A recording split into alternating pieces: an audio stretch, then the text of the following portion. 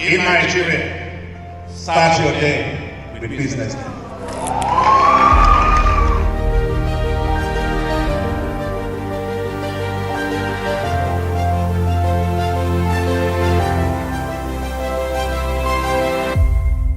BusinessDay is West Africa's leading provider of business intelligence and information, delivering premium content across diversified media platforms, including online, mobile, and print.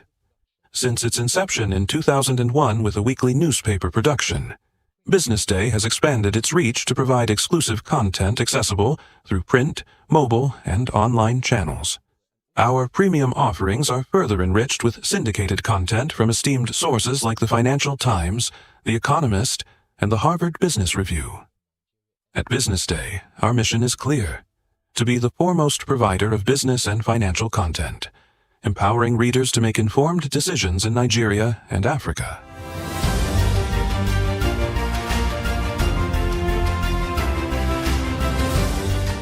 Since our establishment, we have been committed to delivering insightful, relevant, and accurate information about Nigeria's business and finance environment, while contextualizing the impact of global events.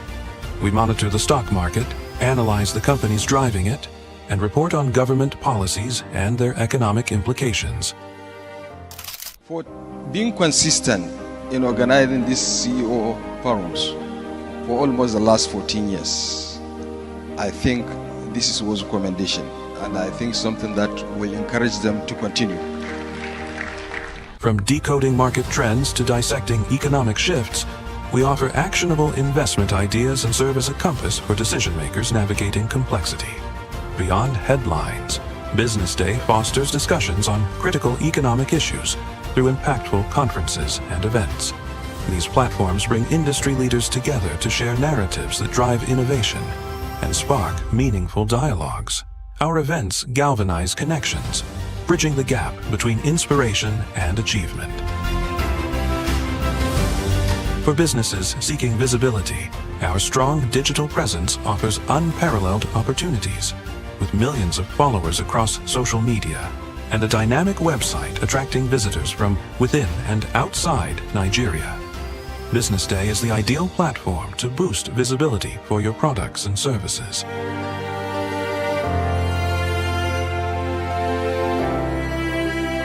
If you're looking for in-depth analysis and expert opinions on Nigeria and Africa's business landscape, BusinessDay is your guide.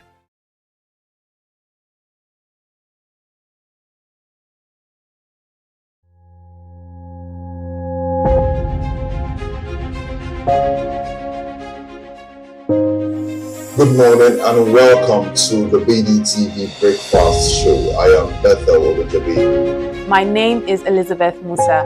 And this is the social listening segment on the BDTV Breakfast Show. We're talking about the Fly Nigeria Act. Can you give us a background into what this is about? We are here today on the streets of Lagos, Nigeria, to gather opinion about a pressing issue. I go look at the cost of petrol. We get away from Nigeria with the suffer. The income is not really increasing, but the prices of items are increased. Nothing like savings again. No. You only pray for that money to reach you that month. There's a lot of high pressure, a lot of stress. There's a lot of high targets to be met. I was quite strict. In my mind, I said, looking for my hand, my picking go spoil.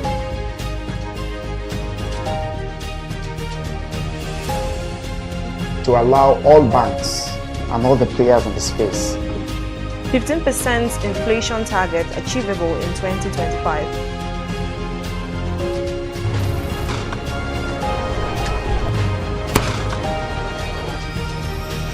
The command and vision philosophy of both the Chief of Defense Staff, the Chief of Army Staff, and indeed all the service chiefs.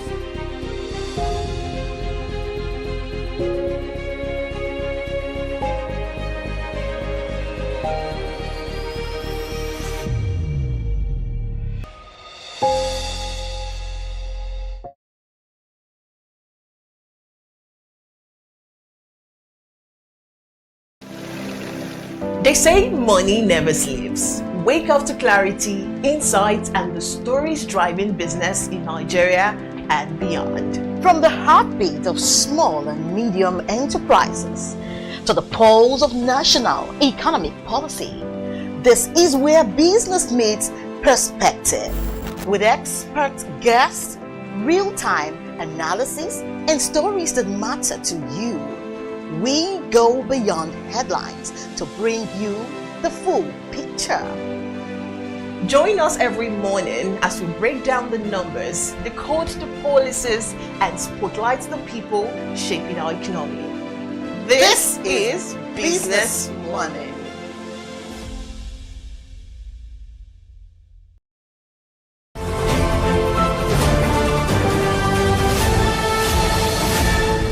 You are watching Business Day Television.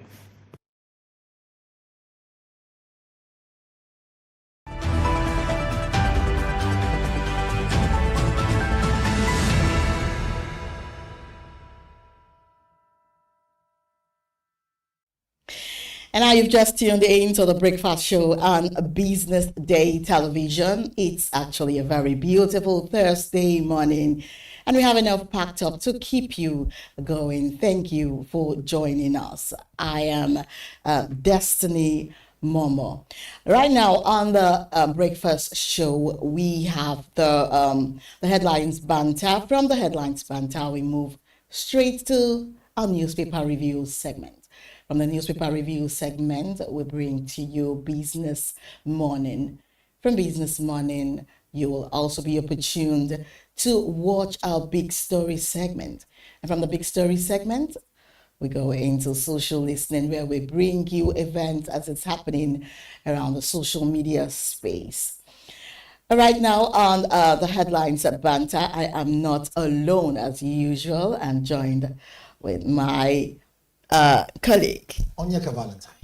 Onyeka Valentine. This is Thursday morning as usual. I don't know how you do it, but you're very consistent. Like they say, always present. Yeah, very, very, very, very important.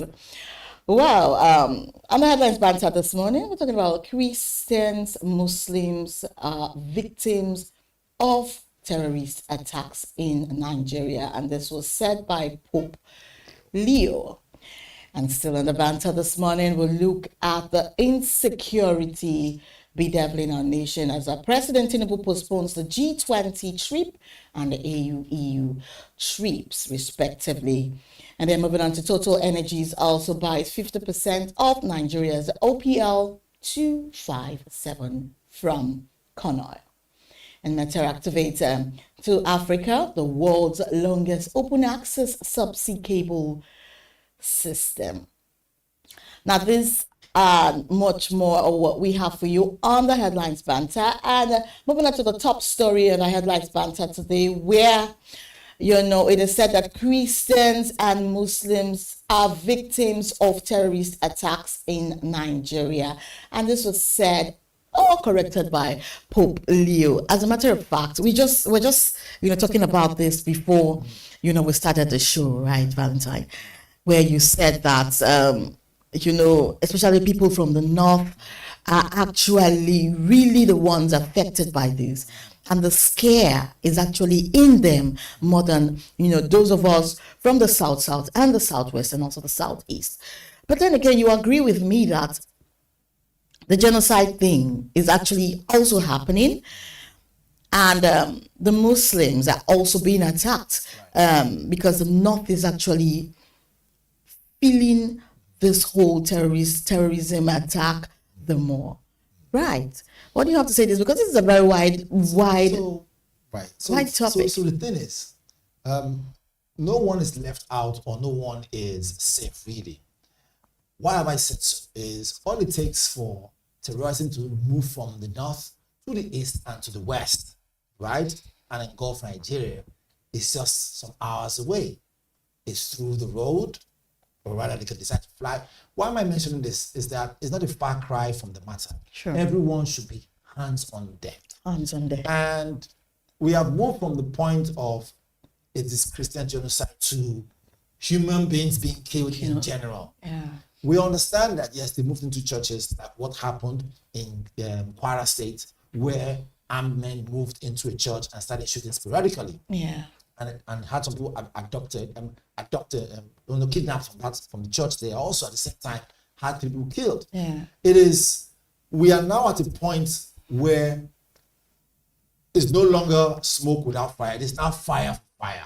We need to approach this matter. 100%. I don't know. Yeah, I don't know if you also observed. Yeah, go ahead. And again, some will say, okay, Christians are being killed. Muslims are also being killed. Like you rightly pointed out. This is a point where we need to take it far more seriously than ever. We hear our president was going to travel to go for G20 and also go to attend another meeting in Johannesburg. We also hear that he has postponed that meeting. I'm sure one of our stories will explain more. But however, for us, it's a good call that he's now beginning to see, wait a minute, this is no longer a section country problem. It's now the full country is on full-blown alert. Yeah. We need to be on that alert on the daily basis until we fish out those people. Those perpetrating this crime are not working alone. Exactly. Can we begin to have, if overseers of churches have plenty more to build big churches, can we begin to see, and also mosque, can we begin to see that they invest in tech and government and say, okay, how many churches do we have around the country? Exactly. Put cameras there, because those people, right? Those You just mentioning cameras alone, like it's a big deal. It's a big deal. Cameras are now a big deal. We need it, especially where people gather. In the churches and the mosque event centers, cameras are a big deal. Now it has now gotten to a point that if you cannot afford a camera where you gather people, don't even open that place. At all. Because the scare is just getting closer and closer. It is no longer as usual from far. It is getting closer and closer. Like when I just remember that something just happened in Kwara, just like when it happened at Owo, that scare was there. And now this is happening in Kwara. And this thing, we're just beginning to hear a lot of insecurity since the US threatened. Right. Is there something that we trying to escalate it? So I do not understand. So again, the amount of police officers that we have and security personnel most definitely is not enough to cover the length and breadth of Nigeria as a country. We know this, which is why it is now imperative that we have that stakeholders meeting on security issues. It is so serious where we can get the local vigilante, because they know the length and breadth of each corner in their states. Exactly. Right? Get them on ground, sit them class. Look, can we begin to be more digital in our ways? Exactly. Can we have quick response? You see something, say something quickly. Yes, we have SOS numbers. We can call the police. Yes, we have quick call toll numbers in case of an emergency. But the question is that we need to move further than that. These people that did this, you could see in that video how they took their time, picked up the bags and packages of people in the church, right, one after the other. You could see that they were doing it with so much confidence. And these people, they always have people that are, sightseeing for them. I don't know how they've been able to manage this. They've taken advantage of the fact that Nigerians are not really security conscious, because we aren't. We are not security conscious. Our security agencies are not even, well equipped to be able to stand. Have you seen some videos of these terrorists? What they have, the kind of manpower they have, the kind of equipment they have. The fact that oil trucks, like petroleum trucks, go supply them fuel, diesel from the trucks. So somebody from the government is actually doing this. Now, it's not time for us to keep quiet anymore. It is time for us to hit the nail on the head and then shake the tables that needs to be, shook upon, and then so that things will begin to happen. These are human lives we're talking about here. More importantly, for us to be able to make more points in this matter is this solution way forward. Exactly. Now, we're not security experts. Our job is to bring what is happening to the public, lay it out so that we can be able to make sense of it all and see if we can say one or two things that will spur the security agencies to move. Now, it's not a case of them not having the right arms to engage these bandits and get them down and eradicate them. The problem we're having is, from where I stand, I'm seeing that it is a political struggle that is weakening our, weakening the security personnel and security arm. Why? Quick movement is important in battling and combating criminals. Exactly. No time to go to deliberate to now say, let us sit down and think about who's going to do what. It's most a quick response. That's one. Another thing is that, look, again, we must remember violence and criminality is not unique to only Nigeria. True. We have it in the United States too. So we should learn how they've been able to manage there. We have lone shooters in the United States. After all, Donald Trump's life was almost taken during his own convention or whatever it is, or whatever you call it, conference or event. So what I'm trying to say is that you have people who are misguided around the world. You must know how to manage your own and mitigate such a way that you bring under wraps. Exactly.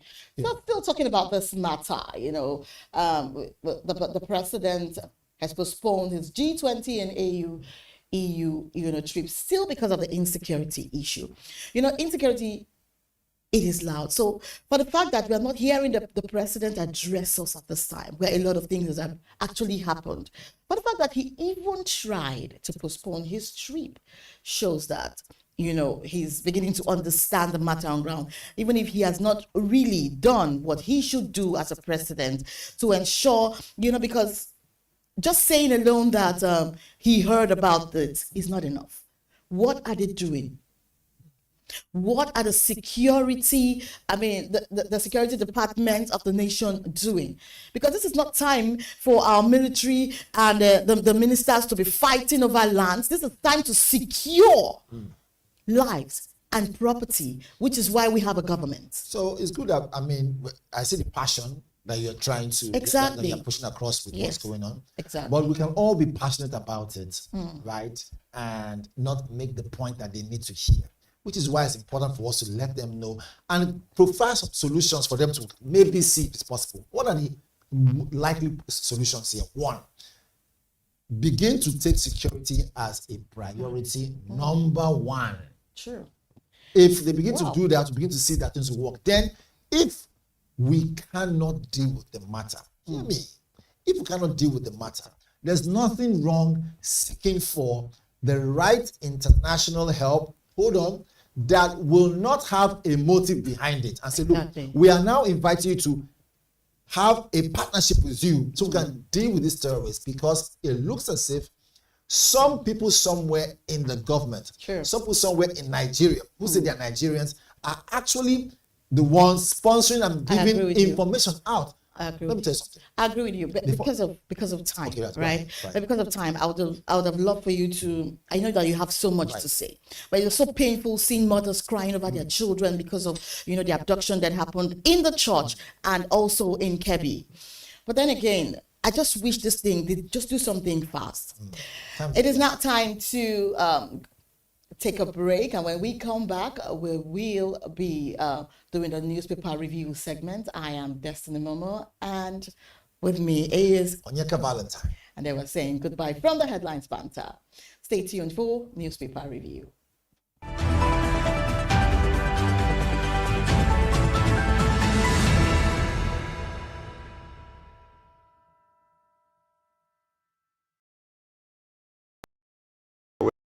Come to go through their lives without knowing what their superpower is, right? But if you're lucky enough and determined enough to find your superpower before you get to a certain stage of your life, you will be incredibly successful. Look, the first thing is you just decide not to look at the challenges, because if you do, it's going to end you. The closest thing I think is that I had a deeply military background, which is a bit of a never say die background.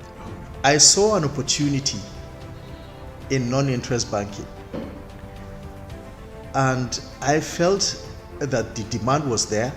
There was pent-up demand for it. People were yearning for it, and I felt that if we did it properly, if we brought in professionalism into it, and if we brought in our experiences, our various experiences from various backgrounds into it, that it could succeed. Very few people do that because very few people explore their superpowers. They just explore bread and butter issues. I need to eat, and Yes, there will be challenges. This is a very difficult business environment. The government keeps working on how to make business easier. The first problem to overcome is really just starting, right? We thought about this idea for over 2 years before we even took the first step. You cannot ignore this country. No, and to be from here, I think is an incredible privilege. Nigeria will be ascendant in my lifetime.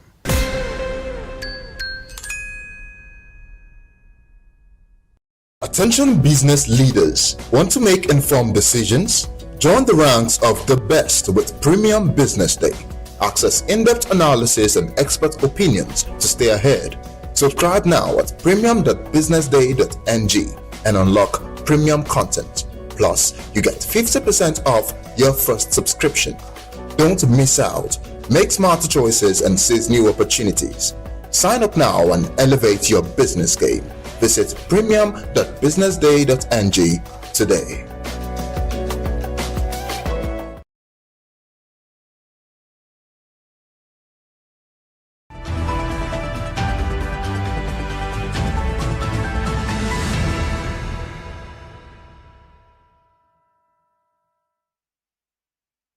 Is the newspaper review segment of the Business Day television breakfast show, where we explore top headlines on the front page of our dailies. I am your host, Destiny Momo. Joining me in the studio for more insight this morning is Onyeka Valentine. Onyeka Valentine. It's time for us to review what is actually happening, because I can see, the newspaper today it's very, very full. Well, good to have you as always. Now let's go straight to the conversations. Starting with the Business Day newspaper, says PDP crisis deepens as police seal party headquarters. PDP crisis deepens as police seal party headquarters. And one of the biggest stories here says that Nigeria's economic momentum at risk on rising insecurity. Nigeria's economic momentum at risk on rising insecurity, and this says that Tinubu postpones trips.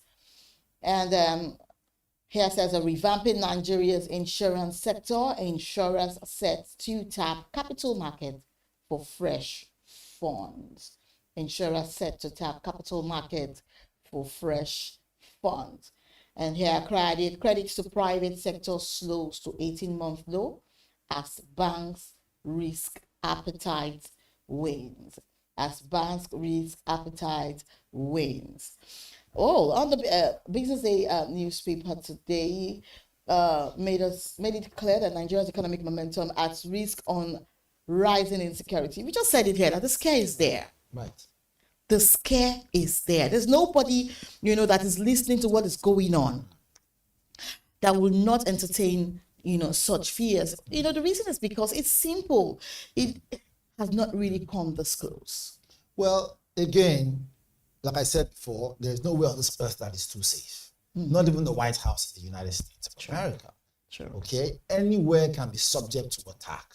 After all, it's not the same, land of the free and brave that two planes crashed into the World Trade Center. What are we talking about? Let's not forget in a hurry, right? It's not the same UK that they be having stabbings on the streets. Sure. Right? So violence and killings is not unique to Nigeria. Yeah. The reason why we're all, worried about it is because, the international world has now, penned their eyes on us. However, should be told, I think it's a good thing that the international world will now say, look, what can we do about Nigeria? But it's a bad thing that that's what's putting us in the news. Because what this means for business is like I said before, and I'll say it again, most people who want to invest in Nigeria might begin to ask themselves this critical question: is Nigeria the place to go? Exactly. And if they are in doubt about Nigeria's ability to be able to, hold business such a way that it gives profit and then they can have in return sustainability, what will happen is that they will shy away. They will. And that'll be bad for business. See, I just came to realize that after the US said what they said, about 6 terrorist attacks or events has actually happened. The one that the Brigadier General, passed, the abduction of the school children, the Kwara attack, and so many things that we've just been hearing here and there, further proving US right over what is happening in Nigeria. Yeah. Also, let's not forget in a hurry that those terrorists have sponsors. Yeah, exactly. They don't print money. Someone gives them money. Exactly. And they hold hard currency. Yeah. Again, I would say this categorically. They are not stronger than Nigerian army. They are not. So what is going on? The truth of the matter what is is that making our army's bones feel brittle no, before us? They don't feel brittle. I want us to take back that word. Let me tell you. You see, if they say they are very brave, the terrorists say they are very brave, let them have a known, camp. They hide in cloak and dagger. Cloak and dagger means they hide in the night. These are cowards. Right? The Nigerian army cannot be compared to any nonsense terrorist. Nigerian army is too qualified, too full of integrity, and too ready to combat any insurgency. The problem we have, the problem we have is that our leaders, politicians, are playing politics with this thing. Now the United States has pulled away its funds. It is very obvious. For supporting, what's it called? I was going to say something strategic, right? Yeah, I got an inside information about, I think someone that has a very high rank in the Nigerian military, that actually captured the head of this terrorist gangs that was dismissed. For the fact that he captured the head of this, it was supposed to be something, to be celebrated. But this particular act of him, thinking that he had been victorious, actually saw him leave the military. He was dismissed. And seemingly countless issues like this just keep rising. It just keeps happening. Another soldier was dismissed like 2 days ago, for daring to shoot at the Boko Haram terrorists. A lot of things are happening, and we cannot keep saying allegedly over things that are actually happening and people are getting away with. Well, but it's important we say this. Since we're on TV, it is not a hearsay. We must have those facts. So maybe in the future, so leave it as alleged for now. It is. Maybe in the future, when we have those videos, we'll bring to our viewers so that they get to see exactly what we're saying. And then moving on, it says the insurer set to tap capital market for fresh funds. Insurer set to tap capital market for fresh funds. Well, that's good enough because credit to private sector slows to 18-month low as banks risk appetite wins. It says that credits to Nigeria private sector fell to an 18-month low in September 2025 as a deepening liquidity squeeze and banks waning appetite curbed lending, and that's according to the new central bank data. The slowing down highlights how tighter funding conditions and increased cash reserves requirements are limiting credit flows to businesses already struggling with rising costs and weakening demands. Well, it is what it is. It is what it is. When we see credit to private sector slow to 18 months low, right, as banks risk appetite once, it makes you understand that, look, sometimes you face good times, you face down times, but whichever be the case, right, that's a very crucial sector that should not come to a grinding halt. And I cannot do without speaking about this cartoon here on the front page of our BusinessDay newspaper that says that should I be the president? Obviously. Well, it is someone. All right. Like that. The presidential schedule and itinerary says that General, let's get straight to it. How many terrorists have you neutralized today? Well, so it shows that the president actually cares about what is going on, and for him to stop his trip, he wants to actually sit down, think deep into this matter and ensure that the citizens are safe. For this, I know that, that's the reason why he has, postponed his trip or even stopped the trip from actually happening. And then from the last story here says that why Okomo and Presco model should interest Imo and Cross River. Should we just see what's going on in the Vanguard newspaper before we come back to the Guardian? Right. So in the Vanguard it says KB Kwara attacks halt Tinubu's trip. We spoke about it already, and we highlight the issues surrounding, the bad news that we heard in Kwara State. And again, it says KB Kwara attacks halt Tinubu's trip, most definitely. We all were aware that Tinubu was supposed to travel to the G20, but it's good that he's now quite sensitive towards the situation. And just before this paper, came out this morning, the news on the paper came out this morning, we already saw VDM already carrying out his protest, saying that the president should be more concerned instead of wanting to travel. Exactly. So if VDM is watching, our president has, postponed his travel, plans, and then he's now more focused on the insecurity going on in our country. So VDM, slow down on your protest. So we say, it's clear here, quarter attacks halt Tinubu's trip. And then let's see, below here, we see there's a publication that says Goodluck Jonathan's birthday is 68 years old. Oh, well, happy birthday to him. And then people are celebrating him. So pretty much, and on the top here, it says FD has lost grip on northern security. It says FD has lost grip on northern security. Says Olawepo Ashin. FD has lost grip on national security, on northern security. Yeah, exactly. The fear, I told you this morning that there was a little scare from my end, and everyone that I've actually spoken with is actually, entertaining such scare. Should I tell you something? But before I allow you to make out that point that you're about to make out, I was going to say something, because concerning what you just said, that the FG has lost grip on northern security, right? The North, they've actually gone through a lot, so we must give it to them. When these people are angry about a lot of things, they know why they are angry. The kind of protest a northerner will come out and protest, right, will be different from what a southerner will do, right? Because of the experiences they've had. They've lost loved ones, they've lost family members. I was looking at the paper, I was looking at somebody's page, when she showed a picture of her full family of 8, and then the next page was her full family of 8 is now just her alone. There was RIP on the others. It is not easy to have such an experience still feel like a citizen of a particular nation. So again, emotions have not been known to solve situations. I agree. It is for us to pick out the things and say it as it is. Even if it hurts anybody out there, let the truth be told. Look, are you telling me that the northern governors, because they have Northern Governors Forum, exactly. Can they all come together? They know the length and breadth of their state. They do. Which is what I've told you before. I said before on our set. The problem we have is not the efficiency of the military or the efficiency of the army. No, because they're well equipped and ready. Yes. This problem we have are the politicians sponsoring it.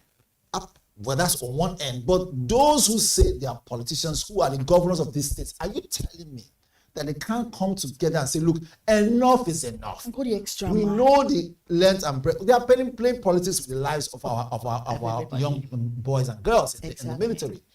Because that's a fact. And they're playing Russian roulette. I use that word, right? They're playing games with the lives of people. Because you can't tell me that the governor, who is the chief security of the state, cannot say, look, you know what? Who is my next door governor? Come, let's have a meeting. Come, let's have a meeting. 6 or 8 of us. Let's have a meeting. Or Since they're having same experiences. Exactly. Can we all have a meeting to now say, look, enough is enough. Keep our political differences aside. Let me tell you one thing. There's military presence in all of the states. It is out of sheer pride and stupid ego is the reason why most of these governors refuse to work together. And this is the problem has always been in Nigeria, where we have divide and rule. If those governors can come together and say, look, it is time. It is time. To say, keep our differences aside. Keep our political differences aside. Keep any issue we have aside.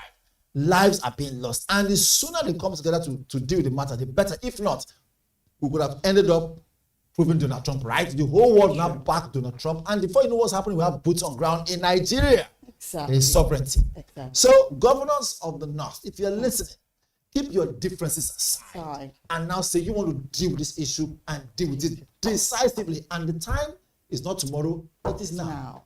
I agree with you. And I'm just so happy about, that point that you brought out, because it's not just in one northern state that is being bedeviled by this terrorism and attack. Northern states are much, and they are all experiencing the same things. You just pointed it out that if they come together and make it right, they'll have a headway. Most definitely. But definitely, I'm sure there's interest in all of this. There's nothing anyone wants to say. Now, moving on to the Guardian newspaper, it says that SMBLF fears Nigeria drifting towards one party rule. Nigeria drifting towards one party rule. And the next says that alleged Christian genocide, federal government accuses U.S. of inciting violent groups. And here the federal government states local governments share 2.09 trillion naira as October revenue. Federal government, states, and local governments share 2.09 trillion naira as October revenue. And from here, it says the outrage over rising abductions. You find that on page 6. Attacks as army rallies 24,000 recruits. Wow. Outrage over rising abductions. Attacks as army rallies 24,000 recruits. You find the pictures of. There's something I'm going to say very quickly. Yeah. I don't mean to cut you. At the same time, what I'm about to say is not in any way geared towards, issues that will gear towards what's called treason. No. Okay. But when, and this might sound very funny, but when Abacha was the head of state of this country, did we really experience this kind of terrorism? I leave it at that. Let's go to the next thing. It's a tough one to swallow, right? Well, you just said something striking and you just left me a little bit speechless there. Okay, now we have the pictures of the president. We have Ribadu, our chief security top man, right? And then we have the chief of defense staff and the IG of police and... Oh, well, we all have all of them in front of the papers there. The most important thing is let's now hope that they make the right decisions to take us out of this. So now, for Guardian, putting them all out here, it shows they're telling them you have so much to do in your hands to make the citizens safe. And here, Cross River to begin forensic audit of civil servant certificates in January. Cross River to begin forensic audit of civil servant certificates in January. How would that make the lives of Nigerians better? Would that change the cost of rice in the market? Here says the health workers' strike will continue until the federal government reviews corn heads. And this is according to the minister, right? The Minister of Health. Well, that's just his face there. We do not know if he's the one that has made this comment, except we read it on page 34 of the Guardian newspaper. Page 34 of the Guardian newspaper. And very quickly, we have here that over 6,386 cargoes detained by the Nigerian Police Force Customs incur 472.5 million naira daily demurrage. And here it says a 230 million naira Nigeria to unseat Tinubu, defecting governors. El Rufai says 230 million Nigerians to unseat Tinubu and defecting governors, according to El Rufai. And it says here that, and you find that on page 35, and you find here that Northern Groups rejects the FEC's lopsided road project. And Governor Yusuf presents 1.36 trillion naira 2026 budget. Right. So there are a lot of stories to tumble over here and still talk about, And here said that alleged Christian genocide, federal government accuses U.S. of inciting violent groups.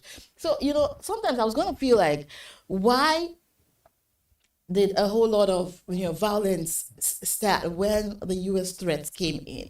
Now, is it the fact that these things are actually happening and then they are daring the federal government or they are daring the United States? What's actually happening? Who's trying to incite what? What's going on?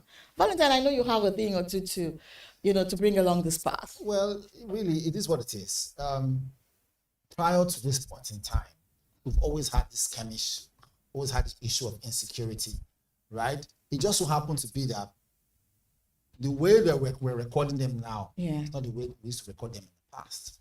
Because now, there is now a deliberate movement to make sure that we seize back our territories, right, from those terrorists.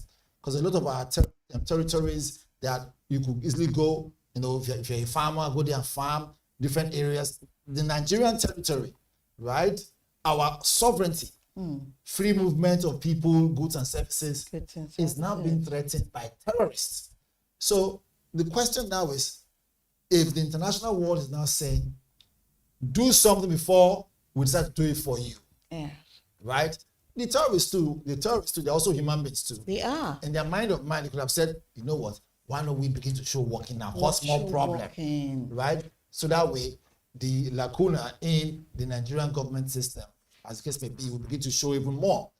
So it's all about strategy. You won't tell me the killings of Christians or Muslims is what will make their bank account, greater than it is. No, they're trying to make a statement, right? And to do that will simply mean one thing. Okay, let us make them understand that there's going to be more unrest. Okay. And if it continues like this, what it means for business, what it means for companies, what it means for livelihoods. If people who are investors, or you have an investment that you believe that is threatened at some point in time because of insecurity, you want to pull it off. Meaning that companies will not run, meaning that there will be no jobs, meaning that you have more jobless youths. Criminality will rise. Yeah. And when you have an idle youth, what's going to happen? A lot of crime. So it's a big issue. So the It is. sooner we understand this thing, the better. And this is now the part that's the kicker, which is this: is that thing you are shying away from, those decisions you're supposed to have made, and the move you're supposed to make such a way that you can mitigate and get this country on the right track. But you are slowing down, keeping quiet, hoping that your quietness and your being mute about it will solve the situation. Yeah. Guess what? It is now boiling almost to the point that we are now sitting, in fact, not even almost to the point, we're already sitting on the keg of gunpowder. Exactly. Moving on to the story that says that when El Rufai is seeing 230 million Nigerians to unseat Tinubu and defecting governors, what I see from this story is, now talking about, moving the country into a one-party. El Rufai a better person? No, I'm not even saying because it's El Rufai that said it. I'm only talking about the defection that has been ongoing, right? They should put a pause to all that and face the security situation of this country. Now, because the billions, the alleged billions going into this defection, right? The alleged billions going into this defection that governors are receiving, XYZ amount of, billions of naira, House of Rep are receiving, senators are receiving XYZ amount, billions of naira, allegedly, right? They should put a pause to all that, because all that money should be invested in security and securing the lives and property of Nigerians.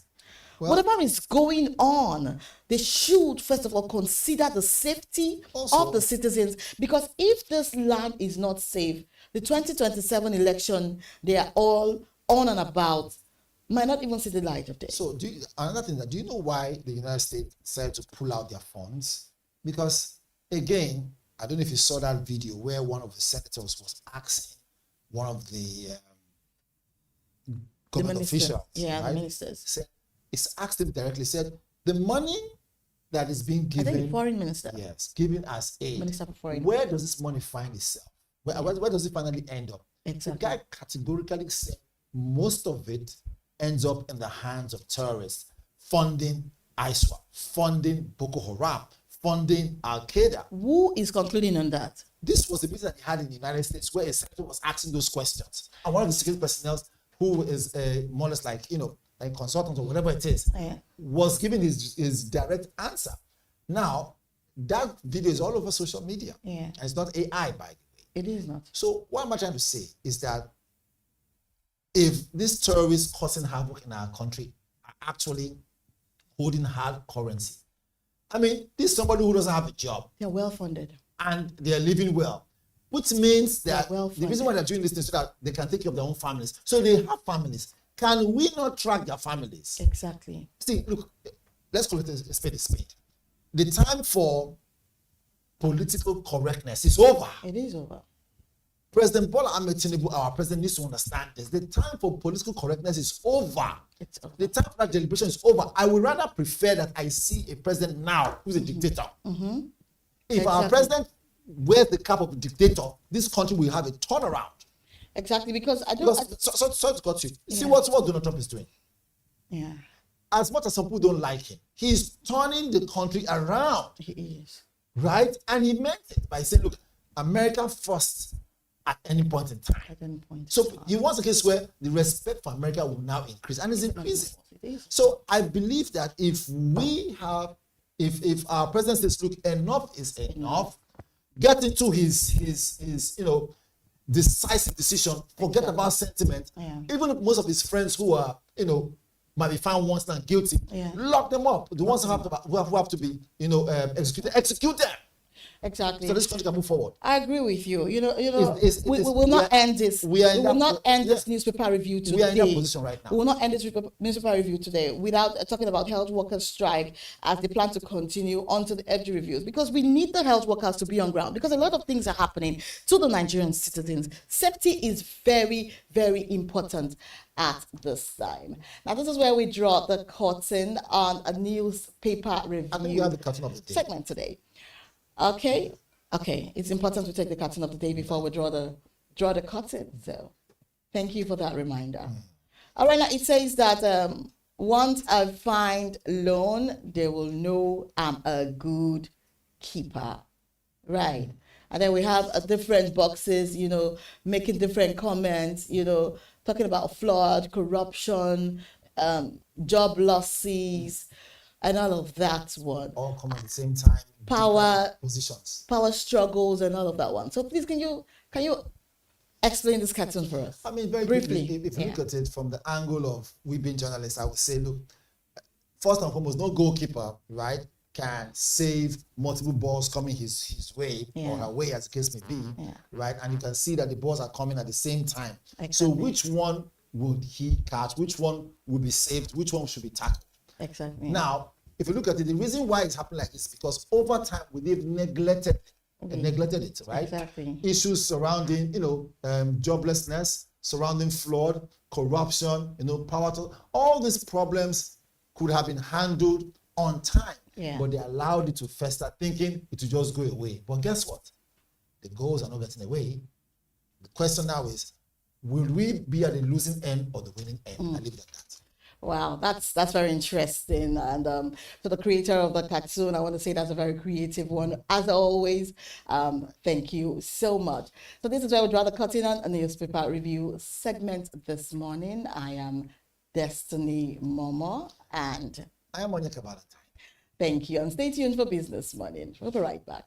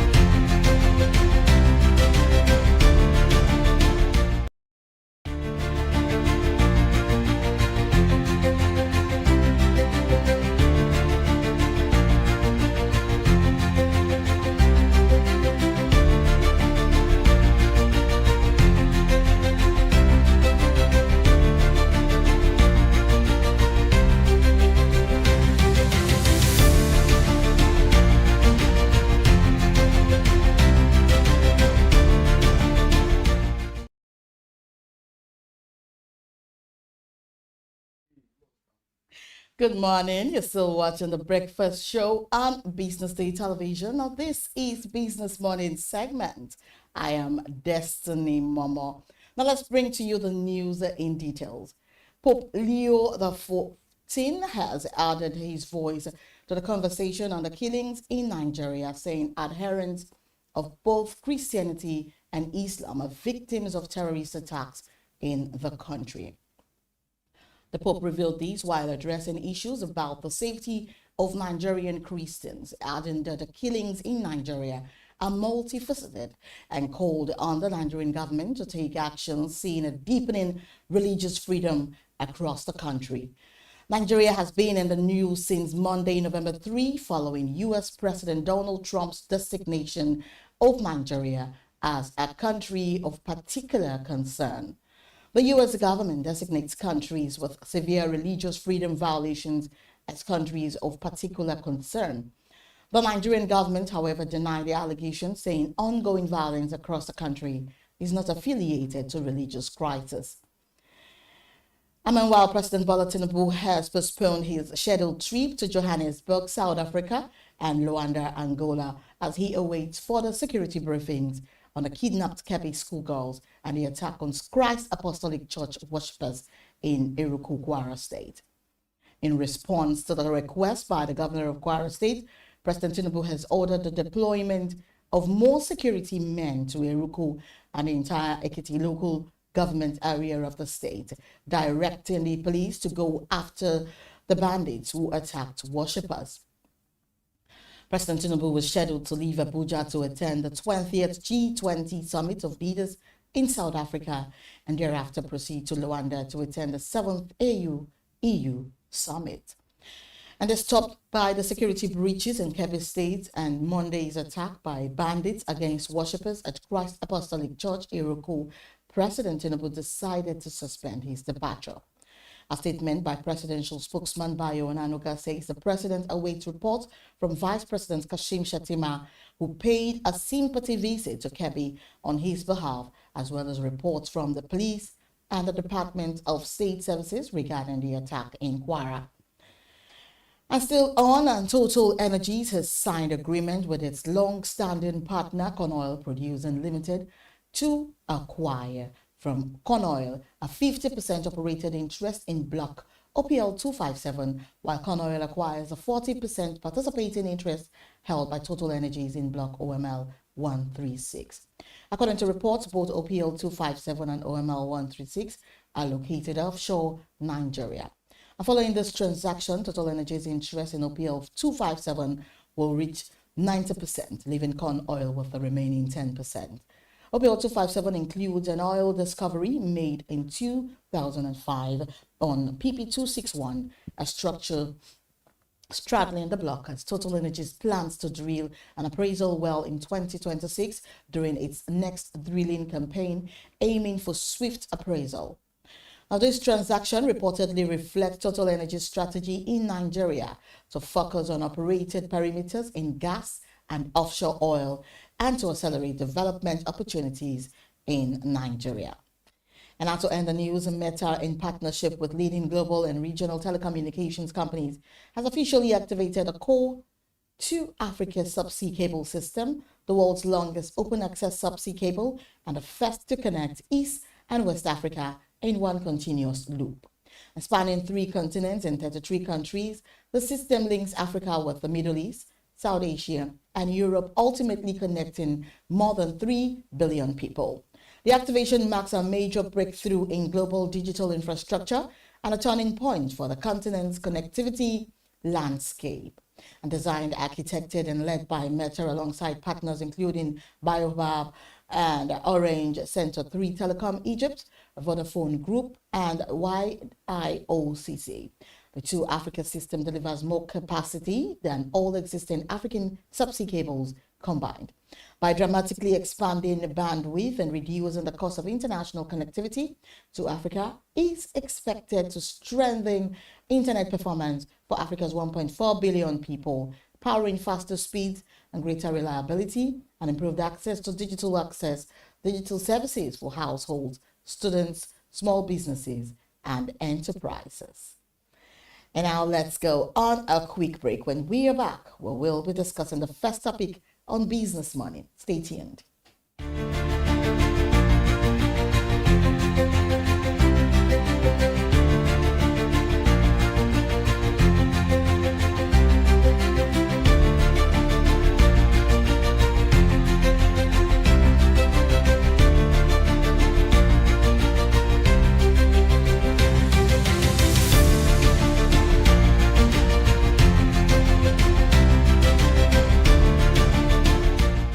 Meet Monica, your all-in-one financial solution. Convert crypto to Naira at juicy rates anytime, anywhere. Enjoy fast withdrawals straight to your bank. Buy airtime, data, and pay bills in seconds. No stress, no delays, just seamless transactions. Monica, the smarter way to move your money. Download now.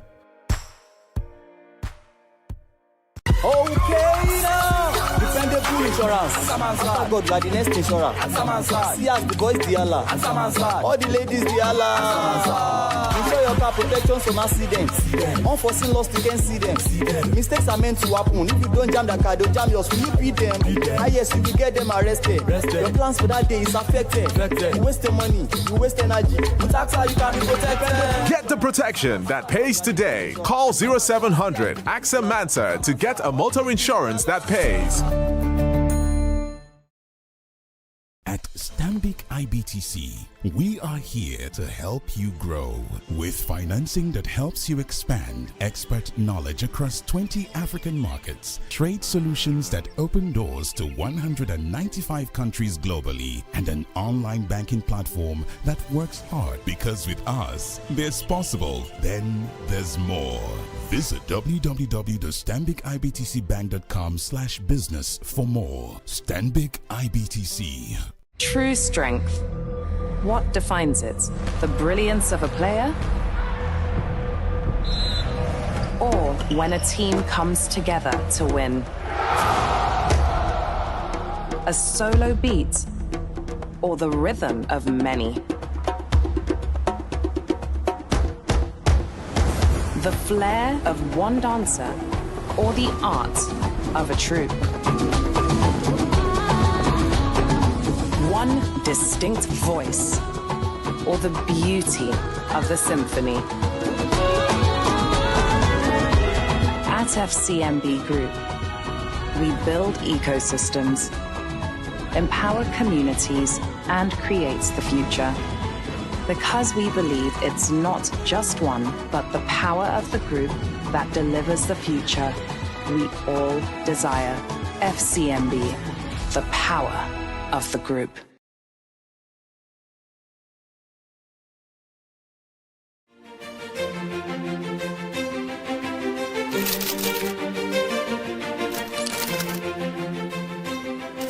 I am, of course, a great admirer of the impeccable credibility, professionalism, and business savviness of BusinessDay.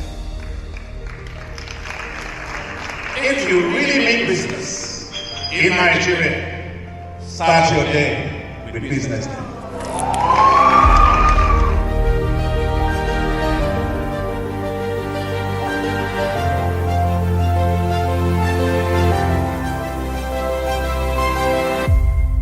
BusinessDay is West Africa's leading provider of business intelligence and information, delivering premium content across diversified media platforms, including online, mobile, and print. Since its inception in 2001 with a weekly newspaper production, BusinessDay has expanded its reach to provide exclusive content accessible through print, mobile, and online channels. Our premium offerings are further enriched with syndicated content from esteemed sources like the Financial Times, The Economist, and the Harvard Business Review. At BusinessDay, our mission is clear: to be the foremost provider of business and financial content, empowering readers to make informed decisions in Nigeria and Africa.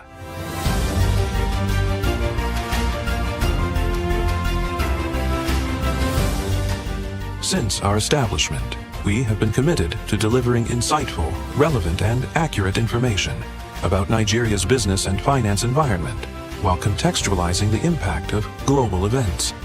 We monitor the stock market, analyze the companies driving it, and report on government policies and their economic implications. For being consistent in organizing these CEO forums for almost the last 14 years, I think this is worth commendation, and I think something that will encourage them to continue. From decoding market trends to dissecting economic shifts, we offer actionable investment ideas and serve as a compass for decision makers navigating complexity. Beyond headlines, Business Day fosters discussions on critical economic issues through impactful conferences and events. These platforms bring industry leaders together to share narratives that drive innovation and spark meaningful dialogues. Our events galvanize connections, bridging the gap between inspiration and achievement.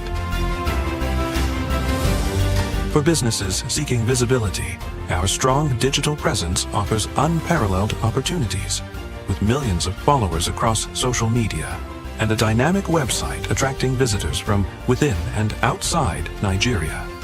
Business Day is the ideal platform to boost visibility for your products and services.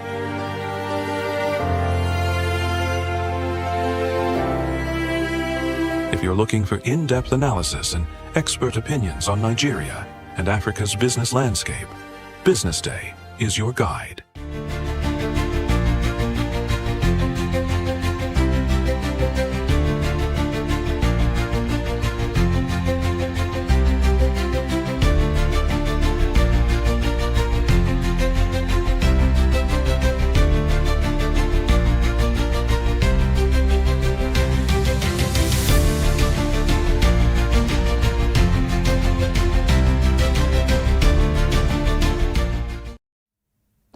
You're welcome back. You're still watching Business Morning on the Business Day Television, a breakfast show. And let's go straight to the first conversation for today. Talking about women breaking barriers, actually redefining success in Nigeria's real estate sector.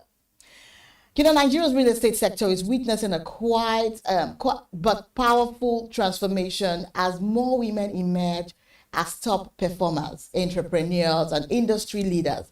Once dominated by men, the sector is now benefiting from the strategic competence, innovation, and resilience that women bring to the table.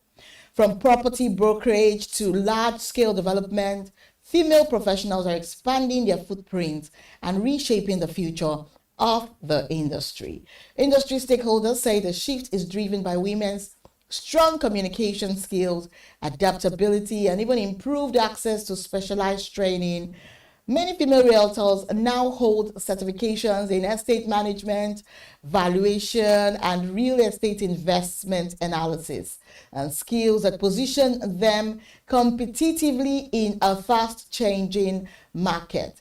You know, digital adoption is also accelerating the rise of women in the field with social media marketing, virtual tours, customer relation management tools, and prop tech platforms. Women realtors are reaching wider audiences and closing deals more efficiently than ever before. Like in major cities like Lagos, Abuja, and Port Harcourt, women-led real estate firms are gaining recognition for their professionalism and customer-focused models.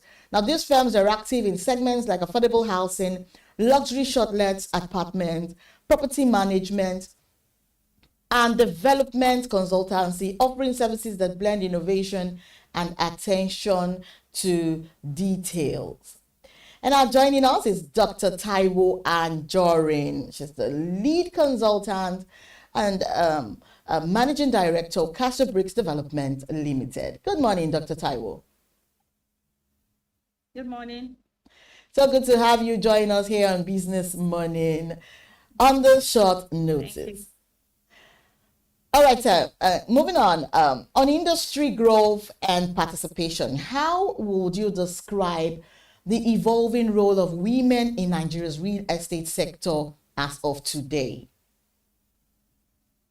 So I would say that women are evolving to more of the male roles now, especially in the area of development, property management, facility management, You talk about valuation. So a lot of women are stepping up on the plate. We are no longer sitting at the desk receiving calls or attending to marketing calls. So now we are more on the forefront of the real estate sector, and we are contributing our quota. So I can arguably say that, from Nigeria's workforce, which is dominated at least about 50% of women, a fraction of that, we are represented in the real estate sector.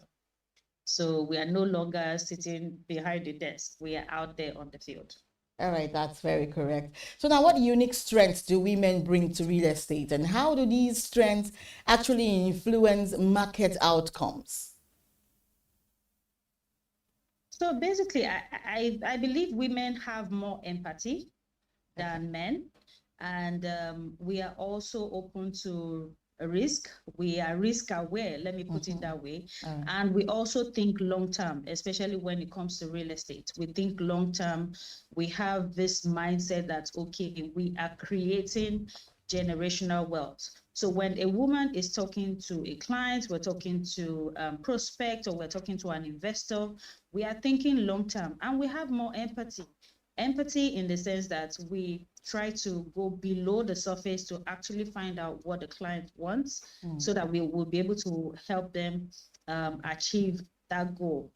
For example, a family looking for somewhere that shares close proximity to maybe where their children go to school or where they work. So we go beyond the layer to find them that perfect property. So I would say women have that unique strength towards being empathic, and we are more risk aware. And also we think long term. So all right then. So can you now highlight any specific milestones or achievements by women that have significantly shaped the sector? But for you, I know that you do a lot of master classes. You help women even in the rural areas to, gain themselves, to gain more knowledge on, how those things work, and, bring them into the sector. So how can you enlist, some of these achievements by women?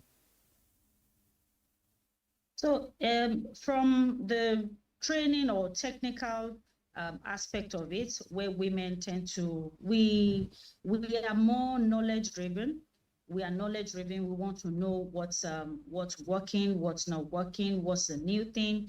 So women are taking the onus on them to actually learn more and to be out there, more to educate people and also let them be aware of opportunities, that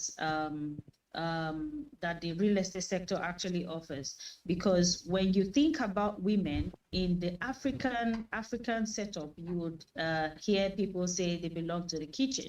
Now it's no longer a kitchen affair. It's now more of us being relevant in the workspace, in the real estate sector.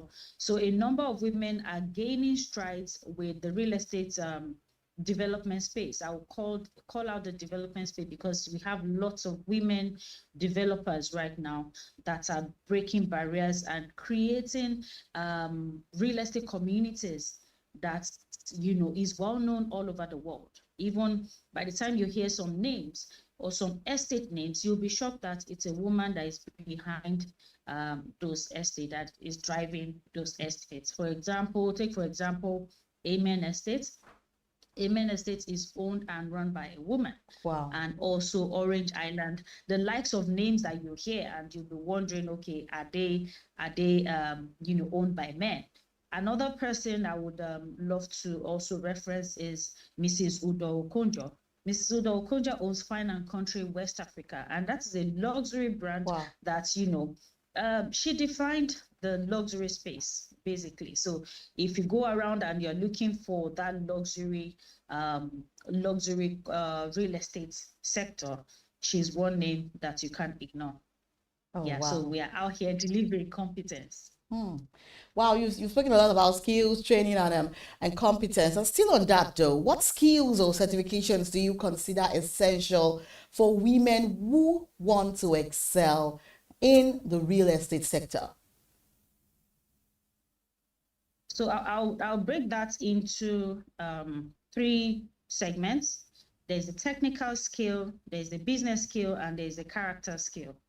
The technical skill speaks to, gaining those professional competences, going for trainings, like belonging to associations that are, registered, credible, recognized globally, like the Nigerian Institute of Estate Surveyors and Valuers, which I belong, the Real Estate Developer Association of Nigeria, which I also belong, and a couple of other ones like that, like FIABSI, EBSVABON, all those bodies. They are bodies that actually regulate the real estate technical part of it. So if you're a woman and you're looking to build your expertise in the real estate sector, these are some industries or some bodies that you can belong to and know that you are in the right place, because there is consistent communication and also education going on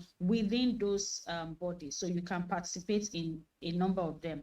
Then the business skills that a woman also needs to bring to the table when you are in the real estate sector. You have to know about sales, you have to know about negotiation, you have to know about financial literacy, you have to know about project management, CRM systems, building structures around everything that you do, so that way you are not lost in focus to know, okay, what do I need to do next, or where do I need to go, or what skill do I need to acquire.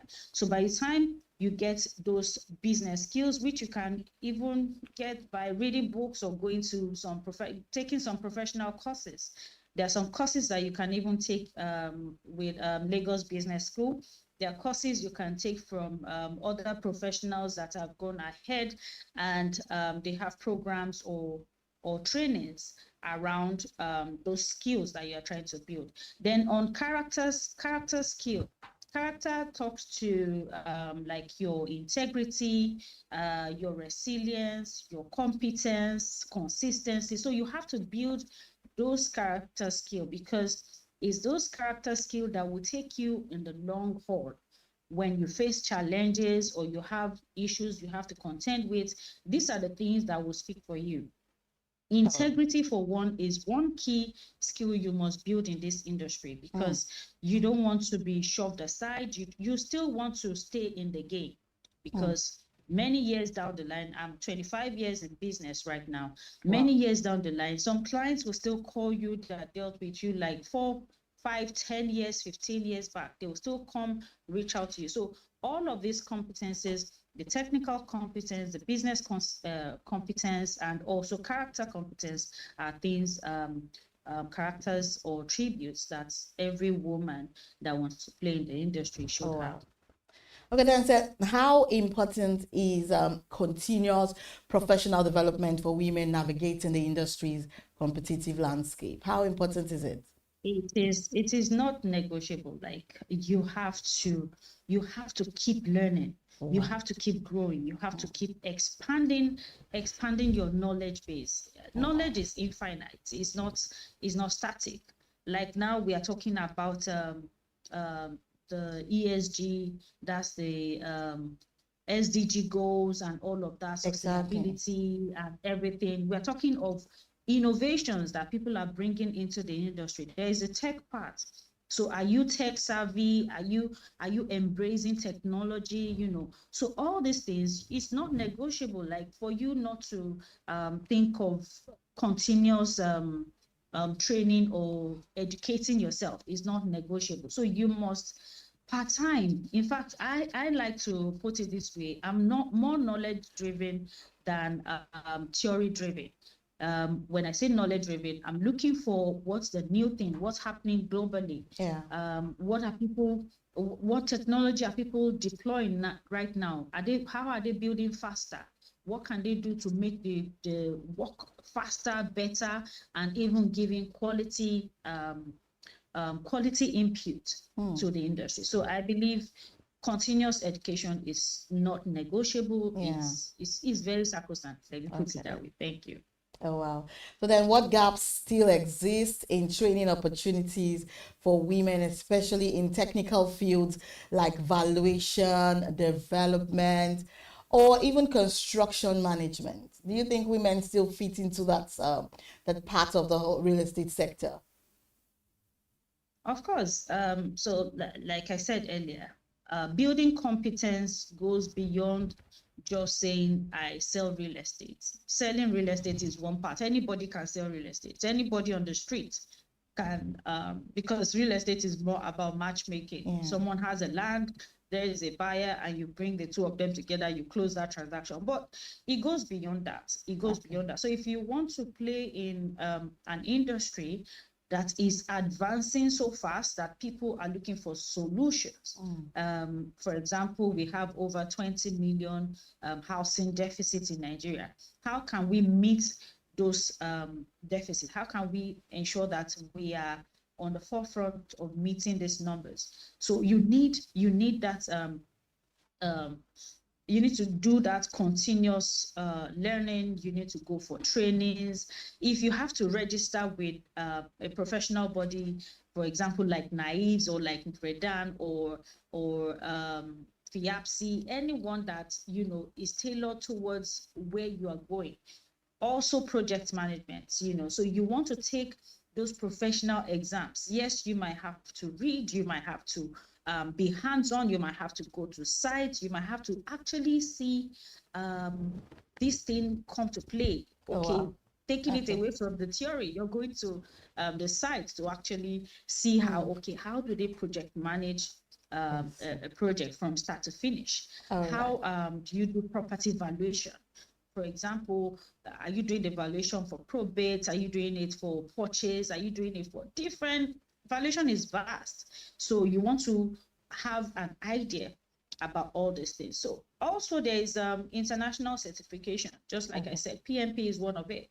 You can go for PMP, you can go for investment, real estate investment analysis. There are professional bodies that also offer that. You can just ensure you are building your skill. Also, another thing I think is equally lacking in our real estate sector, especially Nigeria, is good mentorship.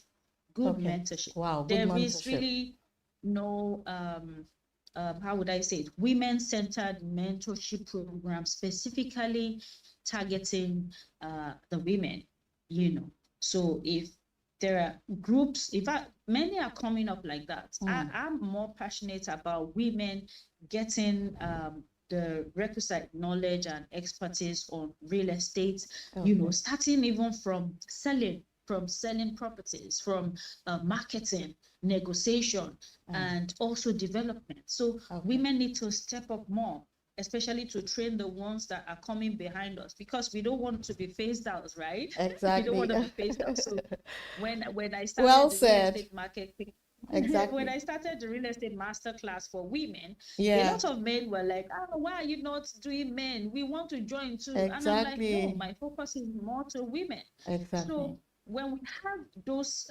structures in place, it's easy for those that have that aspiration, like, okay, I also want to go into development. I want to go into the real estate sector. It's easy for them to connect. It's easy for them to say, okay, if so person can do it, then I can do it. Right.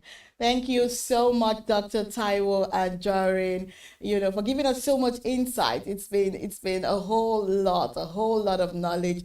You've been able to impact on, the show this morning. We want to thank you for your time. Dr. Taiwo and Jorin is the lead consultant, MD, CEO of CASA. What's the end? CASA Bricks Development CASA Bricks Development Limited. Thank you for joining us, and do have a great day ahead. Thank you for having me. Bye. And we'll be right back after this break for the second segment of Business Money. Don't go anywhere. Stay with us.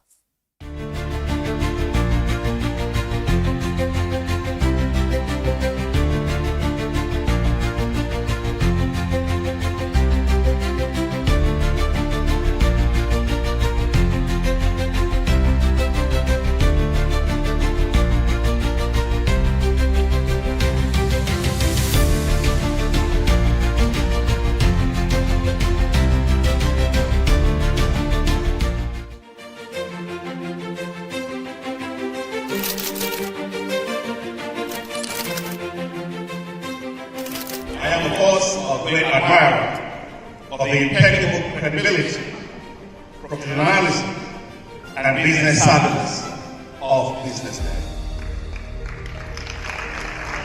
If you really mean business in Nigeria, start your day with BusinessDay.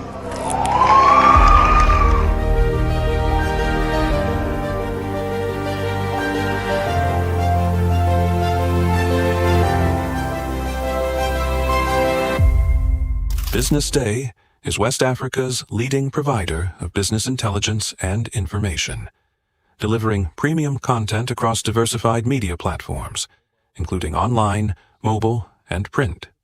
Since its inception in 2001 with a weekly newspaper production, BusinessDay has expanded its reach to provide exclusive content accessible through print, mobile, and online channels. Our premium offerings are further enriched with syndicated content from esteemed sources like the Financial Times, The Economist, and the Harvard Business Review. At BusinessDay, our mission is clear: to be the foremost provider of business and financial content, empowering readers to make informed decisions in Nigeria and Africa.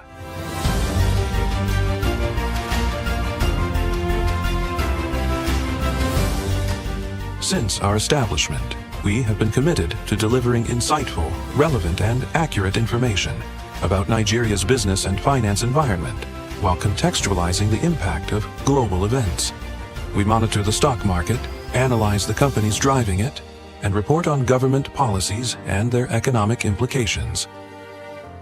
For being consistent in organizing these CEO forums for almost the last 14 years, I think this was a commendation, and I think something that will encourage them to continue.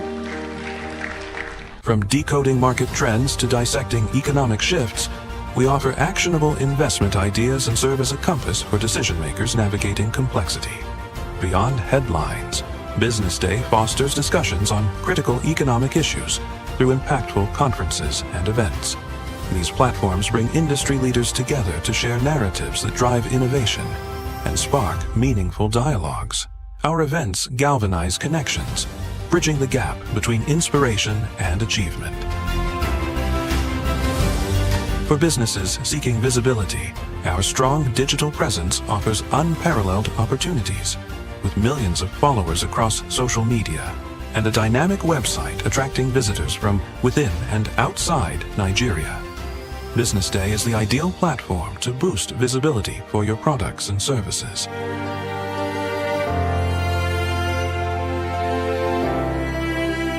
If you're looking for in-depth analysis and expert opinions on Nigeria and Africa's business landscape, BusinessDay is your guide.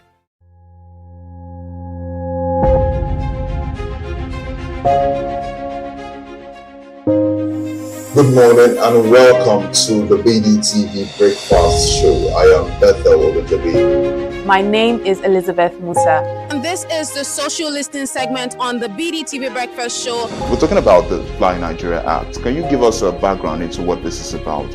We are here today on the streets of Lagos, Nigeria, to gather opinion about a pressing issue. I will look at the cost of petrol. We get very Nigeria with the suffer. The income is not really increasing, but the prices of items are increased. Nothing like service again. No. You only pray for that money to reach you that month. There's a lot of high pressure, a lot of stress. There's a lot of high targets to be met. I was quite strict. In my mind, I said, looking for my hand, my picking will spoil.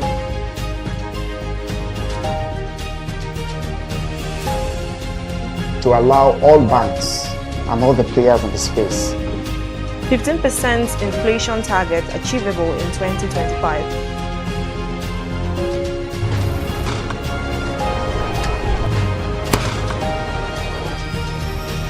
The command and vision philosophy of both the Chief of Defense Staff, the Chief of Army Staff, and indeed all the service chiefs.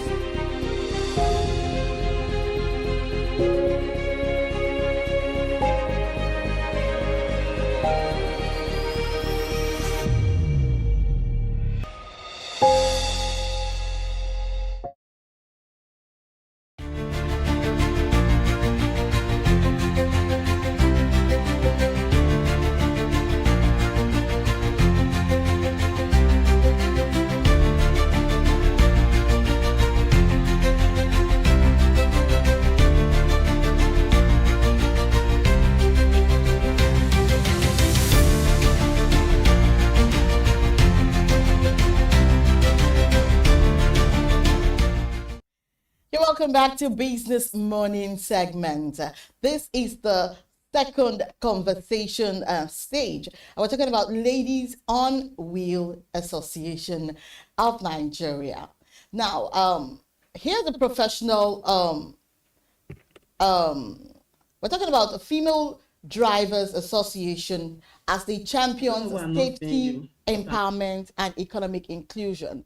Now, don't forget that female drivers is supposed to be Female on Wheels Association champions of safety, empowerment, and economic inclusion.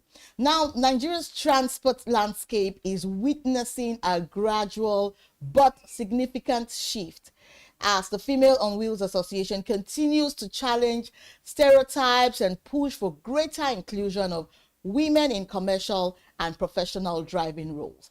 Now, once seen as a male-dominated field, women on wheels are now gaining ground in urban transportation, logistics, ride-hailing, and corporate mobility services. Now, it was founded to provide a safe and supportive platform for women in the sector.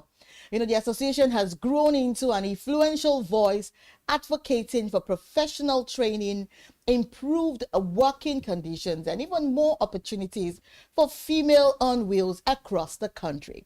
Now, members say the group has helped redefine public perception at a time when demand for reliable and safety-conscious mobility service is rising.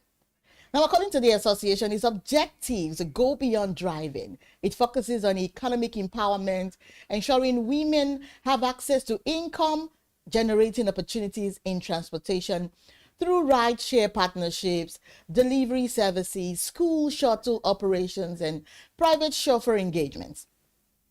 Now, many members say the organization has offered them financial independence and a pathway to entrepreneurship. Training remains one of the association's strongest pillars. New entrants undergo defensive driving courses, vehicle maintenance training, customer care, and safety protocols.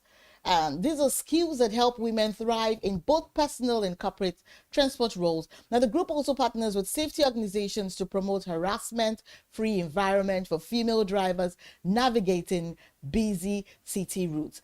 Now, stakeholders note that women are increasingly preferred by families, schools, and corporate bodies for their disciplined professional conduct and attention to safety. Ride-hailing platforms have also reported growing interest from female drivers who appreciate flexible schedules and structured earnings. And now joining us this morning is Abiola Nkechi Toluwani. She's the founder and chairperson, Board of Trustee, Law One. Good morning. Happy to be here with you. Good to have you join us. I'm really proud of you. I'm really proud of what you are doing, because as a car owner myself, I'm not a proud woman on the wheel, but I'm sure that, getting to know you now, I should be one very soon. Now, about the association, what inspired the creation of the Female on Wheels Association, and what core mission does it serve? Thank you very much. Let me take the first question. What prompted it? Yeah. It is more practical. What prompted it happened practically. I can remember when I just started driving, I belonged to a group where we have both male and female in the group. And at that time, we had just 2 females in that group. And I remember quite well that each time myself or the other lady try asking question on the group, the men will always ignore, or they laugh at us, or some will even come out boldly to say, you are not even supposed to be here, madam. You are supposed to be at home. What are you doing in this platform? At the end of the day, the question don't get answered. They mock us, they laugh at us. And, it happened to the other lady. There was a time she was trying to get a very important square answer to a question. And they mocked her. And that was when, it dawned on me that something needs to be done where women will have a space where they can express themselves, and then where they will feel appreciated to be doing what they are doing. So, and that was where the thought of creating a group for female drivers only came up. And that was how we started. We started by creating a group where we started adding every female driver we come across. It was a collective decision, a collective effort.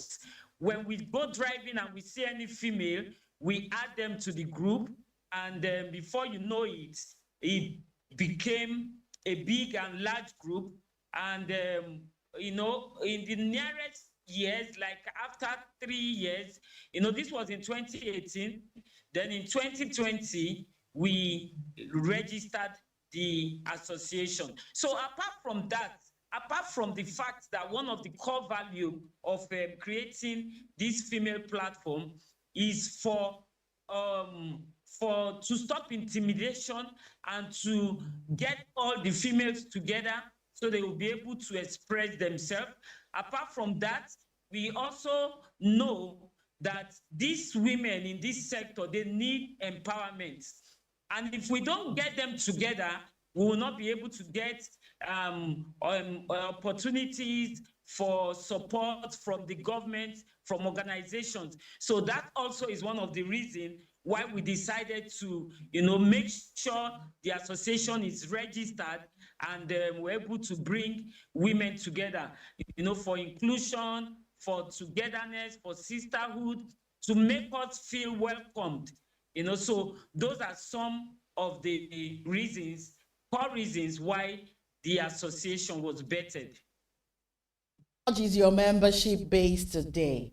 And then how rapidly is it growing? Okay, our membership base is all through Nigeria. We have about 500 women presently that are registered.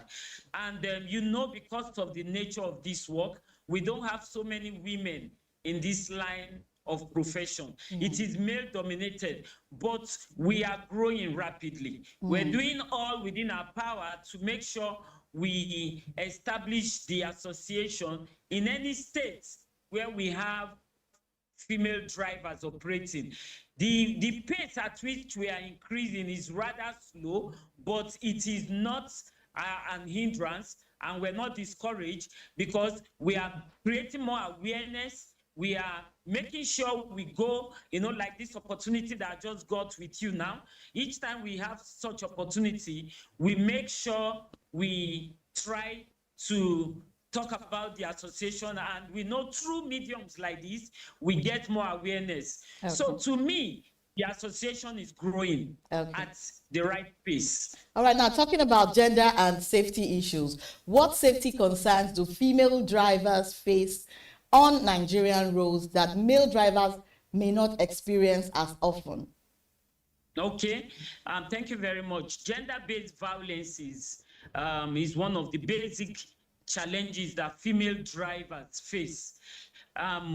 Most especially sexual harassment, verbal harassment, you know, and intimidation from law enforcement agents. You know, the male counterparts, you know, you hardly hear about it, that there is a guy that is being harassed sexually. No, we don't see such, you know, but women fall into this category. They fall into this particular challenge. And apart from that, we get abused verbally. You see people talking to us, even our gender, you know, talking to us and kind of trying to belittle us because of what we do. You know, they kind of feel women are not supposed to be driving. So when a female driver, most of them reject our trips. When they see that it's a female, they reject our trips. And again, we are open to physical assaults. Physical assault, you know, because of the way women kind of stand for what is right. Some rider want you to compromise. They want to bring in their pets. They want to bring in the whole of their loads into your car. They want to eat in your car. And immediately you reject such. You know, they see you as a woman. Yes, she's a woman. That's why I don't like taking a female driver. And before you know it, they start assaulting you. So verbal assault, physical assault, and the verbal assault always sometimes end up in physical assault. Exactly. So this and so many things, I talk about intimidation and police, law enforcement agents harassment, because they know we are vulnerable. And before you know it, they've extorted us, because women are always, before you know it, they are afraid, they want to beg, and before you know it, money will have come out of your pocket. So these are few of the challenges we face as female drivers that our counterparts as male don't really face. They don't go through such. Yeah. All right, and I'm sure you forgot to add the part of the mechanics, trying to take advantage of the fact that you're women as well. But then again, how does the association support women facing these harassment and intimidation or road abuse? How does the association support these women? Okay, fine. It is one of the reasons. The core reason why the association is created is for safety and security too. So in situations like that, because we belong to a group, when a female driver is going on a trip and she feels uncomfortable, she drops a message in the group and let us be aware that, she's going on so trip and she has so people, she's not comfortable. And because of that, we start following up on her. You understand? And apart from that, we reach out to bodies that are like police. We pay them courtesy visits and we tell them about the situations that we face and the reason why they should be more alert when there is a call from any of our association concerning any of our women. And also, we tend to have conversations with the app companies, so that there will be some security measures in the cars, like an SOS button, that when a female feels insecure, she presses this SOS button and it sends a signal to the app company, and they will be able to intervene and come in quickly before any danger happens. Then we also educate our ladies on safety measures. For instance, we as female drivers, we go about with our pepper spray, and then we have some, I don't want to say some things, but we have some safety measures in place. In case anything goes wrong, we will be able to act fast. And we also educate our females, against driving at night. We educate them for the need to be very observant. When you see more than 3 or 4 male, you should reject such ride, especially if it is at night. You should be able to reject such trip. So we educate them on safety, how to protect themselves. And we've also engaged some organizations that can train our women on safety, on how, when we talk about self-defense, you want to defend yourself by yourself, what do you need to know? We've spoken to some establishments that can help us with workshops and training for our women. Although we've not gotten much positive response in that area, but we are making effort on our own to make sure we educate our women and let them know what danger looks like, how to recognize danger when they see one. Oh, wow. All right. Now, just a very last question. Are there specific security protocols or partnerships you have developed to protect female drivers? And in terms of economic empowerment, how is the association empowering women economically through driving and ride-hailing, logistics, or even commercial transport? Because of time, can you just answer that, those questions for me?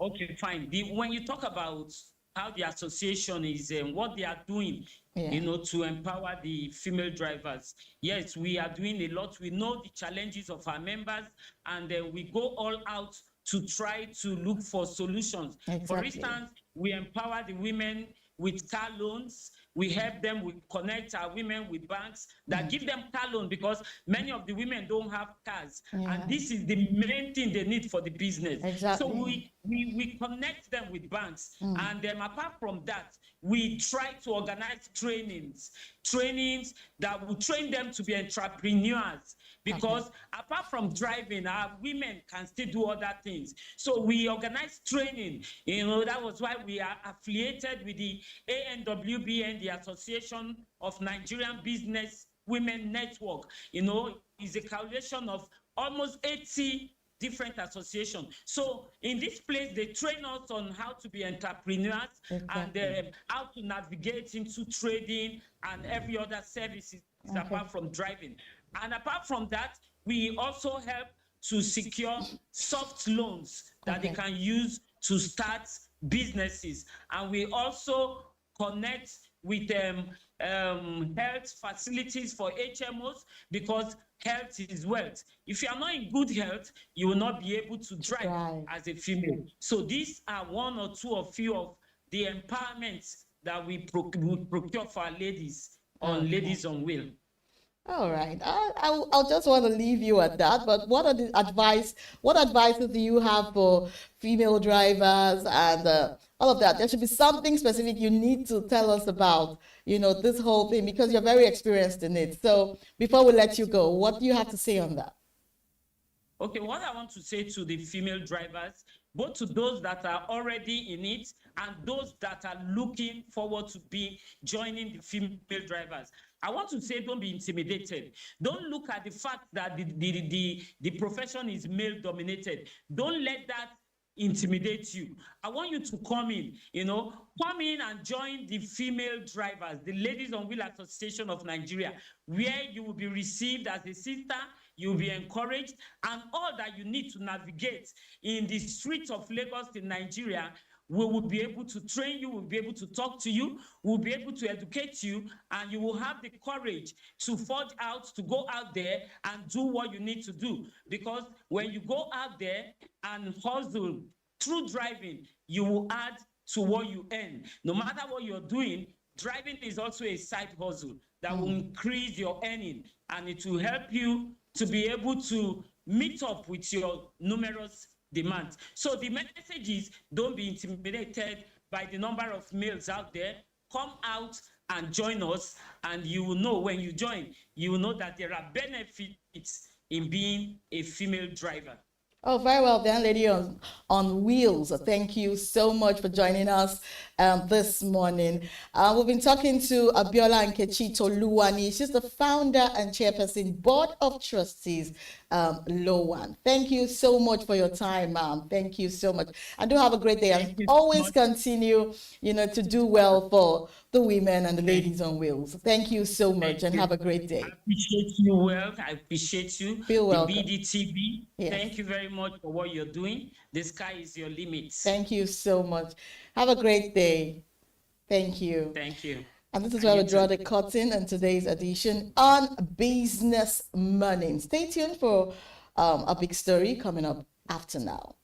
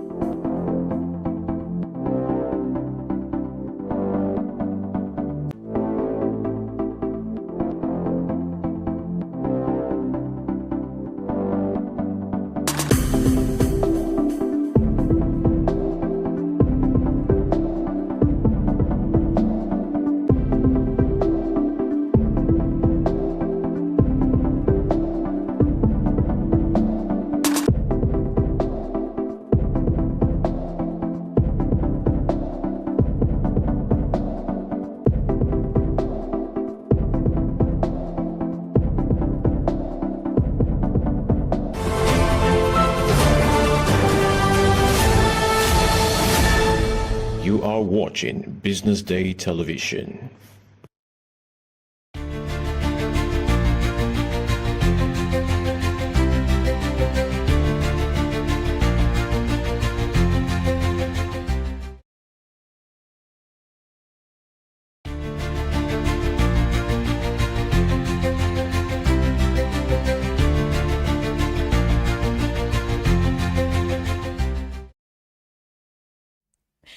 Yeah, today on the big story, we're talking about Nigerian air travelers face tough times as fares jump 100%. As fares get to 100%. You're watching the big story, and I'm Destiny Momo. Now, local airfares in Nigeria have skyrocketed by over 100% ahead of the Christmas season. Now, this is as rising travel demand meets a severe shortage of available aircraft. You know, many flights on popular routes like Asaba, Owerri, Port Harcourt, and even Enugu are fully booked weeks ahead. And travelers who manage to get seats are paying as high as 350,000 naira to 600,000 naira for routes that used to cost far less. Now, aviation analysts warn that this combination of aircraft scarcity, festive rush, and new regulatory charges could worsen delays and cancellations, while also disrupting the travel plan of diaspora Nigerians returning home for the holidays. Now, this morning, we ask what exactly is driving these extreme fare hikes and what can be done to actually protect passengers. Today on the big story, we are joined by our Business Day's aviation editor, Ifoma Okeke Koriocha. Good morning, Ifoma. Good morning. Thank you for joining us. Now, let's just go straight to the conversation. What is the main driver of this sudden 100%, jump on airfares? Now, in local airfares, now is it aircraft shortage or festive demand, or it is actually something deeper? Okay, yeah. So before now, we've always had shortage in aircraft, but then we have not seen fares rise like this. But like you see in the story I did, it's between mid-December and then early January that you see this fares rising, and those seasons are actually the Christmas season. Okay. So you could understand that there's a rising demand, and then when you see that demand when there's a demand in the market, of course, definitely. But then the skyrocketing prices are so much. So there's beyond just the Christmas festival, there are also other underlying factors. Around this time last week, Air Peace, Nigeria's largest carrier, had announced that they are facing crisis because one of their lessors unlawfully pulled out a good sum of aircraft from their fleet. So that goes to show that there's already crisis in the market, and there needs to be some airline or some aircraft that needs to fill that space. And seeing that Air Peace it's not filling that space right now for Christmas. Other airlines are going to fill that space. But then it's already the competition is not as much as we want it to be. Exactly. If there's competition in the market, prices will reduce. But because it's almost like a monopoly market now, you see those other airlines coming on board, and then they are shooting up their prices because of what is going on. And beyond that also, there's actually no aircraft. We've had shortage of aircraft over time, and this is because, maintenance cost is high. Generally, globally, IATA will tell you that there's shortage of aircraft globally because there are, a lot of factors are making this happen, and Nigeria is not excluded from that. So that's inclusive with these issues that we are having now is making the fares rise. And I see that before the end of this month, it will still increase. I just thought that we don't have to pay 1 million naira for a one-way ticket. No. It's surprising because I overheard someone say that, normally before now, if you do this ticketing in advance, you get a little bit of, do you understand, a lesser amount to pay. Yeah. But even these days, it's not even adding up. It's not even happening now because I think around last month, if you had gone in to book for tickets for Christmas, you won't even get. Oh, wow. So the airlines are just waiting to see what the market shows, So that early booking, it doesn't even work anymore, because the airlines are not opening up their their booking slots for you to even want to book. So they are just waiting to see what the market is, what the now you have NCA even increasing their and that's their charges, and that's even more adding more to the crisis that these airlines are facing. So that's all that would definitely be figured into the airfares that a common passenger would pay. So it's normally people from the east always travel within this period. There's no way they will not travel, because this is the time they actually just safe to travel, to go back home to their roots. So are you saying that because of this development, I mean, a lot of people want to stay back wherever they are, especially people that do not want to go on road transportation, and also, people that actually fly aircraft are actually people that are very scared of the insecurity on the roads, the kidnappings and all of that one. So how do you think people are going to manage this? With this hike here and there, are you advising that they save up more so they could, meet up this target for the fare hike, or take the other route? So it's a mix of issues. For those that probably don't have important things, but then again, that festive seasons are periods when our brothers in the east would want to fix their traditional marriage, want to do a lot of, so there are important events that are holding. So some people who can afford that can just travel. But for those who cannot afford it, there's also the insecurity, and it's rising every day. I mean, we see what the report is on the road. So that fear is also there. So for those people that have lesser engagements, they will probably just have to pull out and just say, you know what, Christmas can be done anywhere. But for those that really want to travel and are scared for what's happening, we just have to, squeeze out that money to pay. Now we're talking about the local flights now. Now, how about people coming from the diaspora to this? Are you sure it's not going to be like triple? I mean, or what do you think? Yeah, is it going to add up? Those people are also complaining. I spoke to a travel agent who said that she tried to book for people in diaspora, and they're really, really complaining. In fact, they were saying that tickets for their two children is even more than coming from US to Nigeria. Wow. Local tickets for two children. It's more than the flights coming down from US to Nigeria. So can you put that together, and you're wondering how the situation has gotten to this. So I mean, they would definitely have to, because some people that the last touch points may not be Lagos. Some people want to still leave from Lagos to maybe Enugu, to Asaba, to Port Harcourt, and the rest of the places. So we'll still have that. I mean, it's going to be just what it is. Christmas. Yeah. So is it as a result of aviation fuel? What is bringing about this hike? Apart from the fact that you just spoke about the fact that limited flights, flying flights, so to speak, is it aviation fuel that's actually causing this hike and all of that? What is actually happening? Yeah, so there are a combination of issues that have lingered for some time now. Recently, we spoke on BDTV most recently how the Nigeria Civil Aviation Authority had increased charges, and they said the security charges, and that charge is going to be implemented on the tickets that every passenger will pay. That's also one of it. I think it's $11 right now. Wow. And it's going to definitely affect airfares. Yeah. Of course, we also have the aviation fuel. So aviation fuel constitutes about 40% of the operating cost of an airline. Okay. So, I mean, that has always also happened.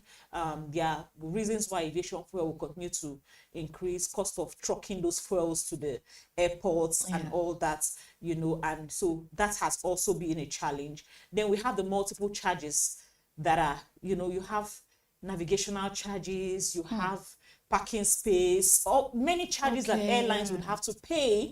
And then, of course, that would also be affected in the tickets. So, and then a lot of other things, like I said, shortage of aircraft too. And then we also have the maintenance cost of an aircraft.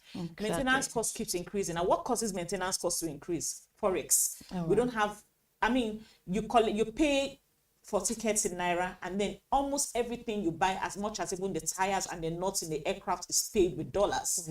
So that, of course, the airlines cannot bear the brunt alone. I know. So this will be translated. So it's a multiple of issues. Of course, you know, Nigerians, a lot of them will want to pass the blame to the present minister, the person of KMO, yes, Festus KMO. They want to, a lot of people have already started dragging him, you know, thinking that he is the cause and all of that. Well, but truth be told, before now, he never used to be, you know, this way. And one would think because he's a son, right? He should be able to, you know, adjust some of these excesses and try to make it affordable for Nigerians so people can enjoy flying as usual. So what do you say? Well, for him, I mean, like I spoke to the NCA. NCA is supposed to be the representative of government in this, as the case may be, and they said they really don't have much. They don't really have effects on or influence on what the airlines charges. Airlines charge according to what the costs of their operations. And then if an airline brings their books and say, you know what, it cost me so to. And mind you, a lot of our airlines wet lease. What does it mean to wet lease aircraft? There are different types of leasing of aircraft. We have the dry lease and the wet lease. For the dry lease, the lessor is going to give you the aircraft. True. And then you're just going to operate it and then remit back to them what you want to remit. But for the wet lease, they are in charge. The lessor is in charge. He brings in his crew, he brings in everything, and then he just gives you chicken change. Wow. That's what these airlines are going through. So you may think that you may sit in an aircraft and then see 100 people, and then you're calculating, oh, these people, they collected 100,000 or maybe, 300,000 per seat, and then 300,000 and you're calculating 100. You think that comes to the airline. It may not even come to the airline. It may go to the lessor. That owns that aircraft. Oh wow. And they are giving as low as maybe 1.5 million to the airline. So you see that they are not really operating profitable, and that's why Festus Kayamo has been pushing for dry lease aircraft, for airlines to have access to dry lease aircraft. And we are happy that the first dry lease aircraft actually arrived 2 weeks ago, which is a good step for airpeace. So we hope that other local airlines can also access this dry lease aircraft, and it will help a lot. Okay. Now, some time ago, you reported something about a local training center for aviation school in Nigeria, right? I think that's happening around Abuja or something.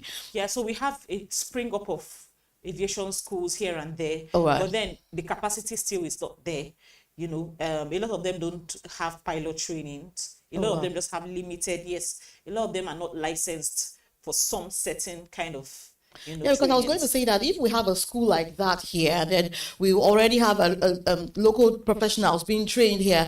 It should actually help with even the fares, because most of the time this aircraft, bring in professionals from the diaspora and pay them as expatriates. So I was even going to say that because of these local trainings that we have now, it was supposed to even help reduce those fares, not adding to it. I don't know if that is adding one or two. So like I said, wet lease aircraft too has, what I said initially was that if you are operating a wet lease aircraft, it means that they have to bring in their expatriates. They will just give you what you want. So first of all, we need capacity.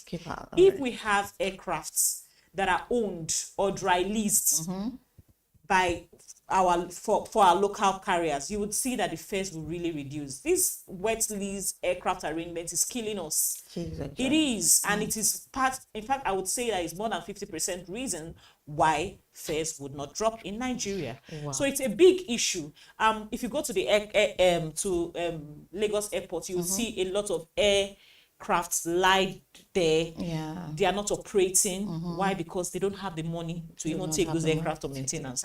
So the airline just sits back and say, you know what, let's should just bring in their aircraft and so that's the situation of things we have now. Oh wow! So now we have it at airfares of 350,000 to 600,000 for 1 hour domestic flight. These are extreme price, gorging, and these prices, are they really justifiable in the current economic climate? Of course, they are not justifiable. And again, when I was also doing my research, something that interested me to see that most airlines fly to Abuja, for example, Lagos to Abuja. Lagos to Abuja fares have not really increased. Okay. Why? Because you have competition, stiff competition on that route. Wow. But then you see 2 airlines operating from Nigeria to Enugu, 2 airlines operating from Nigeria to so that's what the competition is. So they just sit down and fix prices because the competition is not. If you have competition, there. you would also Adjust. even despite all these factors, You would want to, so that because it is whoever charges the lowest that passengers will go to. Exactly. So you see that right now, airlines routes that are being operated by 2-3 airlines are very expensive. Wow. So that is also a problem that we need to address. Wow. Okay, so how will the new NCAA $11.5 charge per ticket, coming into effect on December 1st, affect ticket pricing during this period? It's already affecting it. I mean, the moment NCAA announced that charge, you would see that's even the beginning. That's when tickets started skyrocketing. So I mean, it will definitely affect it, and it's sad. I don't know why NCA has to do that this period. And a case in point is, look at Ghana. Ghana is attracting travelers to it. So what did they do? They had to reduce their passport rate. Wow, passport rate. Yeah, they had to reduce it to attract tourists. We have Dirty December. We say that Dirty December should be one of our. We should tourist, look at attraction. as a tourist attraction, as something that should give us inflow. And then we are increasing fares, and then we are increasing passport prices too. So what are we doing? Exactly, because even people coming from the diaspora, when they get here, because they might not be opportune to stop in their hometowns and all that. Yeah. When they come to, they also want to be in Lagos. They want to explore. They want to be everywhere, and then they keep hearing this hikes here and there. It's going to be so discouraging for them. What do you think? Yeah, of course, very, very discouraging. And like I said, I start with the NCA. It was wrong for them. It was a wrong timing. How do you increase fares at a period where you know that you attract tourists? Exactly. How do you increase fare at the period where you know that airlines are crying that they don't have access to dry lease aircraft? How do you increase fares at a time when people cannot even afford to travel? And then one would think that this hikes might come in when the renovations of these airports have already been fully done, and not exactly now. Now it's coming at this time. So what will now happen when these renovations are fully done? It just beats my imagination to think that, this is not just the end of this hikes. It's still going to come up, after the renovations, and even because of this, like you said, limited aircraft in the airports, right?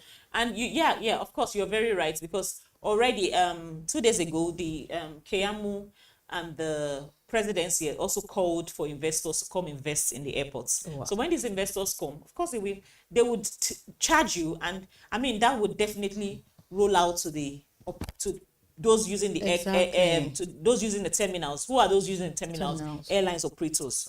So they would definitely, that will still come back to it. But then again, you know that there will be a point where airlines, their hands will be fixed. They won't be able to increase fares more than what they already have. Because when you start increasing fares beyond what Nigerians can, nobody will fly your aircraft. You'll just be flying an empty aircraft. I have paid 30,000 naira for a flight from Lagos to Port Harcourt before. So and at that time, it was, you'll be like, can't this thing reduce and all? And then we are hearing this hike of hundreds of thousands, and you're not even getting the ticket. Yeah. So it's quite really, pathetic. It's pathetic. So. Oh wow! So I want to thank you, Ifoma Okeke Koriocha, for this insightful knowledge about what is happening in the aviation sector. Thank you for your time. Welcome. We really do appreciate you. You're welcome. As always. Now, this is where we draw the curtain today on the big story. I'm sure you've gained one or two, and plan your trips effectively, as this festive season starts. Thank you for joining us. And up next is Social Listening. I am Destiny Mama. Stay tuned.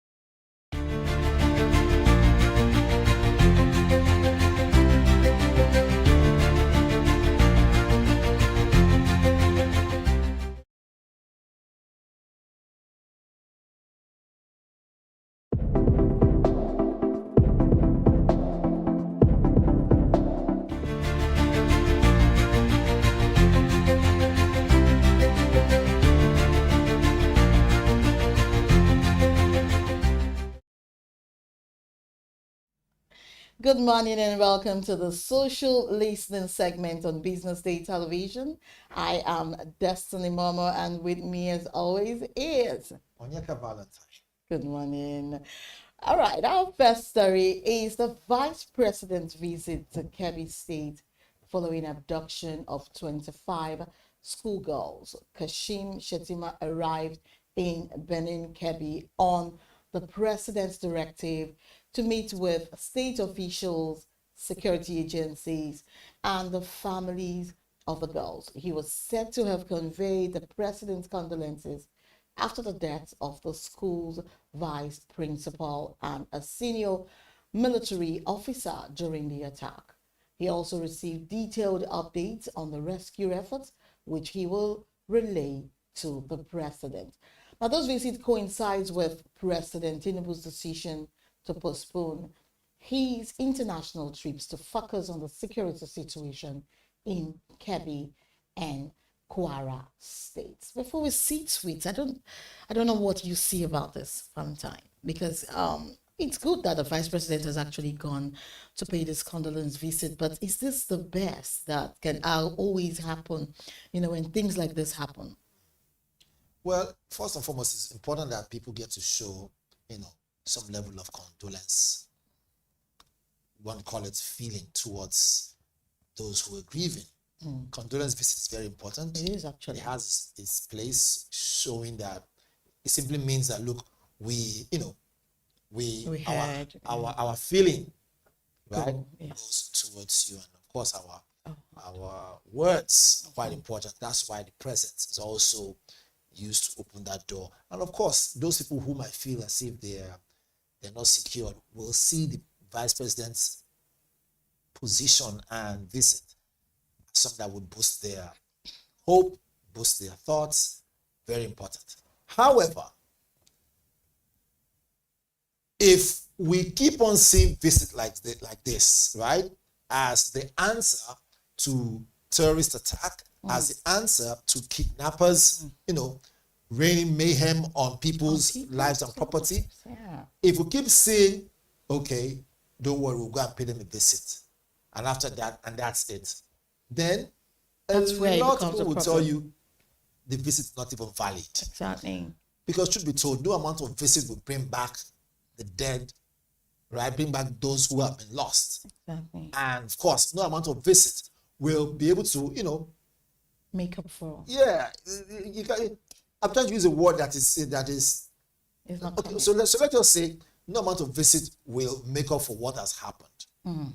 However, can we use this situation right now to spell out to the rest of Nigerians that don't worry, you'll be safe?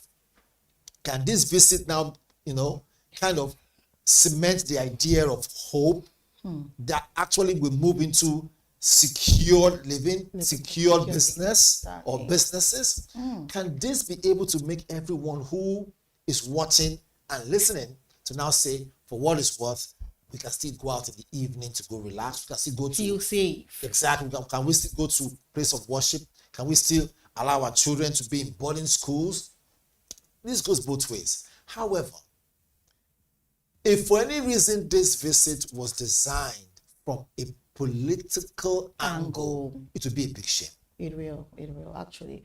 I think we should just see tweets to this effect to actually know, what is happening in the social media space. Whoever says that this is literally the bare minimum, as a visiting grieving families is good, but Nigerians are tired of sympathy tours. We need results, not photo ops. Those girls must be rescued. Security must be fixed. And the people responsible must be stopped, not consoled after every tragedy. Reverend spoken well, actually. And Wafresh said the only bring this visit will do is to make tomorrow's paper's headline that Tinubu sent Shetima to Kebbi. Apart from that, the girls will still be there because the army they sent for rescue were ambushed. On the contrary, it's important that we lay out this thing properly. This person who's talking about the army was ambushed, does he have his facts? because some of all these things, exactly. Social media is what it is. Anyone can come on social media and then rant whatever they want to rant. We have to be able to debunk it if it's not correct. The army hasn't come out to give an official statement, so it is still alleged, right? It's still alleged. Annie also said something like to meet with the families and do what? The first line of action should be retrieving those children and giving them to their families. Because there's someone that was governor of Borno State when Chibok girls were abducted. What did he do about it? What makes you think he will do something now that girls are abducted from Kebbi? Oh, wow. So, I said this thing before, that while we're having a newspaper, review and everything, you cannot tell me as the chief security officer of a state, right, that you can't keep your differences aside, rally your fellow governors within that axis, right, that geopolitical zone, and say, look, enough is enough.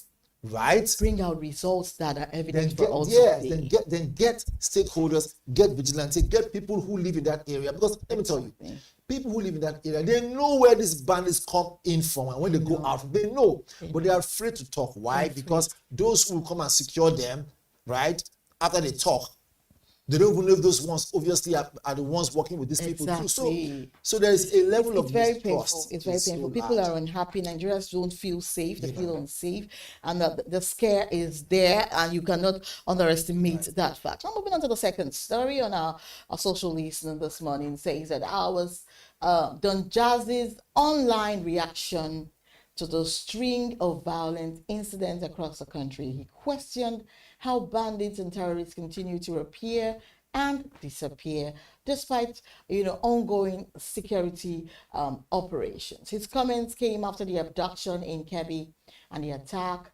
on a church in Kwara. Don Jazzy expressed concern that these incidents are becoming one too many, becoming too frequent, and that the attackers seem to evade arrest with ease. Before we see tweets, I actually agree with him. You hardly ever hear that the people that did so and so crime have been arrested. The only things you get to hear is peacemaking with these same people that is causing so much. Don Jazzy can do more. Menace. Sorry, I'm cutting you. Don Jazzy can do more. Okay. What he has said, I understand it. As an influencer, I expect him to hit the nail on the head and actually say, look, those who are supposed to be our fathers, those who are supposed to be leaders. So are you trying to say that he's being careful with his words? So Don Jazzy should not be careful with his words, because this is a serious matter that's affecting lives of Nigerians. Exactly. Today, it is in the north. It's now moving closer. Very soon, it's going to be in the west. And let me shock all of us that, yes, he's a great guy. Don Jazzy is a great guy. Yeah. He has done so well in the music industry, done so well in the entertainment industry, and also helped a lot of people too, which is why, and he's more like a colleague in the business. Yeah. We're in media, we're broadcasters, we're journalists. True. So when you see someone who has more influence than you, right? He has far more influence than I do, and a couple of all of us. So his words and actions will mean a lot. So I expect him to even say more. What he has said, he has only shown... Scratched. Yes, he has only shown how basically he has only explained how he feels and the situation on ground. I expect you to use your platform to say, look, call out some certain persons to say, look, we are in the creative sector, we are entertainers, we are in the entertainment business. We don't feel safe. That's the truth. And so I think we should see tweets to this effect, and let's see, what the social media space is buzzing on, to this effect, because definitely from a Prince, IOZ said nobody should have to live like this. These attacks are tearing communities apart, and it's clear something is broken in our security system. We need sharper intelligence, real accountability, and a security architecture that actually anticipates threats, not react after damage is done. And from Christopher Hemen says that I thank you, Don Jazzy, for using your voice. Now, this is exactly what we need celebrities to keep saying. No more recycled statements. These girls need to come home now, and the people failing us need to be held accountable. Zero mercy for terrorists, period. And from Ozo says problem is everything in politics to these people. If there was no outrage, the presidency wouldn't have put out a statement. The countless terrorist attacks that has happened in the northeast and north central have been largely ignored. Now, this would have been ignored too if there was no outrage on social media. This whole killing things, got to a point that we hear the killings and you're no longer like, hey, yeah, oh Jesus, what's happening? Because it now became one too many. One too many. And this tweet from A.F. Adewale says that, where are they appearing from and disappearing to? This statement further showed that even the service chiefs and DSS top hierarchy are using the chaos to cash out. I disagree. And this person said, he finally said that my fellow countrymen have been dying for the past decade and no solution is in sight. I would disagree. I mean, the second paragraph over there, it's important that we say these things. Look, because you're on social media doesn't mean you can come on social media, right, and say whatever you want to say and create a narrative that the international world will now begin to see us as we are weak. Exactly. Let me tell you, we in the media space, we don't know this, but we're also very powerful too. We must be able to, look at some certain statements, yes, and be able to sift out the facts and throw away the ones that come to the emotions. So I don't agree when it says that our security personnel are the ones are part of cashing up. That is just his emotion. So those at home, don't take it too seriously. Exactly. What we should take seriously is the fact that they are doing their best, and they are also. Some people don't know. When you join the army, you are telling yourself that look, your life is for the government. It's for the government. So you're willing to pay the ultimate price. So when I see such statement like that, do you know the amount of families who are crying? Fallen heroes. Fallen heroes. So you. That's a very insensitive statement. Yeah, it's not fair on them. Every now and then, our soldiers are being killed and brought home in a box. They have families too. They have children. They have fathers and mothers too. Because they signed with their exactly. life, so they had to pay the price. So when I see people go on social media, right, to put a funny looking, maybe a laugh emoji or something on a fallen soldier, I'm saying, where is your humanity? It's so These are people fighting to make sure that our sovereignty of our nation, right? As sensitive as this topic, it's very sad, and it is something that we should give more time to talk about. But because of time, I think we should just delve into a third story, which is a security situation in Kwara State, where Governor Abdul Razak has called for stronger reinforcement after the attack in Iruko. Now, the incident left at least 2 worshippers dead and several others kidnapped, which is prompting local youths to block a major road in protest. In response, President Tinubu approved the deployment of additional security operatives and directed the police to begin a full manhunt for the perpetrators. Now, before we see tweets, what do you make of this? So, I will just take my time, like 30 seconds, to explain to what's going on here. I think what these so-called terrorists and bandits are doing, right? They're trying to decentralize our security focus. You see what they're trying to do? There's a pattern now. Okay. Right? Anyone who understands what's going on will see that the pattern they're trying to put in place here is to make sure our military is scattered in different areas, secure different areas. Meanwhile, the focus that's supposed to be on the Sambisa Forest area. You have less personnel there. That explains why the Nigerian army has said we want to recruit more soldiers. Okay. Because truth be told, I think we need 1 million strong soldiers. Okay. So this way, we can deploy and still have enough to secure bases. Remember something, your enemy is not asleep. True. So if they can divide you, they will. So look at it now. Pockets of skirmish here, pockets of skirmish there. They try to make sure that, because whenever there is a serious incident, they will deploy soldiers there. True. Reducing the ones that are supposed to be in the main war front. So I believe our generals know exactly what's going on. They've seen this over and over again. Exactly. And they are well competent to deal with this matter. I keep on saying that the day politicians remove their hand to allow them to do this thing, they will deal with these bandits and we raise terrorists from this nation. Have you seen a military personnel retiring? Do you know how they celebrate, especially the ones that are celebrating or retiring or celebrating their retirement with their 2 hands and their 2 legs complete? It's a big celebration within them and their family members, because it's a lot they are doing there. It's a lot. And now with these terrorists, bedeviling everything, causing a lot of mayhem, bringing back a lot of fallen heroes, it is very pathetic. And I just pray that the security situation of our country just gets better. This whole terrorism thing and all this, a whole lot of crime happening here and there, reduce drastically if the people that have been placed there actually do the right thing without cutting corners. Well, it is what it is. Cutting of corners, I keep on saying that those who are our security personnel, they know exactly what to do. Correct. But more importantly, having seen the continuous killings of our security personnel by these, bandits, I don't think anyone is thinking towards the angle of, cutting corners any longer. No, because that's a fact. I mean, when you see that, look, such person, he went to fight for the country, he came back in the box. Or never came back at all. Yeah. Do you think anyone wants to cut corners? Yeah, even the people that come back in the box. I will tell you. Yeah. I believe, I have a strong opinion that our military is doing what they can do. Yeah. And they can do more. Yeah. All I'm saying is politicians should not interfere in this thing. Allow the military to do its job. And I bet you, in fewer than no time, Nigeria will be the most secure place in Africa. If they just allow them to do their job, giving them the enabling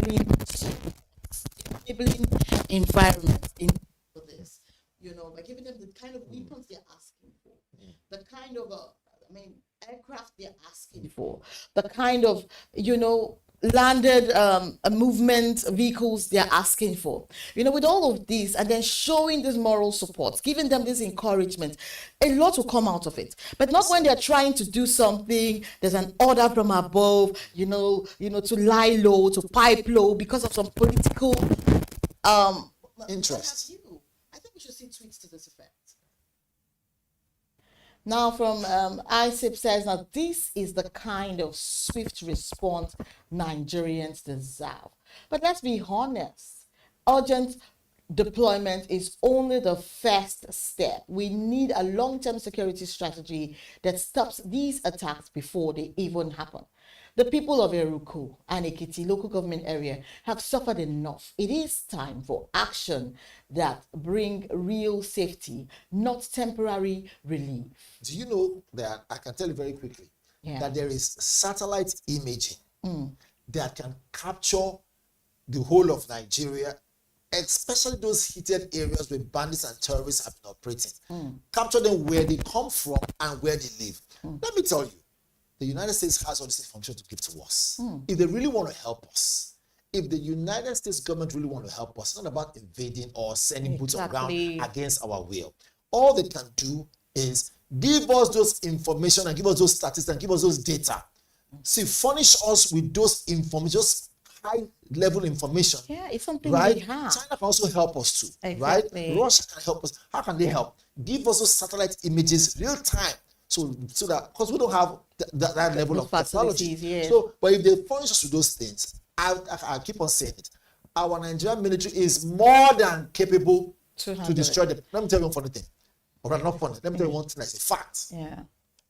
If our Nigerian military wasn't good enough, do you think those bandits could have set up proper base and want to fight them head on?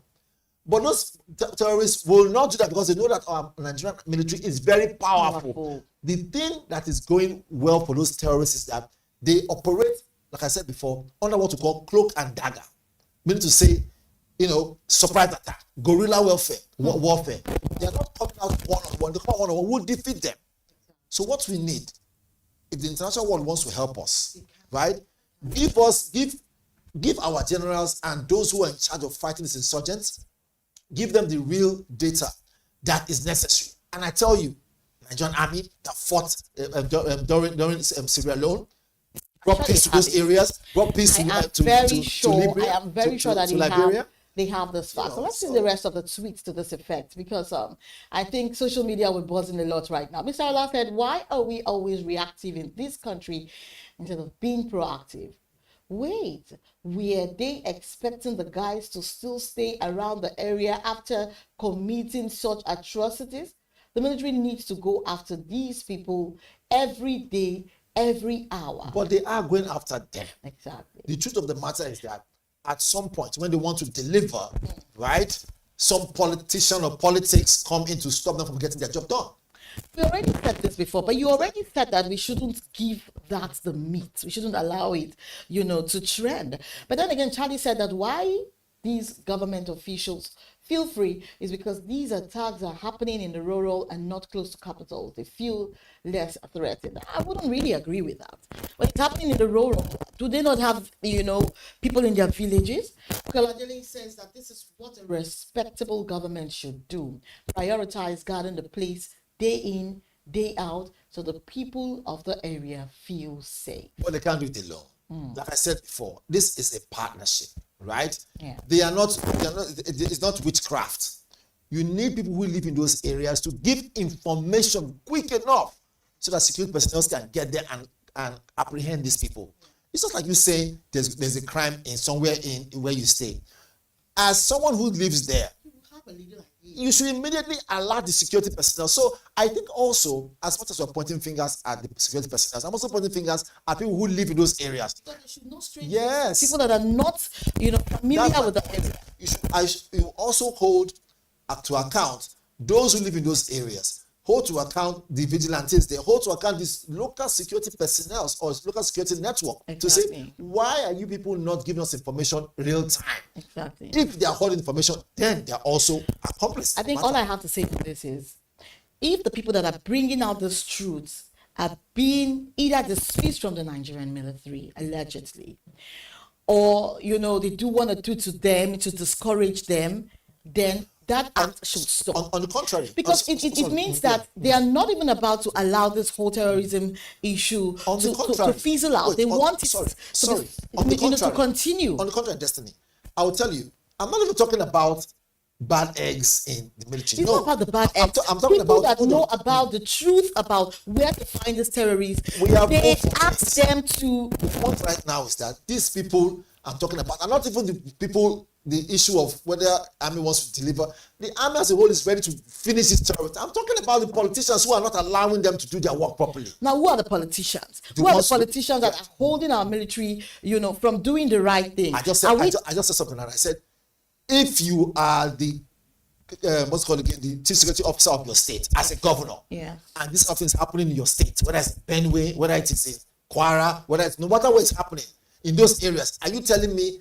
If you are made of blood and bone in your body, wouldn't you keep your political difference aside? Whether you're PDP, whether you're APC, keep it aside and now say, look, you know what? In the interest of lives and livelihood, can we come together as governors to deal with this matter and allow our security personnel and the military to do their job because they are good at it? As painful as it sounds, and I see how emotional you're becoming now, because it has to do with human life, and because you're a proper human being. Reason being that how those people feel, especially the loved ones of these people. You're bringing yourself into that point, and hence, the way it's coming out. So it is actually not very, very pleasant, to talk about these things over and over again. But we pray that solution come from the government that have taken it upon themselves to protect lives and property of the Nigerian citizens. Well, that's it on social listening. We looked at the Vice President's visit to Kebbi and Don Jazza's reaction to rising insecurity and the developments in Kwara. I am Destiny Momo, and with me is Onyeka Valentine. Yeah, and we are both saying join us again on Business Day Television, same time tomorrow for yet another interesting episode of Social Listening. Have a great day. Good morning.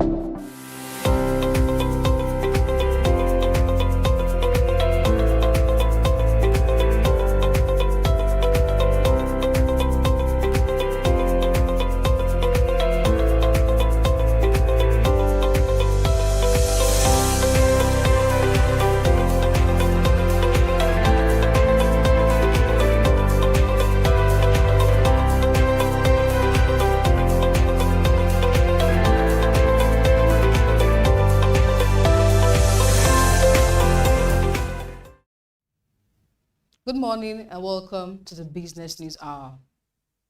I'm Glory Brown, and here are the top business stories making headlines today. Nigerians' 10-month stock deals more than double to 9.57 trillion naira. Insurers set to tap capital markets for fresh funds. Credit to private sector slows to 18 months low. Virtual currency now taxable under new fiscal reforms law.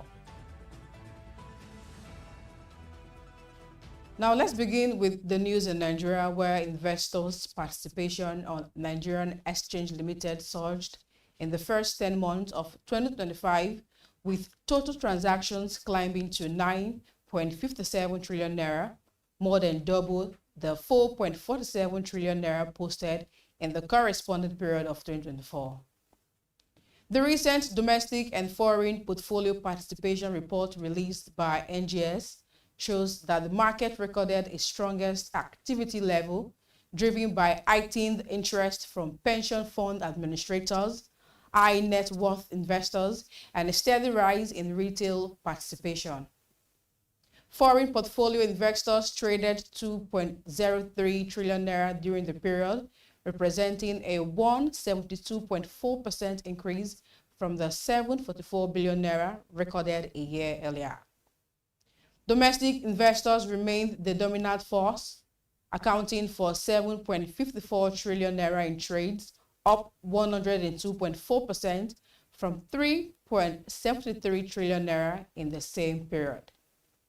Commenting on the trend, David Adorin, Vice Chairman of ICAP Securities Limited, said, "The rise in retail activity is a positive indicator for market resilience."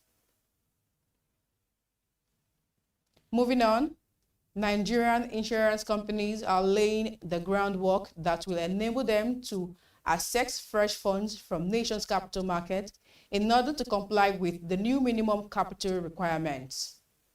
At the least, no fewer than 4 insurance companies have sought shareholders' approval that will enable them to tap the capital market for private placement, rights issues, and public offers. The Nigerian Insurance Industry Reforms Act 2025, signed by President Bola Ahmed Tinubu on August 5, 2025, introduced higher minimum capital requirements for insurance and reinsurance companies, giving them till 31st July 2026 as deadline for compliance. In the new requirement, life companies are required to shore up their MCR to 10 billion naira, while general companies are required to hit 15 billion naira. Composite companies are to raise capital reaching 25 billion naira, as reinsurance companies will be required to raise 35 billion naira. Meanwhile, credits to Nigeria's private sector fell to an 18-month low in September 2025 as a deepening liquidity squeeze and bank waning appetite curbed lending, according to new central bank data. The slowdown highlights how tighter funding conditions and increased cash reserves requirements are limiting credit flows to businesses already struggling with rising costs and weakening demand. Data sourced from the Central Bank of Nigeria showed that private sector credit extension dropped by the modest 4.35% to 72.5 trillion naira in the period under review, compared to 75.9 trillion naira in August and 75.8 trillion naira in September of 2024. The figures capture lending by the entire banking system, not only deposit money banks, which account for the bulk of the total. They also reflect credits extended by the CBN state-owned development lenders, such as the Bank of Industry, and small facilities provided by non-deposit bank financial institutions. Muda Yusuf, CEO, Center for the Promotion of Private Enterprises, attributed the drop to the high cost of credit, stressing that credit conditions in the country are very tight a conditioning described as slowing down growth momentum in Africa's most populous nation. Still on, the Presidential Fiscal Policy and Tax Reforms Committee has disclosed that virtual currencies, including cryptocurrencies, will be subject to taxation under new Nigerian tax reform framework. Chairman of the committee, Taiwo Oyedele, made the disclosures during an online public lecture organized by the Capital Market Academies of Nigeria on Wednesday. Virtual currency refers to digital or electronic form of value that exists solely online and is typically issued by private developers or virtual communities, while some are restricted to specific platforms. Convertible virtual currencies such as cryptocurrencies can be exchanged for real-world money. Oyedele clarified that despite the new tax provisions covering virtual currencies, capital market gains have been exempted from tax, creating what he described as a strategic opportunity to attract young investors to regulated financial markets. According to him, the market remains vulnerable to short-term distortions caused by false information, stressing that the market is often right in the long run, but some investors may have lost their livelihood in the short run. You're watching the Business News Hour. We'll take a short break and return with more stories. Do stay with us.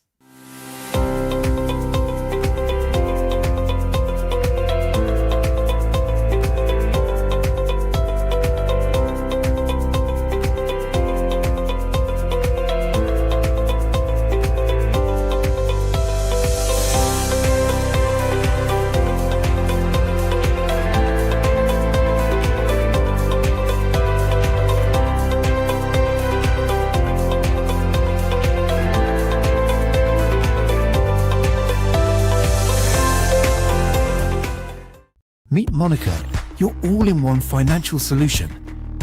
Convert crypto to Naira at juicy rates anytime, anywhere. Enjoy fast withdrawals straight to your bank. Buy airtime, data, and pay bills in seconds. No stress, no delays, just seamless transactions. Monica, the smarter way to move your money. Download now.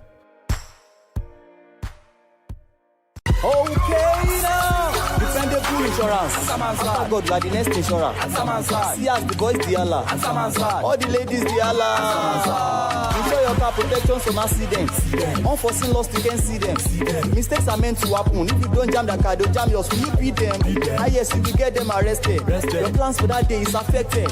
You waste your money, you waste energy. With AXA, you can be protected. Get the protection that pays today. Call 0700 AXA Mansa to get a motor insurance that pays.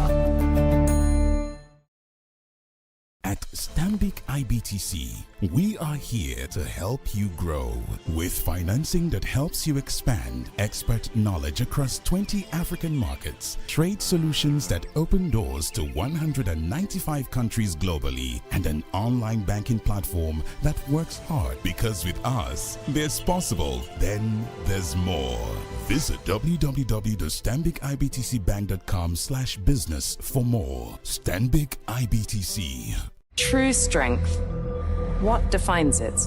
The brilliance of a player? Or when a team comes together to win? A solo beat? Or the rhythm of many? The flair of one dancer? Or the art of a troupe?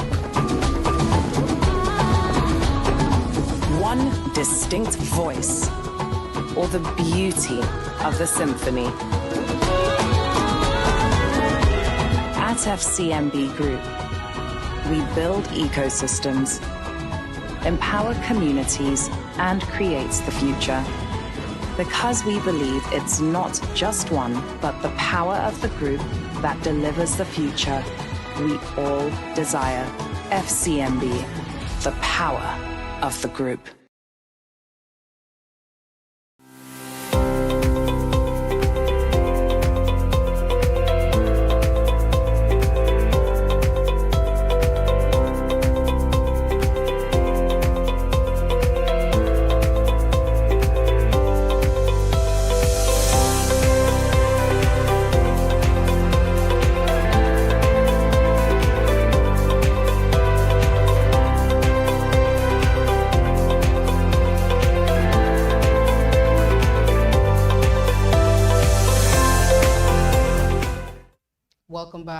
you're still watching the Business News Hour. Moving on, the Central Bank of Nigeria has issued a formal disclaimer disowning Zuda Microfinance Bank Limited, warning that the entity is operating illegally and without any form of regulatory approval. In a statement on Thursday by the Acting Director of Corporate Communications, Akama Sidi Ali, the Apex Bank said its attention has been drawn to reports that the firm, which claims to operate branches in Lagos, Abuja, Kaduna, and Kano, presents itself as a CBN-licensed microfinance bank. The bank added that the institution's claim of being licensed is false and should be disregarded by the public. In the detailed warning by the CBN referenced the Bank and Other Financial Institutions Act 2020, noted that Section 2(1) of the law explicitly states that no person shall carry on any banking business in Nigeria except it is a company duly incorporated in Nigeria and holds a valid banking license issued by the CBN. Also, Central Bank of Nigeria CBN survey report has shown that banks recorded increased default rates on secured loans in the third quarter of the year 2025. The CBN report titled Credit Condition Survey, which was released yesterday, showed that the default rates on unsecured loans were lower during the review period. However, according to CBN, respondents noted that there was increased credit availability in the third quarter of 2025 compared to the previous quarter. CBN noted that the increase in credit availability was attributed to the changing economic outlooks for secured and corporate lending, while changing appetite for risk was the main factor that influenced unsecured credit availability. Now, away from that story, Nigerian pension industry continued its steady climb in September 2025, with total pension assets rising to 26.09 trillion naira from 25.90 trillion naira in August. The increase represents 0.75% month-on-month growth and a strong 23.44% surge year-on-year, underscoring sustained investors' confidence despite mixed capital market conditions. Fresh figures released by the National Pension Commission showed that contributors' registration under the Contributory Pension Scheme also inched upward, growing 0.42% to 10.93 million, marking continued onboarding of the new participants even as economic challenges persist. Despite this movement, government instruments still account for 60.35% of total pension assets, reflecting the industry's conservative posture amid inflationary pressures, exchange rate volatility, and macroeconomic uncertainty. Now, to end the Business News Hour, Nigeria's mutual fund industry has recorded further surge, with total net asset value climbing to a remarkable 7.3 trillion naira in 10 months, ending October 24, 2025, an impressive 96.98% growth from same period 2024. The rise in mutual funds is a reflection of investors' appetite for regulated and diversified financial instruments and tightening monetary conditions and high inflation. Business Day review of the latest data from the Securities and Exchange Commission has shown that money market fund is now at the commanding height with 61.61% of the industry's total NAV. The MFF, known for their short-term low-risk investment approach, attracted the lion's share of new inflows, with the NAV rising to 4.3 million naira from 1.5 trillion naira in October 2024. The share price reflects both investors' flight to safety and the growing attractiveness of yields on treasury bills, commercial papers, and other fixed income instruments. And this is where we wrap it up this morning on the Business News Hour. I'm Glory Brown. Thank you, and keep watching Business Day Television.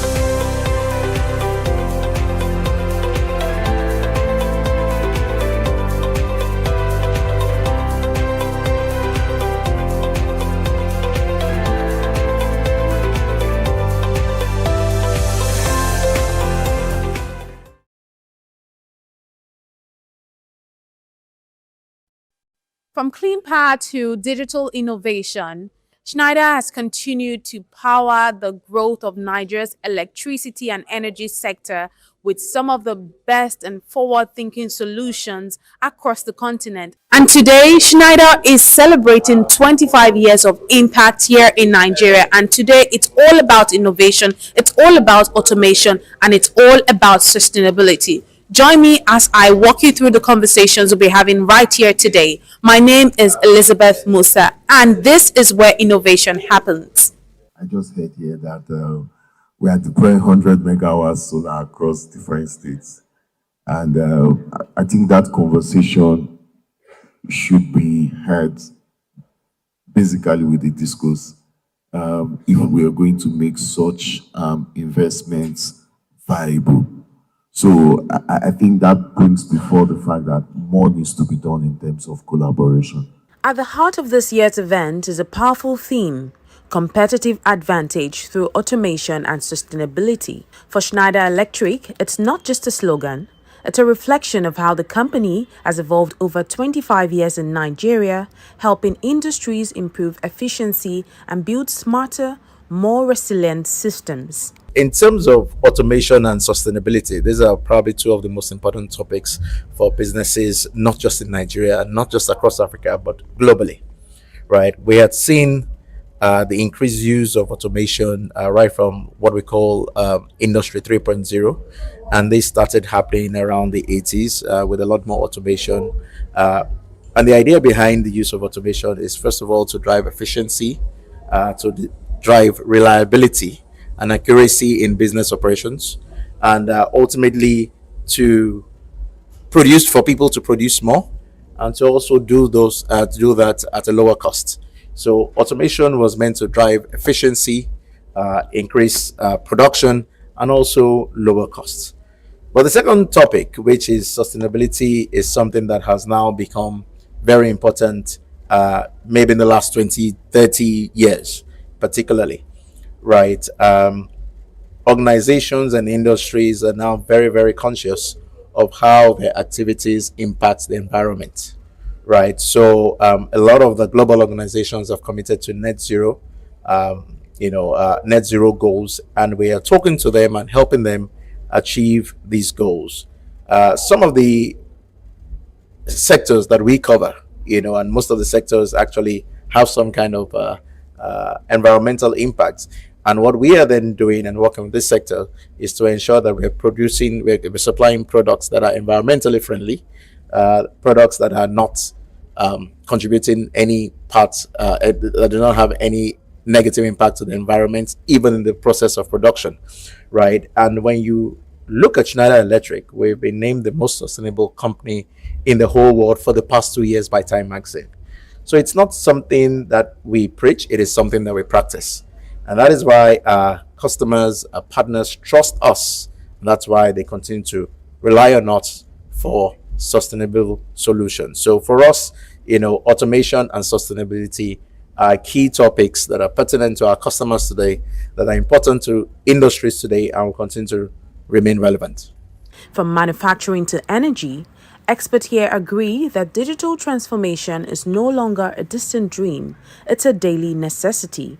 And as industries automate, the conversation around sustainability is taking center stage. What stands out most for us is our ability to create an ecosystem of partners in the region, in Nigeria, to drive access to energy, to drive electrification, and to drive technology into homes, buildings, data centers, infrastructure, and industries. The biggest ambition of bringing access to energy to everyone, the innovation landscape in Nigeria, the vibrant community, and the strive towards technology, innovation, and electrification has kept us in a solid development mode. The level of partnership we have created in the country and the growth that we have seen in the country have been exceptional. We've heard about the new act, you've heard about the Min Good regulation. There are a number of regulations that support private sector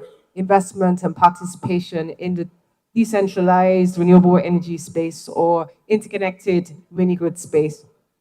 Furthermore, with projects like the Nigeria Electrification Program and the DARES program funded by the World Bank and the African Development Bank.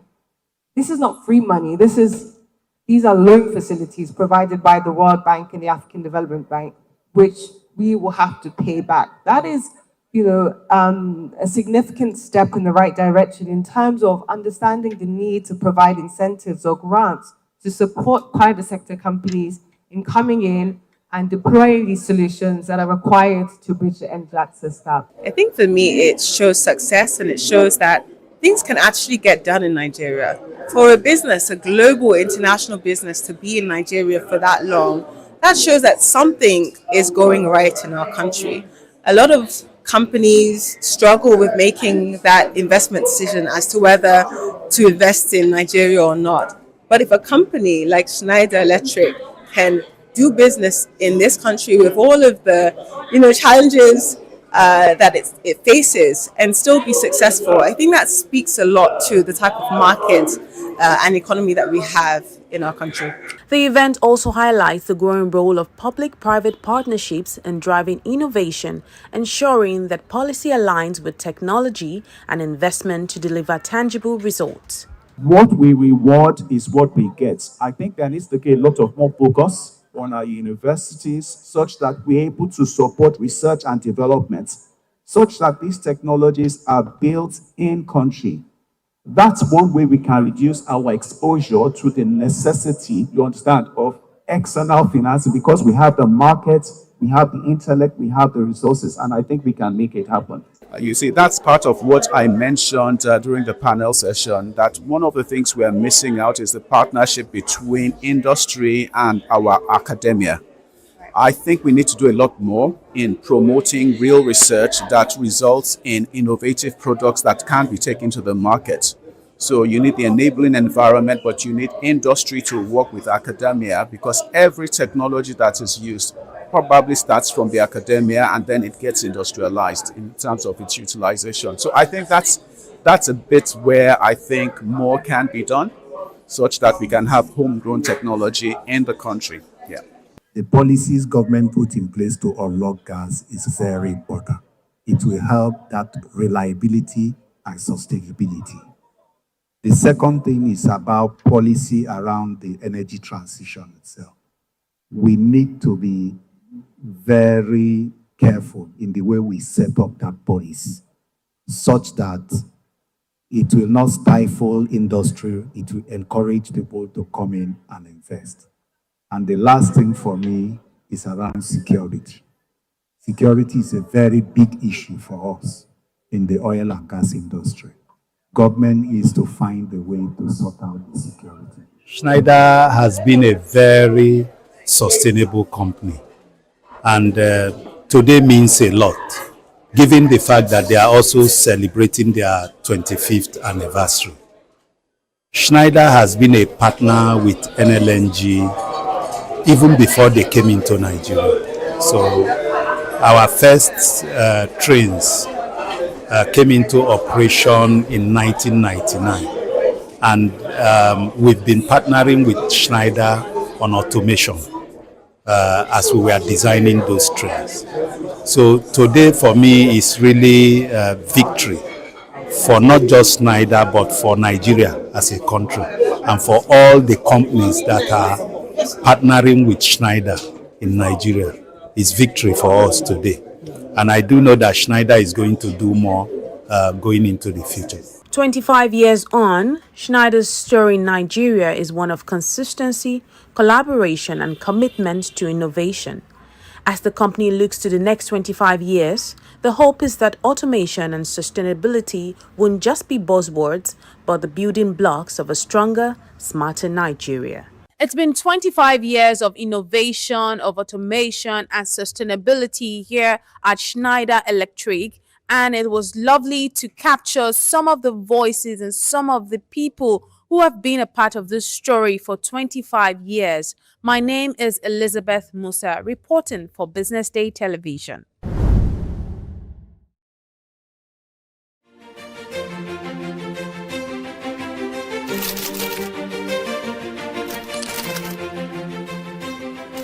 I am, of course, a great admirer of the impeccable credibility, professionalism, and business savviness of BusinessDay.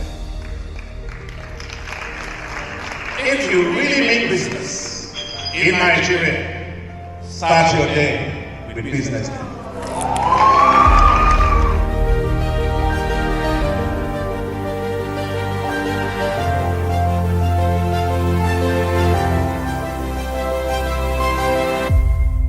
BusinessDay is West Africa's leading provider of business intelligence and information, delivering premium content across diversified media platforms, including online, mobile, and print. Since its inception in 2001 with a weekly newspaper production, BusinessDay has expanded its reach to provide exclusive content accessible through print, mobile, and online channels. Our premium offerings are further enriched with syndicated content from esteemed sources like the Financial Times, The Economist, and the Harvard Business Review. At BusinessDay, our mission is clear: to be the foremost provider of business and financial content, empowering readers to make informed decisions in Nigeria and Africa.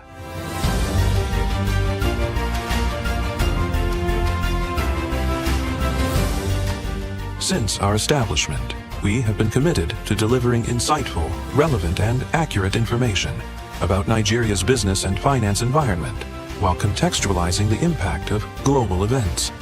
We monitor the stock market, analyze the companies driving it, and report on government policies and their economic implications. For being consistent in organizing these CEO forums for almost the last 14 years, I think this was a commendation, and I think something that will encourage them to continue. From decoding market trends to dissecting economic shifts, we offer actionable investment ideas and serve as a compass for decision makers navigating complexity. Beyond headlines, BusinessDay fosters discussions on critical economic issues through impactful conferences and events. These platforms bring industry leaders together to share narratives that drive innovation and spark meaningful dialogues. Our events galvanize connections, bridging the gap between inspiration and achievement. For businesses seeking visibility, our strong digital presence offers unparalleled opportunities, with millions of followers across social media and a dynamic website attracting visitors from within and outside Nigeria. BusinessDay is the ideal platform to boost visibility for your products and services.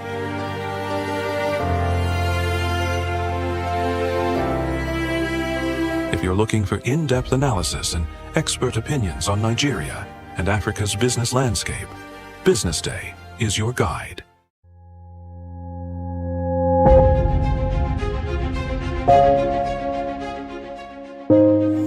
Good morning and welcome to the BDTV Breakfast Show. I am Bethel Olajabi. My name is Elizabeth Musa. And this is the social listening segment on the BDTV Breakfast Show. We're talking about the Fly Nigeria Act. Can you give us a background into what this is about? We are here today on the streets of Lagos, Nigeria, to gather opinion about a pressing issue. I will look at the cost of petrol. We get very Nigeria with the suffer. The income is not really increasing, but the prices of items are increased. Nothing like service again, no. You only pray for that money to reach you that month. There's a lot of high pressure, a lot of stress. There's a lot of high targets to be met. I was quite strict. In my mind, I said, looking for my hand, my picking will spoil.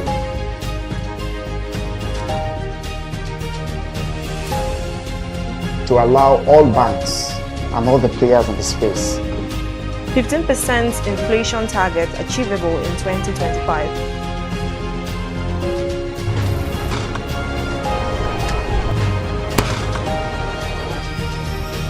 The command and vision philosophy of both the Chief of Defense Staff, the Chief of Army Staff, and indeed all the service chiefs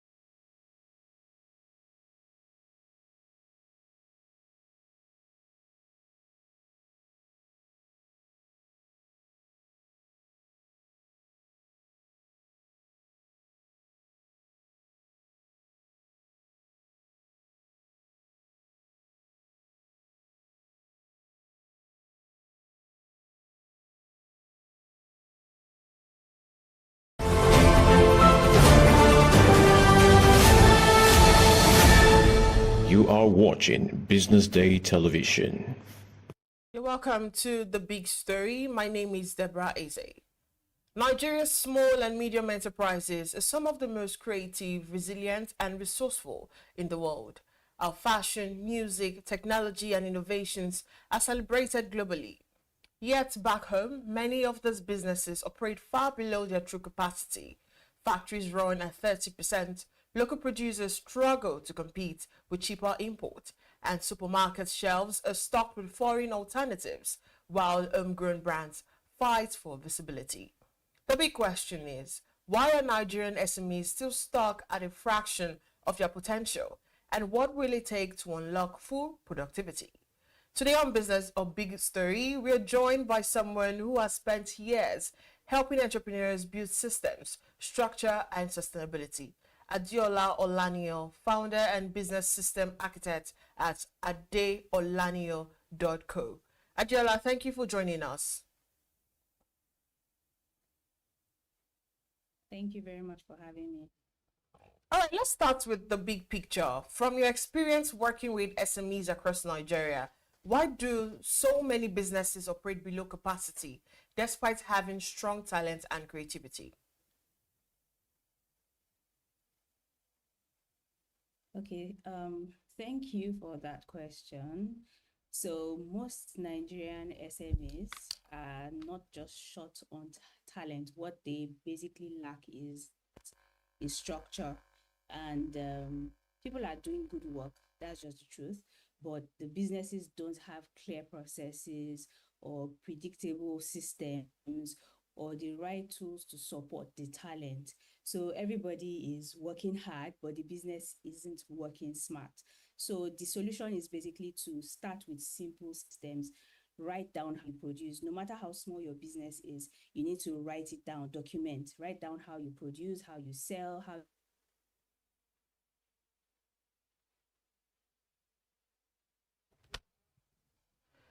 Jela, do we have you? I think we lost that for a bit. We'll go on a quick break, and when we come back, we'll see if we can still connect with Adeola. Just stay with us.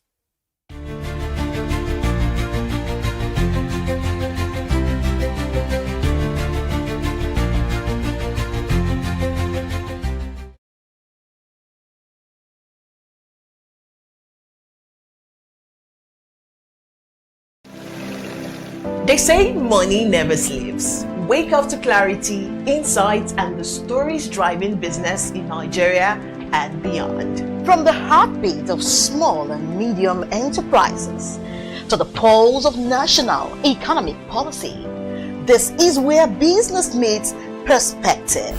With expert guests, real-time analysis, and stories that matter to you, we go beyond headlines to bring you the full picture.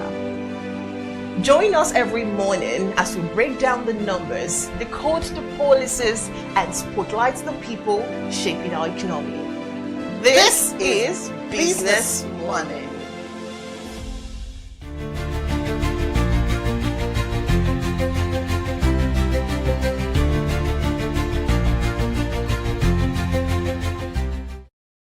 Welcome back. This is still The Big Story, and we still have Adeola at the other end of the line. Before we went on that break, she was trying to explain to us why many businesses actually operate on low capacity despite having strong creativity and talent. Adeola, please take it away. All right. I was basically saying that businesses are not short on talent, and what they lack is structure, and it's because they don't have clear processes or predictable systems or even the right tools. And people are actually working hard, people are doing good work.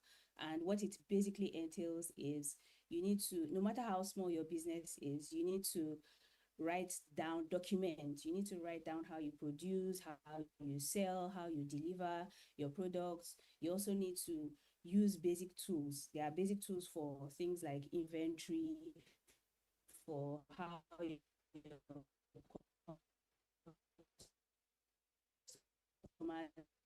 interact with you. You need those basic tools, just you, or you are just two on your team. Once people know that this is how you do things, or this is what you do, and this is how you do it, your capacity would rise immediately. Talk about the market access problem. What does that actually mean for the everyday entrepreneurs trying to grow their business? Okay, so for me, the market access simply means I have a good product, but not enough people can find it, or not enough people can trust the product. The people that found it, not enough people trust the product, or not enough people are buying it easily. So market access is basically visibility, a visibility issue, a distribution issue, or even a trust issue, and sometimes an affordability issue, all combined together. But before all of this, I would always say that you need to have a good product, because there are also some people that seem to, or some businesses that seem to have like the market visibility, but then they don't have a good product. And as time goes on, their market visibility majorly becomes an issue for them, because they have a lot of issues that they can't handle. So the first things first is to make sure you have a good product. It's called a minimum viable product. It should, if you promise ABC, make sure your product is giving us ABC, not that your product is giving us B and they're not giving us C. And then you need to also make sure that you get on marketplaces. You can get market visibility by getting on marketplaces where your customers already shop. So it means you need to do your research. You need to find out, where do my customers shop? What are the kind of products, or what are the kind of solutions that my customers or my clients need? Then you can also partner with probably other businesses that help fulfill the service or product that you are rendering. So if you need to partner with a delivery company, partner with riders. It also helps in attaining market visibility. Then you also need to build trust with your consistency. You need to have consistent packaging. Your customer experience should be consistent. You need to build trust with being consistent. That's also another way to gain market visibility. And visibility is basically showing up consistently. You can also use social media for that. And it's not just for selling, but for storytelling. Tell us how you produced whatever you're selling, or how your day goes, and all of that. Visibility and trust, it increases access. And before you know it, with consistency, your business is out there and everybody knows about it. All right.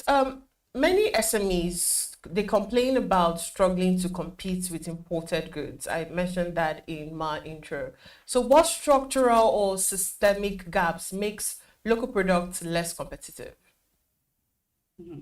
Okay, so imported goods often win, and this is because they come from countries where there's cheaper energy. They have better infrastructure, they have better government policies, they have a smoother supply chain, they have access to raw materials and all that. And in this part of the world, in Nigeria, local businesses, face high production costs. Like, that is one of the things that, kills businesses. And then you have things like inconsistent power, you have logistics stress, and so many other things, right? And I would say the solution to this is to start with local. Fine, these challenges are there, right? And I don't think it's for us to actually compete with imported goods. It's basically for us to make what is ours better. So you can do that as a business by starting with local raw materials, where it is possible to reduce costs, right? Local raw materials does not necessarily mean low quality. It doesn't even mean that at all. It just means that you have access, the raw materials are accessible to you. Then you can also share resources with other SMEs too. I mentioned earlier about collaborating. You collaborate with other SMEs. Collaboration right now is like the way to go. So businesses that maybe are in your supply chain, partner with them, share resources. You can have things like bulk buying, you can, share workspaces, you can share logistics, and so on and so forth. And then you should also invest in equipment. You can also invest in equipment that reduces waste and speeds up your work. And for you to even also know what reduces waste and speeds up your work, you need to first of all document, which is what I mentioned earlier, document. So okay, these are the things that I need to do that can speed up my process and reduce waste. So these small things or these small operational shifts are things that can reduce costs and improve competitiveness, despite the fact that you have imported goods that are so-called better. Yeah.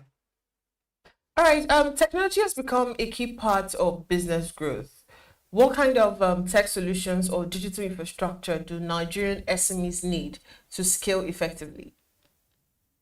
Okay, so for technology, I always say something that technology is fine, technology is the in thing, technology is what's, is obtainable right now. But the truth about technology is only as smart as the prompter or the person that is using the technology. So before you have a technology solution, you need to make sure again, or first of all, that your processes, your systems on the manual level are running optimally, first of all, because it is what you put into the technology that you're going to get is garbage in, garbage out. But as a small business, you don't need complicated technology, really. You just need technology that would basically remove guesswork. So things like maybe a simple inventory and accounting tool. But before you get a simple inventory and accounting tool, you must have separated your business accounts from your personal account. So that's why I'm still reiterating that despite the fact that you need technology, you need to first of all build the foundation for what you are going to instill or put into the technology. So things like simple inventory and accounting tools, a reliable payment system, because it's all about money. Like we're all receiving payments, as a business. Then your workflows, your basic workflow automation, like your basic processes, this and this and this are the things that are the steps that are taken for something to be done. Then things like your customer relationship tools, they are also very, very important because it helps you to track how maybe a customer feels about you, the experience they had with you, if they have complaints and all of that. And then other data tracking systems. So I would say that you should pick one tool that addresses maybe a particular, I don't want to call it problem. Pick a tool or pick a problem, actually. Pick a problem and then find tools that can address those problems. Also, there's a problem in picking a tool, because as time goes on, you find out that you have so many multiple tools at the end of the day. So I would also say that you need to itemize all the problems that you have and then find out the tools that maybe one tool that can solve these multiple problems. So one tool that can solve like maybe a basic workflow automation problem or data tracking problem or a customer relationship problem all in one. Those are some of the things that are needed, and that is one of the strategies or part of the strategies that you can use to have these tools onboarded, basically. Aside from the technology part, so let's now talk economics in simple terms. What really happens when Nigerians choose imported goods instead of buying locally made products?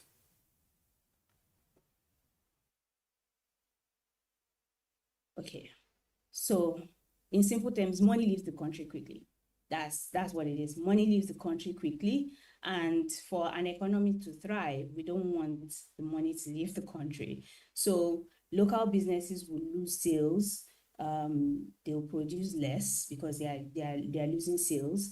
They'll hire less people, and then they'll also contribute less.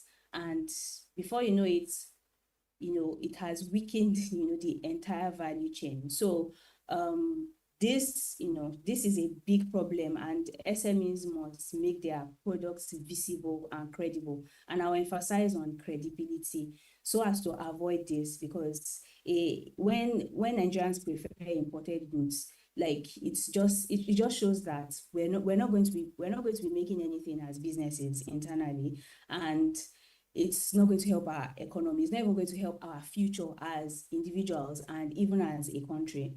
So we should make sure that as businesses, our products are visible, our products are credible, there's consistency. Improve your packaging. If you have to improve your packaging, maintain standards. In fact, create standards, maintain standards, create standards that can stand with international standards, right? And then offer guarantees or returns. You are a human being too. You are also a client or a customer of another business too. So put yourself in the customer's shoes or in your client's shoes and offer, returns, have policies that are humane, basically. Fine, you are also going to make money, but just make sure that you do these things to ensure that money does not leave the country quickly. When local quality is visible, customers feel safe choosing it.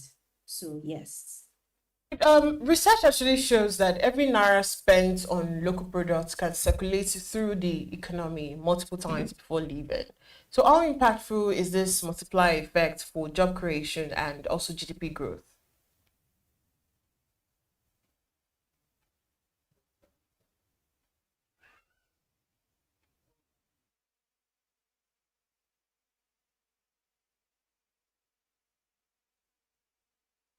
Do we have you, Adiola?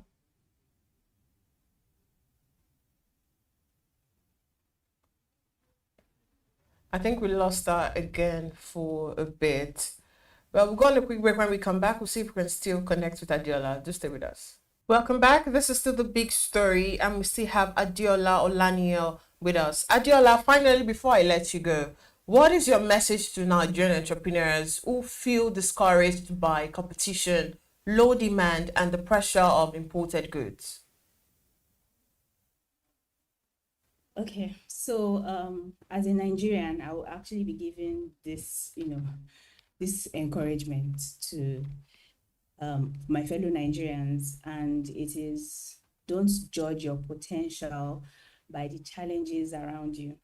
And the market is tough. We know the market is tough, but so are you. I believe that you have been given you have the capacity, right? That is why you are facing the challenges that you have. So all you need to do is to focus on what you can control. Focus on your systems, focus on your customer experience, focus on your quality, focus on being consistent. There is space for you, especially when you build with structure and consistency. There's space for you. Take one small step every day, fix one process, improve one product, follow up on one customer, and before you know it, your small systems will compound into big breakthroughs. So that is my message. All right, thank you so much, Adiola Olaniyan. She's the founder and business system architect at adeolaniyan.co. It was very good to have you on The Big Story. Thank you so much for having me.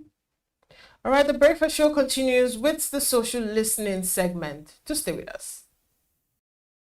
From clean power to digital innovation, Schneider has continued to power the growth of Nigeria's electricity and energy sector with some of the best and forward-thinking solutions across the continent. And today, Schneider is celebrating 25 years of impact here in Nigeria. And today, it's all about innovation, it's all about automation, and it's all about sustainability. Join me as I walk you through the conversations we'll be having right here today. My name is Elizabeth Musa, and this is where innovation happens. I just heard here that we are deploying 100 megawatts solar across different states. And I think that conversation should be had basically with the discourse if we are going to make such investments viable. So I think that brings before the fact that more needs to be done in terms of collaboration. At the heart of this year's event is a powerful theme: competitive advantage through automation and sustainability. For Schneider Electric, it's not just a slogan, it's a reflection of how the company has evolved over 25 years in Nigeria, helping industries improve efficiency and build smarter, more resilient systems. In terms of automation and sustainability, these are probably two of the most important topics for businesses, not just in Nigeria, not just across Africa, but globally, right? We had seen the increased use of automation right from what we call Industry 3.0, and they started happening around the 80s with a lot more automation. And the idea behind the use of automation is, first of all, to drive efficiency, drive reliability and accuracy in business operations, and ultimately to produce for people to produce more, and to also do that at a lower cost. So automation was meant to drive efficiency, increase production, and also lower costs. But the second topic, which is sustainability, is something that has now become very important, maybe in the last 20, 30 years, particularly. Right, organizations and industries are now very, very conscious of how their activities impact the environment. Right, so a lot of the global organizations have committed to net zero, net zero goals, and we are talking to them and helping them achieve these goals. Some of the sectors that we cover, and most of the sectors actually have some kind of environmental impact. And what we are then doing and working with this sector is to ensure that we're supplying products that are environmentally friendly, products that are not contributing any parts, that do not have any negative impact to the environment, even in the process of production, right? And when you look at Schneider Electric, we've been named the most sustainable company in the whole world for the past 2 years by Time Magazine. So it's not something that we preach, it is something that we practice. And that is why our customers, our partners trust us. And that's why they continue to rely on us for sustainable solutions. So for us, automation and sustainability are key topics that are pertinent to our customers today, that are important to industries today, and will continue to remain relevant. From manufacturing to energy, experts here agree that digital transformation is no longer a distant dream, it's a daily necessity. And as industries automate, the conversation around sustainability is taking center stage. What stands out most for us is our ability to create an ecosystem of partners in the region, in Nigeria, to drive access to energy, to drive electrification, and to drive technology into homes, buildings, data centers, infrastructure, and industries. The biggest ambition of bringing access to energy to everyone, the innovation landscape in Nigeria, the vibrant community, and the strive towards technology, innovation, and electrification has kept us in a solid development mode. The level of partnership we have created in the country and the growth that we have seen in the country have been exceptional. We've heard about the new act, you've heard about the mini good regulation. There are a number of regulations that support private sector investment and participation in the decentralized renewable energy space or interconnected mini grid space. Furthermore, with projects like the Nigeria Electrification Program and the DARES program funded by the World Bank and the African Development Bank, this is not free money. These are loan facilities provided by the World Bank and the African Development Bank, which we will have to pay back. That is, a significant step in the right direction in terms of understanding the need to provide incentives or grants to support private sector companies in coming in and deploying these solutions that are required to bridge the energy access gap. I think for me, it shows success and it shows that things can actually get done in Nigeria. For a business, a global international business, to be in Nigeria for that long, that shows that something is going right in our country. A lot of companies struggle with making that investment decision as to whether to invest in Nigeria or not. But if a company like Schneider Electric can do business in this country with all of the challenges that it faces and still be successful, I think that speaks a lot to the type of market and economy that we have in our country. The event also highlights the growing role of public-private partnerships in driving innovation, ensuring that policy aligns with technology and investment to deliver tangible results. What we reward is what we get. I think there needs to be a lot of more focus on our universities such that we're able to support research and development, such that these technologies are built in country. That's one way we can reduce our exposure to the necessity, you understand, of external financing, because we have the market, we have the intellect, we have the resources, and I think we can make it happen. You see, that's part of what I mentioned during the panel session, that one of the things we are missing out is the partnership between industry and our academia. I think we need to do a lot more in promoting real research that results in innovative products that can be taken to the market. So you need the enabling environment, but you need industry to work with academia, because every technology that is used probably starts from the academia and then it gets industrialized in terms of its utilization. So I think that's a bit where I think more can be done, such that we can have homegrown technology in the country. Yeah. The policies government put in place to unlock gas is very good.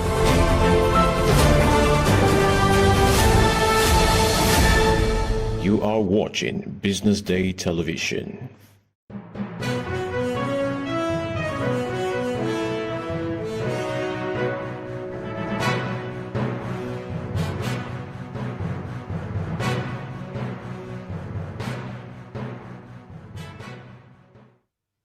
Good afternoon and welcome to the Business Day Television News at noon. I am Amanda Imosikwe. It's a pleasure to have you join us this afternoon. Now, the headlines. Christian genocide, federal government delegation meets Riley Moore in US. ASU to commence indefinite strike on Friday. Government eyes 1.49 trillion naira electricity export revenue. Insecurity, ECOWAS decries mass killings in West Africa. Nigeria climbs to 38th in the new FIFA rankings. Let's begin the news in Nigeria, where the United States Congressman Riley M. Moore on Wednesday held what he described as a frank, honest and productive meeting with a high-level Nigerian government delegation in Washington, D.C., with discussions focused on the persistent killings of Christians and the escalating terrorist threats across Nigeria. The Nigerian delegation, led by the National Security Advisor Nuhu Ribadu, included the Minister of State for Foreign Affairs, Bianca Ojukwu, Inspector General of Police Kayode Egbetokun, Attorney General of the Federation and Minister of Justice Lateef Fagbemi, Chief of Defense Staff General Olufemi Oluyede, among others. The delegation briefed more on the government's challenges in counter-terrorism operations, security assistance needs and efforts to protect vulnerable communities amid widespread violence involving Boko Haram, ISWAP, armed militia and other groups across the country. Moore, however, restated the United States' expectations for tangible progress, warning that continued violence against Christians would not be tolerated under President Donald Trump's administration. He said the U.S. was prepared to expand cooperation with Nigeria, but stressed that Trump's warning on religious persecution were not idle threats. According to him, the United States must see tangible steps to ensure Christians are not subjected to violence, persecution, displacement, and death simply for believing in our Lord and Savior Jesus Christ. Moving on, the Academic Staff Union of Universities has threatened to begin an indefinite strike on Friday, November 21st, accusing the federal government of failing to honor previously agreed terms. This is coming after ASU's one-month window given to resolve long-standing demands expired amid rising tensions. The unions plan to shut down all public universities across Nigeria indefinitely from Friday was made in a brief statement posted on the ASU's official X account on Tuesday. ASU warned that the closure will be enforced unless the government addresses key issues, including fair remuneration and improved working conditions for lecturers, aimed at halting the ongoing exodus of academic talent from Nigerian universities. According to reports, the union also rejected the federal government's 35% salary increase proposal, describing it as insufficient. Still on, the federal government is projecting nearly $1 billion in annual revenue from electricity exports to 15 West African countries under the Economic Community of West African States sub-region from June 2026.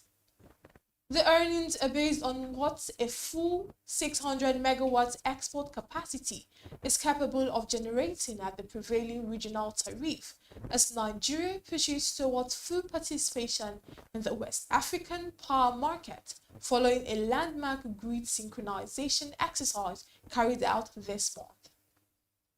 The Minister of Power, Adebayo Adelabu, hinted the new revenue stream at a press conference on Wednesday in Abuja, where he announced that Nigeria successfully conducted a grid synchronization test with 15 West African countries for 4 hours on November 8, 2025. Adelabu revealed that the development positions Nigeria to fully exploit its strategic role as the regional power hub under the West African power pool, especially as generation companies ramp up compliance with free governor control and operational discipline crucial to regional grid stability. Also, the federal government, states and local governments shared a total of 2.094 trillion naira as October 2025 revenue, slightly lower than the 2.103 trillion naira distributed for September. The latest figure shows a marginal shortfall of 9 billion naira, representing a 0.4% decline month on month. The allocation figures were released after the Federation Account Allocation Committee in Abuja on Wednesday. A statement signed by the Director of Press and Public Relations at the Office of the Accountant General of the Federation, Bawa Mokwa, detailed the breakdown of the funds shared across all tiers of government. According to the communique, the 2.094 trillion naira distributed comprised 1.376 trillion naira statutory revenue, 670.303 billion naira from value-added tax, 47.87 billion naira from electronic money transfer levy. The report showed that total gross revenue for October stood at 2.934 trillion naira, from which 115.278 billion naira was deducted for the cost of collection, while 724.603 billion naira went to transfers, intervention, refunds, and savings. To end the local news, a group of 44 federal lawmakers from the House of Representatives has written to President Bola Tinubu, urging him to exercise his constitutional powers to secure the release of Nnamdi Kanu from custody and convene a broad political dialogue to address grievances in the southeast. Kanu, leader of the proscribed indigenous people of Biafra, is expected to learn his fate today as the court delivers judgment in his long-running trial on terrorism-related charges. The IPOB leader has been in custody for several years, with the case drawing significant domestic and international attention. The lawmakers, under the banner of Concerned Federal Lawmakers, called on the President to instruct the Attorney General of the Federation to discontinue Kanu's prosecution and initiate a political process aimed at durable settlement. In a two-page letter signed by lawmakers including Ikenga Imo Ugochinyere, Obi Agwocha, Murphy Osaro, Peter Akpanke, Mushiru Lukman, and Paul Namechi, The group stressed the need for national reconciliation and political stability. They cited ongoing negotiations between the federal government and other agitating groups, the escalation of insecurity in the southeast since 2015, and a series of domestic and international legal rulings viewed as favorable to Kano. We're going on a quick break now, and we'll bring you the foreign news in detail.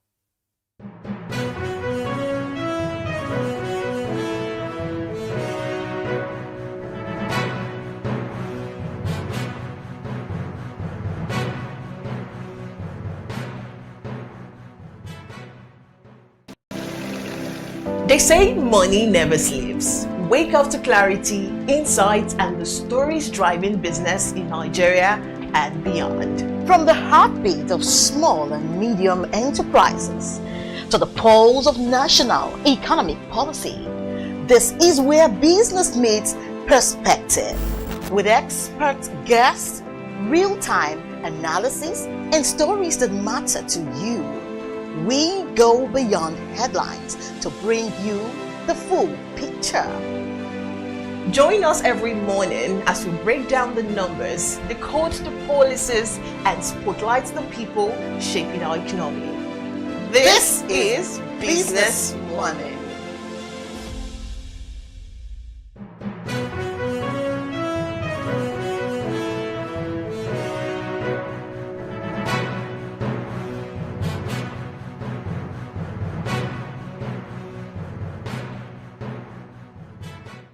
Welcome back to the foreign scene. The Economic Community of West African States has decried the expansion of terrorism across the region, revealing that extremist violence is no longer confined to the Sahel and Lake Chad basin, but now threatens entire West Africa.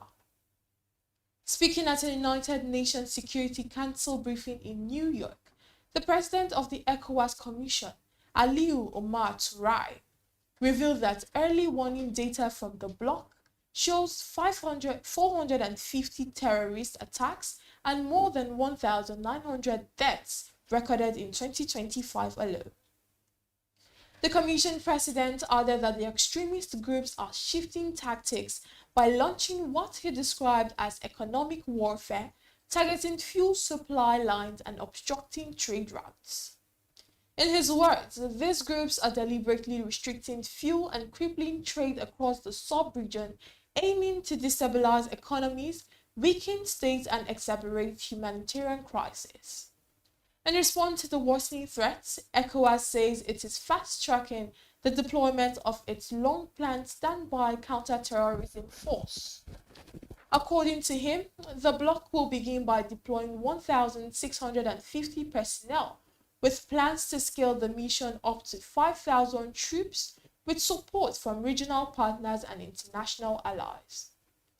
Touray, however, cautioned that internal divisions within West Africa, caused by political tensions, coup, and eroding trust among governments, are undermining collective actions against extremist networks.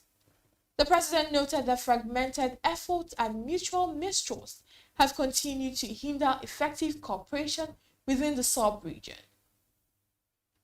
Also, Africa is accelerating a sweeping shift toward domestic health financing as donor support for the continent's health system collapses, with official development assistance plunging 70% since 2021.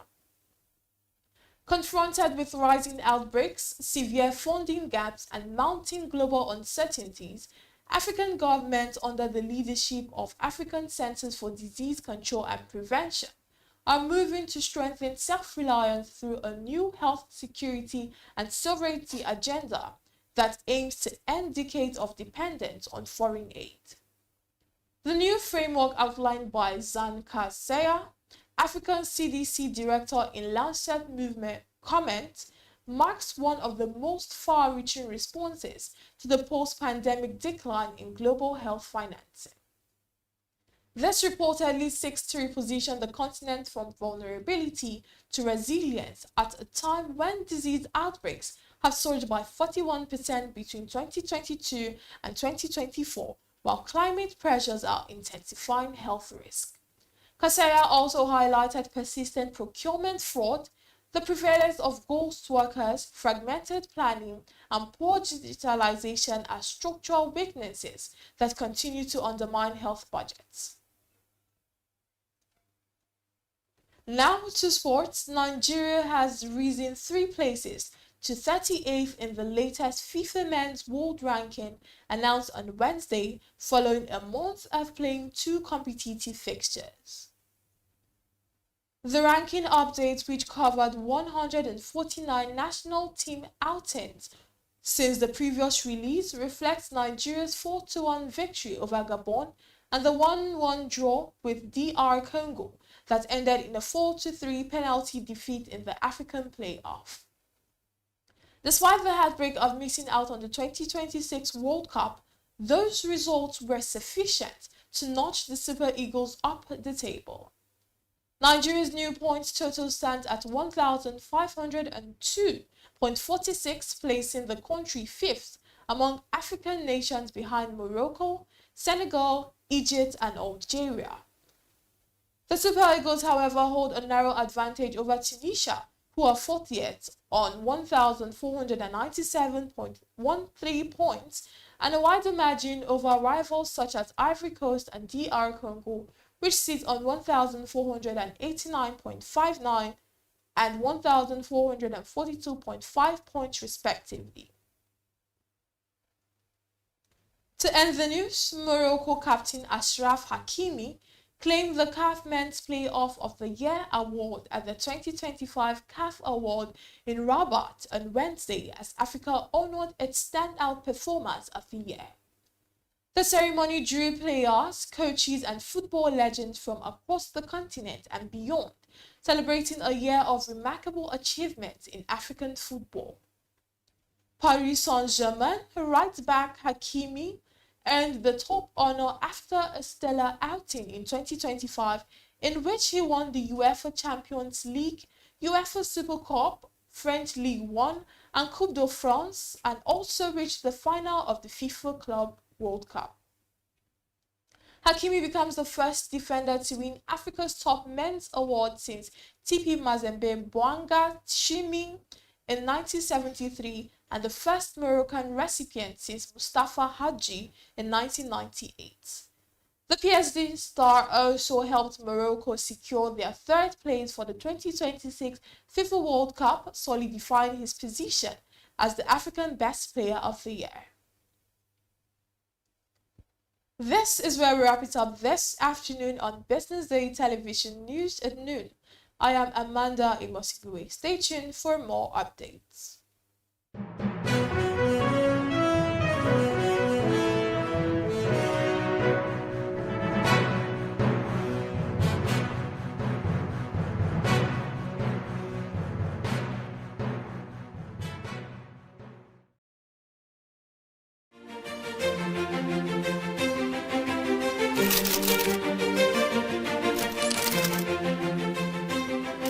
I am, of course, a great admirer of the impeccable credibility, professionalism, and business savviness of BusinessDay.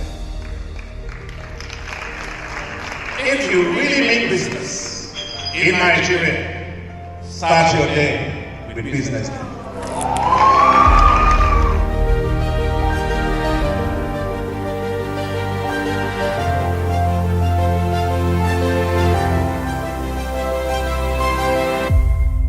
BusinessDay is West Africa's leading provider of business intelligence and information, delivering premium content across diversified media platforms, including online, mobile, and print.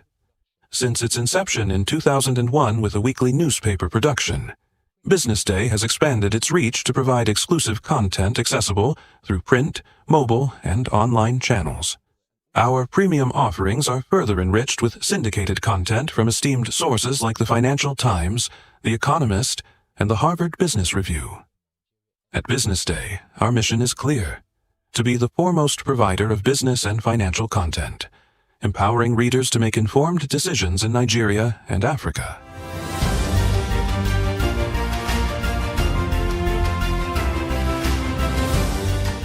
Since our establishment, we have been committed to delivering insightful, relevant, and accurate information about Nigeria's business and finance environment, while contextualizing the impact of global events. We monitor the stock market, analyze the companies driving it, and report on government policies and their economic implications.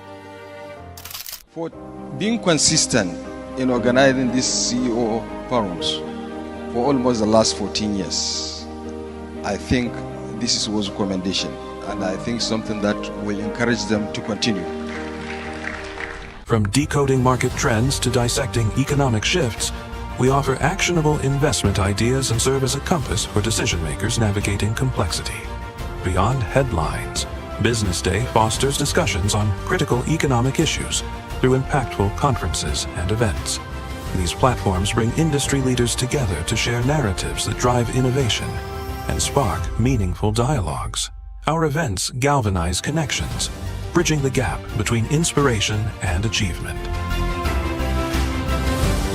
For businesses seeking visibility, our strong digital presence offers unparalleled opportunities, with millions of followers across social media and a dynamic website attracting visitors from within and outside Nigeria. Business Day is the ideal platform to boost visibility for your products and services.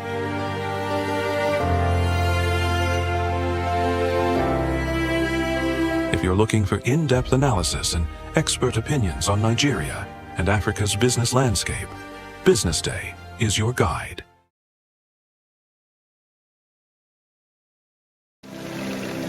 They say money never sleeps. Wake up to clarity, insights, and the stories driving business in Nigeria and beyond. From the heartbeat of small and medium enterprises to the pulse of national economic policy, this is where business meets perspective.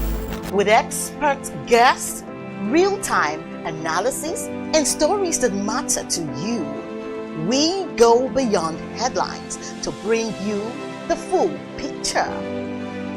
Join us every morning as we break down the numbers, decode the policies, and spotlight the people shaping our economy. This is Business Money.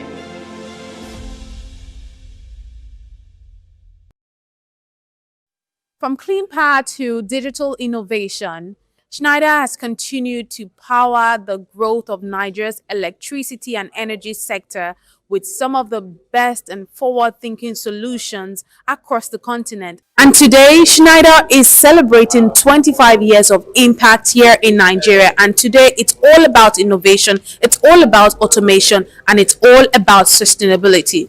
Join me as I walk you through the conversations we'll be having right here today. My name is Elizabeth Musa, and this is where innovation happens. I just heard here that we are deploying 100 megawatts solar across different states.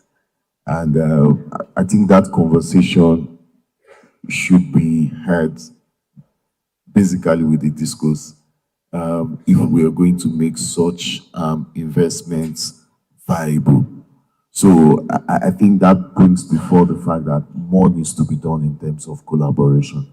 At the heart of this year's event is a powerful theme: competitive advantage through automation and sustainability. For Schneider Electric, it's not just a slogan, it's a reflection of how the company has evolved over 25 years in Nigeria, helping industries improve efficiency and build smarter, more resilient systems. In terms of automation and sustainability, these are probably two of the most important topics for businesses, not just in Nigeria, not just across Africa, but globally, right? We had seen the increased use of automation right from what we call Industry 3.0, and they started happening around the 80s with a lot more automation.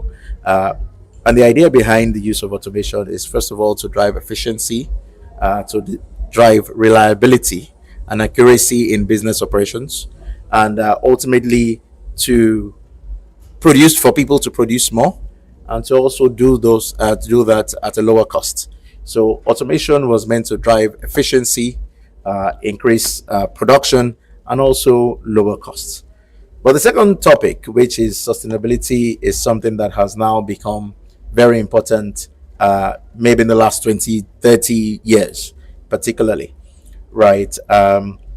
organizations and industries are now very, very conscious of how their activities impact the environment, right? So a lot of the global organizations have committed to net zero, net zero goals, and we are talking to them and helping them achieve these goals. Some of the sectors that we cover, and most of the sectors actually have some kind of environmental impact. And what we are then doing and working with this sector is to ensure that we're supplying products that are environmentally friendly, products that are not contributing any parts, that do not have any negative impact to the environment, even in the process of production, right? And when you look at Schneider Electric, we've been named the most sustainable company in the whole world for the past 2 years by Time Magazine. So it's not something that we preach, it is something that we practice. And that is why our customers, our partners trust us.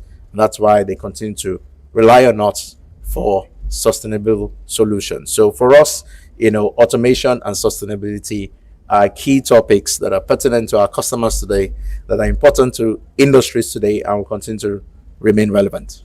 From manufacturing to energy, experts here agree that digital transformation is no longer a distant dream, it's a daily necessity.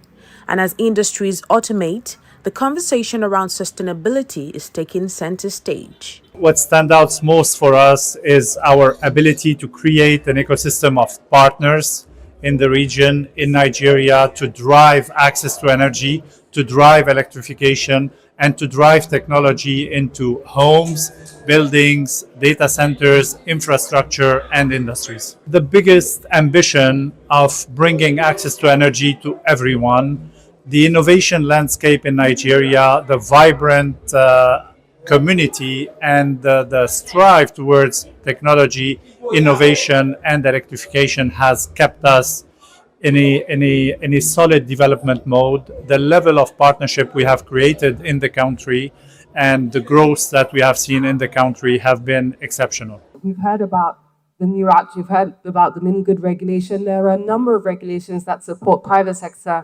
investment and participation in the decentralized renewable energy space or interconnected mini grid space.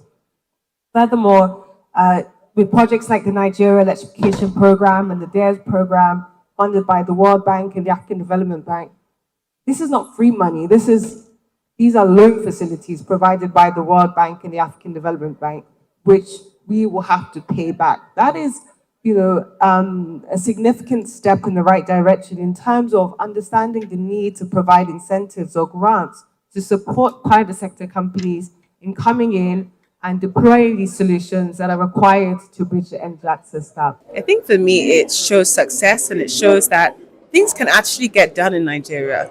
For a business, a global international business, to be in Nigeria for that long, that shows that something is going right in our country.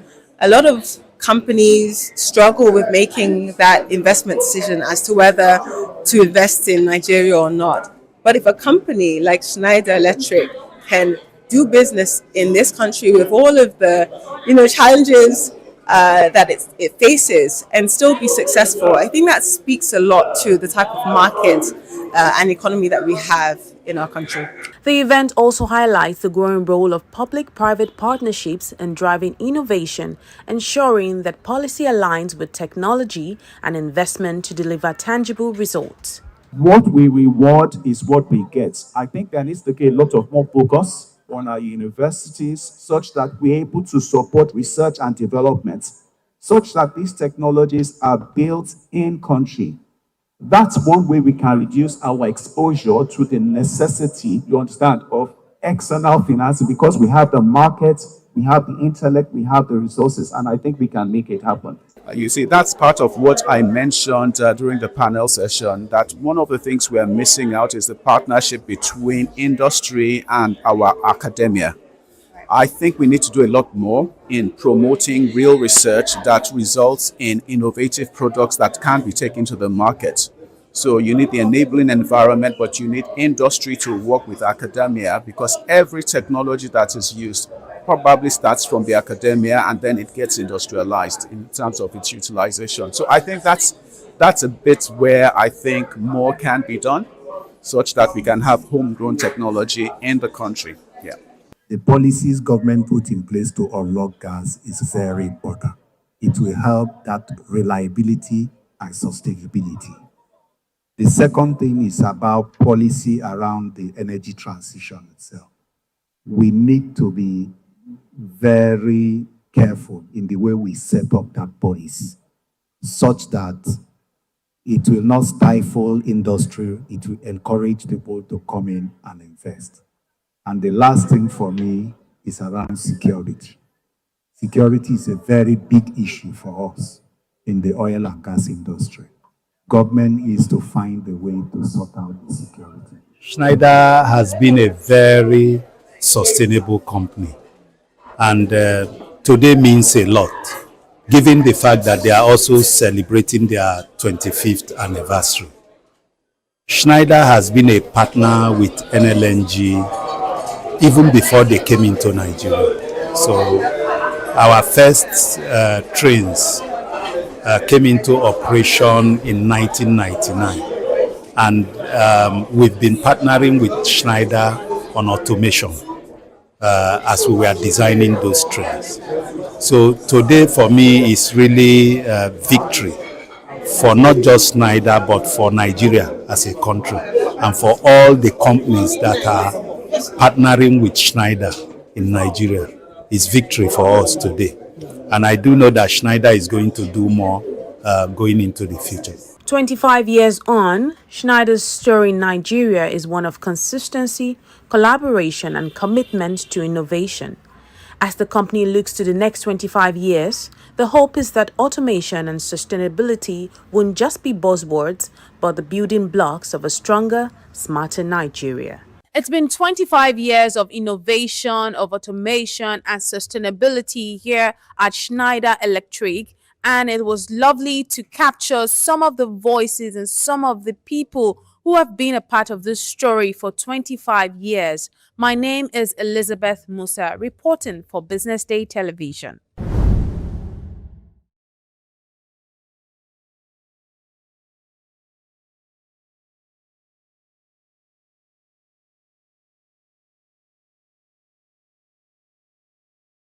Meet Monica, your all-in-one financial solution. Convert crypto to Naira at juicy rates anytime, anywhere. Enjoy fast withdrawals straight to your bank. Buy airtime, data, and pay bills in seconds. No stress, no delays, just seamless transactions. Monica, the smarter way to move your money. Download now. Okay now, dependable insurance. After God, you are the next insurer. See as the boys the Allah, all the ladies the Allah. Insure your car protection from accidents. Unforeseen loss, you can see them. Mistakes are meant to happen. If you don't jam the car, they'll jam yours. Will you beat them? Yes, you will get them arrested. Your plans for that day is affected. You waste your money, you waste energy. With AXA, you can be protected. Get the protection that pays today. Call 0700 AXA Mansa to get a motor insurance that pays. At Stanbic IBTC, we are here to help you grow with financing that helps you expand expert knowledge across 20 African markets, trade solutions that open doors to 195 countries globally, and an online banking platform that works hard, because with us, there's possible, then there's more. Visit www.stanbicibtcbank.com/business for more. Stanbic IBTC. True strength. What defines it? The brilliance of a player? Or when a team comes together to win? A solo beat? Or the rhythm of many? The flair of one dancer? Or the art of a troupe? One distinct voice, or the beauty of the symphony. At FCMB Group, we build ecosystems, empower communities, and create the future. because we believe it's not just one, but the power of the group that delivers the future we all desire. FCMB, the power of the group.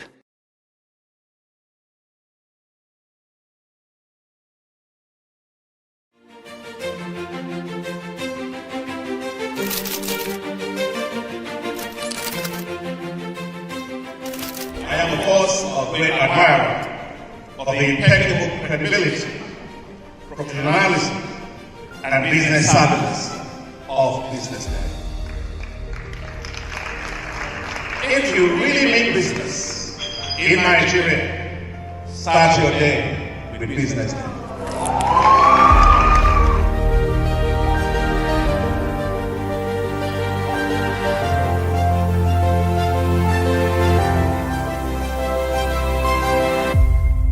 BusinessDay is West Africa's leading provider of business intelligence and information, delivering premium content across diversified media platforms, including online, mobile, and print.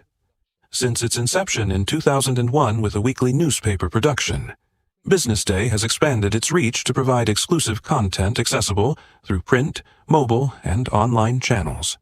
Our premium offerings are further enriched with syndicated content from esteemed sources like the Financial Times, The Economist, and the Harvard Business Review. At BusinessDay, our mission is clear: to be the foremost provider of business and financial content, empowering readers to make informed decisions in Nigeria and Africa.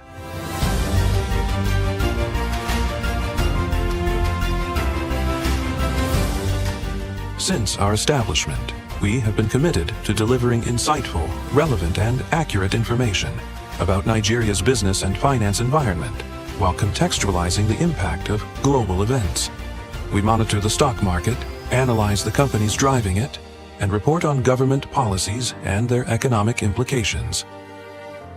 For being consistent in organizing these CEO forums for almost the last 14 years, I think this is a recommendation, and I think something that will encourage them to continue. From decoding market trends to dissecting economic shifts, we offer actionable investment ideas and serve as a compass for decision makers navigating complexity.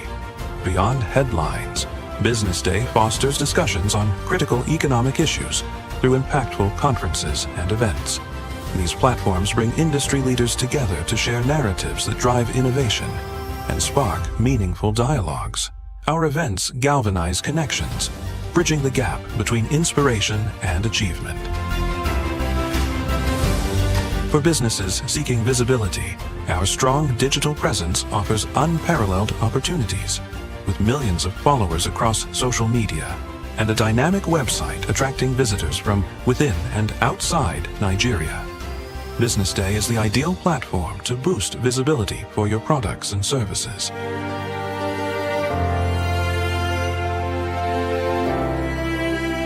If you're looking for in-depth analysis and expert opinions on Nigeria and Africa's business landscape, BusinessDay is your guide.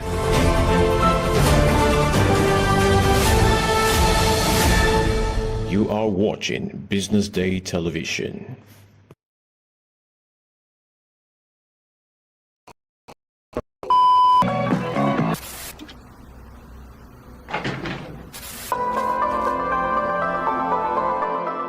This is the BusinessDay Television broadcast.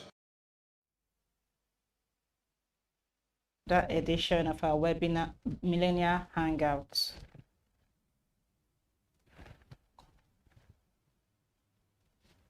Hey,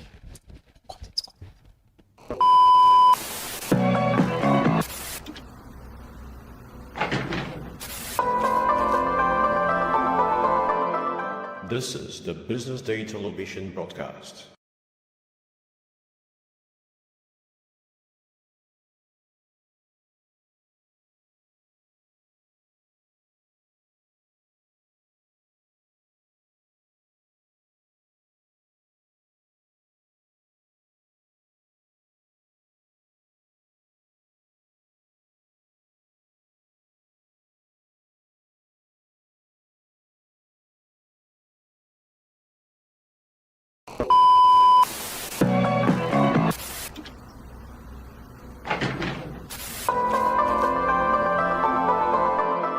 This is the Business Day television.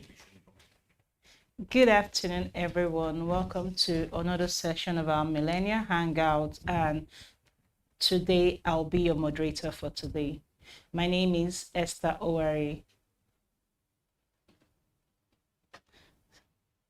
Okay.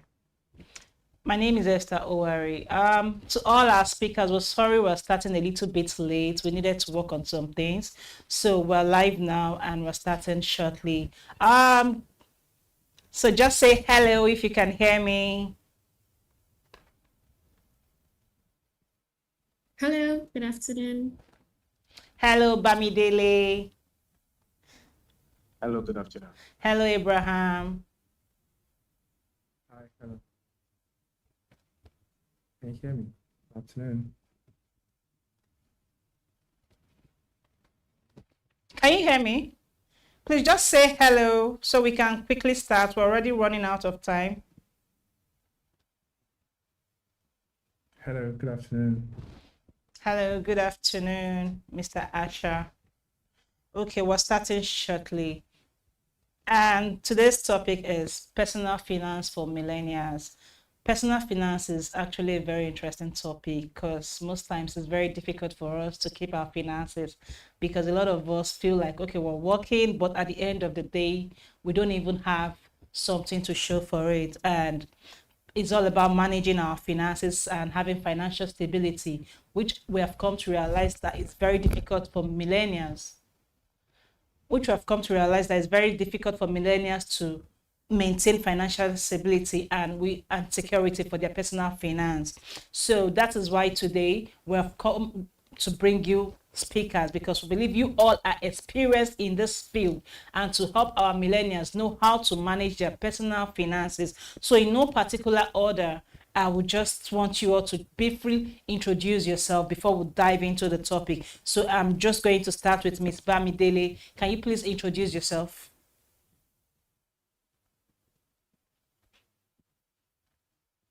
Hello, Ms. Bamidele, can you hear us? Yes, I can hear you. How are you? My name is Bandile Faitolua Esther, and I'm a regional manager for, and I work with Momo PSB.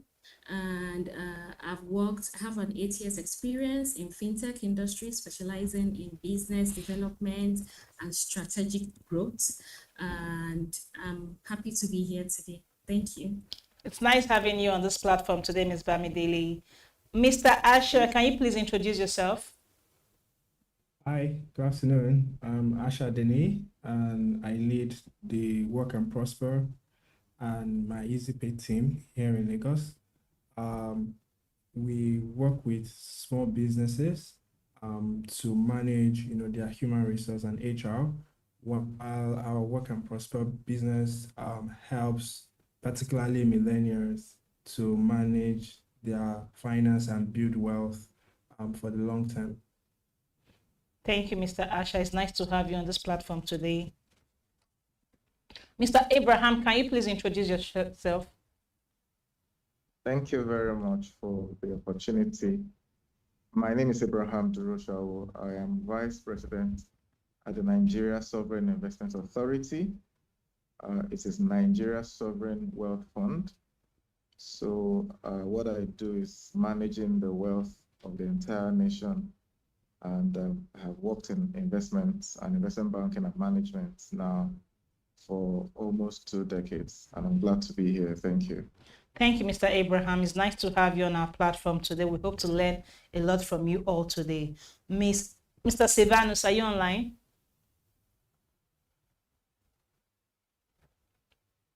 Hello, Mr. Silvanus, are you online?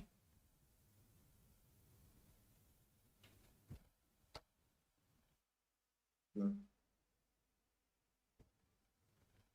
Okay, I think they would join us. So, because we've already wasted much time, so let's just dive into the topic because I know our millennials that itching to hear what personal finance is all about and how they can keep their personal finances. Thank you so much. So I'll be calling on Mr. Abraham to tell us what you have for us. The floor is yours for 10 minutes. Okay, thank you very much for the opportunity once again to Business Day. I'm also a millennial, so I can relate with everyone joining this afternoon. So I would just like to put things as simple as possible and just establish certain foundations. Firstly, I'll talk about your earnings before you start to talk about investments. Every investment consideration starts from where there is resource on ground. And I believe a lot of us as millennials, ideally, we've went through school, we've been working for many years, depending on how long, but averagely, if I look at millennials, it will be somewhere within the 10-year circumference and above. And I also believe that there are also younger people who are joining this morning. So it is important to establish how your investment future is going to be funded. And ideally, it's either you find people in jobs or two, you find them in entrepreneurship. So I'm going to speak to that first. Can you please increase your volume a little bit because we can barely hear you? Okay, can you hear me now? Yes, loud and clear. Excellent. So just to recap what I've said, I am focusing firstly on how to generate income so that you're able to invest, because without income, you will not be able to invest. And I believe that if we classify the two main sources of people's sources of revenue or income, I mean, it's either they're in jobs or they run businesses. So I will just take a step back to speak about that. I think the number one principle I would like to share first is to find what you love. Whether you find that in a job or you find that in business, what that translates to is that you are then able to add the most value, because the foundation of income is value add, right? So the question you should ask yourself, if you're currently in a job or you currently run a business, is what value are you adding and what value are you creating?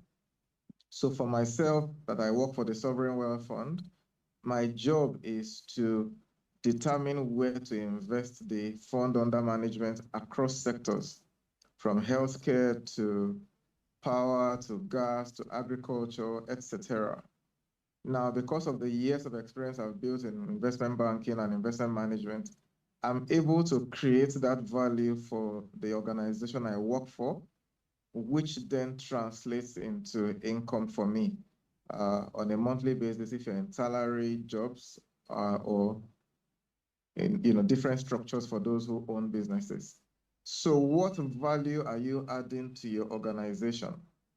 What value are you adding to your customers? So I think that is the first foundation. And I even want you to do an exercise today. The fact that you've been adding a certain degree of value doesn't mean you cannot upscale the degree of value you can add, because that then translates into more money for you. All right. And talking about personal finance, I always use the analogy of a table. Ideally, a table should have 4 legs, and I think I learned that from reading from several billionaires from around the world who try to use us as a principle. For you to have a successful financial life, relating this to personal finance, think about a table that is supported by 4 legs. Ideally, you should target at having, as you move into the future, average of 4 sources of income. One could be from your salary, one could be from passive investments. Maybe you own shares or you buy financial instruments like bonds or treasury bills that give you a return for putting your money in those investments. 3 could be 3 or 4 could be different businesses. Or let me say 4 could be in you monetizing what you have in you. So for example, you might want to write a book if you are very good in some specific areas and you want to share. So you can monetize your intellectual property.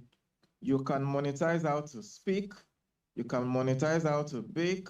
You can monetize how to, teach people different things, So if you think about personal finance, always bear in mind the idea of a table that is supported by 4 legs. One could be your salary. The other could be a business you are invested in. The third could be financial instruments. The fourth could be many other things, including monetizing things you can do. And then in terms of intellectual property, right?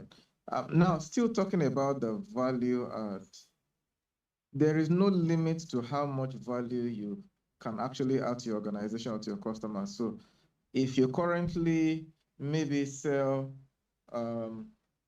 digital services, maybe banking services, you take an example like a Stanbic now. They also provide insurance services. They provide pension management. They provide asset management. So you see many services for the same customers, and they're able to make difference, generate different revenue from all those services. So the question I want to ask you today is, how much more value can you create in your organization? How much more value can you create with your business that will translate into more income for you? So, and the reason why that is important is because the foundation of investment, like I said earlier, starts from the income you make for yourselves. So if you're in a job, how much do you currently earn? And in the next 1 year, as we begin to end the year, by 2026, how much value do you want to be creating by then, so that that translates into how much more income you can generate by adding incremental value? So I think it's important to establish that the origin of wealth is value creation, and you can create that value in many ways. I want to challenge everybody on this call today. Think of writing a book in the next 1 year. Most of the things you do, you might take for granted, because you know how to do it. But imagine putting it in a form where you can share it with 6 billion people all over the world because of the advantage of digital. That might be a source of income for you in the next 12 months, and I would like to drop that challenge. Now, in terms of personal finance from an investment point of view, I will just things from the finance point of view. There are 2 ways you can invest. It's either you invest debt in a company, or you invest equity in terms of financial instruments. And largely people do debt, and let me just speak to that. You can invest in treasury bills. They will give you back your money in less than 1 year with return. I think right now it's around 16% based on the ones in the market. Or you can invest in bonds. Bonds are longer term instruments, 2, 3, 4, 5 years, 10 years. Lagos State has just issued a 10-year bond. I think it's about 16%. What that means is that every year they'll pay you 16% return, and at the end, they'll give you back your money in year 10 with 16% return. So if you invest 1 million, it means every year they will give you 160,000 naira. Okay, so go online, Google about treasury bills, Google about commercial papers, Google about bonds, and start from there. Those are very minimal risk investments that you can start with, and over time, you can consider many, many other options. And lastly, just to wrap up what I'm saying, seek good financial advice. A lot of us don't have financial background. I believe maybe somebody on this call might have invested in things that maybe you lost your money. Before you invest in any opportunity, make sure you do your research, seek professional counsel. Some of you might think that is expensive. If you check your list of contacts, you have a lot of friends who work in finance and investment houses. Seek for their advice, read online about different opportunities so that you make informed decisions when you're investing. To summarize all I have said, the foundation of wealth is value add. What value are you adding in your job? And two, what value are you adding with your business? Because people only pay for value. Then two, you can increase the amount of value you create so that you can earn more. Because without earnings, you cannot invest. Then number three, I talked about the analogy of a table. Aspire to have at least 4 sources of income. One might be from your job, two can be from investing in different opportunities like treasury bills, three can be a side business, and four can be monetizing what you know how to do. So that, why is that important? If any of the legs gets taken away, you lose your job, your financial life does not come crashing down. And then fourth, I talked about investment opportunity like treasury bills, which has minimal risk, and government bonds, which right now is returning 16%. So consider that if you're looking at investing. And lastly, I did mention seek professional counsel when you are looking to invest your money so that you do not lose it. My last word is what I learned from Warren Buffett, the 3 rules of investing. Number 1, never lose money. Number 2, never lose money. And then number 3, never forget the number 1 and number 1 rule, being do not lose money. Thank you for listening. So much, Mr. Abraham. We've learned a lot from you. I personally have learned a lot from you. You said that we should add more value and we should earn more so that we can be able to invest. Thank you for that word. I also like the fact that you talked about people losing money. I could remember in January, I lost over 7 million trying to invest. And that was my first time to trying to invest. And I lost a lot. I was like, oh, I'm never investing again. But that's why this topic is actually created, so that we millennials, a lot of us that has lost, can actually learn on what to invest, treasury bills, and the other. Thank you so much. I have a lot of questions for you, but I'll come back to you. So Ms. Bamidele, you're next in line. Please, 10 minutes, the floor is yours. Just tell us about the topic, what you have for us today. Thank you. I would love to share my screen, even though Mr. Abraham has said a lot, So please just let me know if you can see my screen. Share your screen.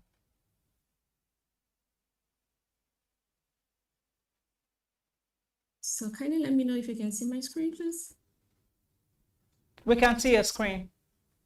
All right, thank you so much. So today, Mr. Abraham, just like I said a whole lot about personal finances for millennia. And I will be speaking more on the essential tips and strategy for managing money wisely. And this is coming from my own fintech background. Well, as we all know, millennials in Nigeria, born between 1981 to 1996, face a lot of financial realities shaped by high inflation, currency volatility, rise in unemployment, and rapid technological adoption. And these are what has forced Nigerian millennials to adapt, to also be resilient and also be strategic in planning. From this, we can go to the angle of the fintech opportunity, which is rapid technological adoption and fintech innovation provided to access to savings and investment platform. Then also building financial resilience. We'll see that a whole lot of Nigerian millennials right now, it's a bit stiff neck for them and to do a lot of financial investments, except they have quite a lot of knowledge about it. The Nigerian economic context, you see that you have high inflation impacting over 20% of the purchasing power, requiring a cost of living adjustment for household. Then also we talk about the currency depreciation. These are things that affect Nigerian millennials and their finances. Naira depreciation against major currency takes foreign investment and dollar assets more attractive. Then also we realize that youth unemployment is also a challenge. Right? You see that high youth are unemployed. It drives the need for multiple income streams and side hustle just like he has earlier said, he mentioned that as a Nigerian, you're supposed to have 4 different incomes, right? You have different means of income that is bringing money for you, either weekly, monthly, or yearly. Then financial growth opportunity, a boom fintech sector empowers Nigeria to save, invest, and manage money wisely digitally with innovative platform. They would want to move to the core pillars of finance, personal finance, which is the budgeting strategy. I have a budgeting rule, which is the 50, 30, and 20% rule. 50% of your income to essentials, 30% to wants, and 20 to savings and debt repayment for balanced budgeting. We all know that as millennials, we have the power of when put right, we have the power of actually actualizing this budgeting rule. Then also the zero-based budgeting. The zero-based budgeting helps manage an irregular income. So for instance, for those that do not have regular income, you have the mama lodgers, the baba lodgers, you have the business entrepreneurs. The zero-based budgeting can help in regulating this and minimize wastage. Then you pay yourself first principle. You automate saving before spending. You have to always save as a millennial. Try as much as possible to save and spending to ensure steady progress towards financial goals despite inflation changes. Then the use of fintech app. Leverage on local Nigerian fintechs app to simplify your budgeting and maintain financial discipline effectively. One of the topics that most millennials really shy away from is debt management. And debt management is something that it's more of a challenge for us because you see millennials borrowing money and not being able to pay the money back, or going for high interest loan challenges. When you hear, oh, we are going to give you this certain percent, and you get money, at the end of the day, the borrower starts coming after them. Then the avalanche repayment method. The avalanche method prioritizes repaying highest interest debt first to minimize total interest paid over time. This is just telling you that if you have a loan that is a lot, if you have multiple loans, the one that is highest, start by paying that one first. Then over time, the small one, you start gaining momentum to also start paying them. Then the slow ball repayment method. This slow ball method focuses on paying off smaller debts first to build momentum and maintain motivation. So whichever one pays you, it's a good one for you to have a debt management challenge. Also, loan negotiation and consolidation. Negotiating terms, you go and meet your loan facilitators and you tell them, you negotiate on terms and consolidation loans through cooperative can reduce, going to the IM, the banks and the likes, but you have the cooperatives that their interest is low and there's also a bit of ease of payment. Then I would also want to say that while building our finances as millennials, we also need to build our credit score. Although in Nigeria, it's a bit, it's not something that we really do here, but it's something that we can actually also adopt, which is the bank account management. You have to have all your bank linked to a BVN, your BVN, the responsible digital lending. You have to be responsible in lending money on different platforms. You see millennials collecting money from here, collecting money from different places, and at the end of the day, it becomes very cumbersome for them to pay back. Then timely bill payments. You pay your utility bills on time. Some fintechs actually track this and they submit it at the Bureau of Credit Bureau to improve credit worthiness. So when you want to go for bigger loans, they know that over time you've actually been doing what is right. Then you have the debt management, avoid loan defaults and maintain low debit levels. This creates credit worthiness in Nigeria. Then also for us as millennials, it would be good for us to also create the habits of having emergency funds. A lot of us do not have this, and this is something that this is a culture we need to imbibe. The purpose, you don't know what's going to happen as you go out, but it's very good to have that separate fund for emergency. Emergency funds provide financial protection against unexpected funding. This is actually very, very important. Then saving targets, you need to save as a millennial at least 3 to 6 months of your salary. You need to have that money as that can be easily accessed in case of emergency. Then we have economic context. You know, our economy is very volatile right now. There's hike in prices of different things. You know, we have to also have that money that in case there's something happens now, I can have this money handy.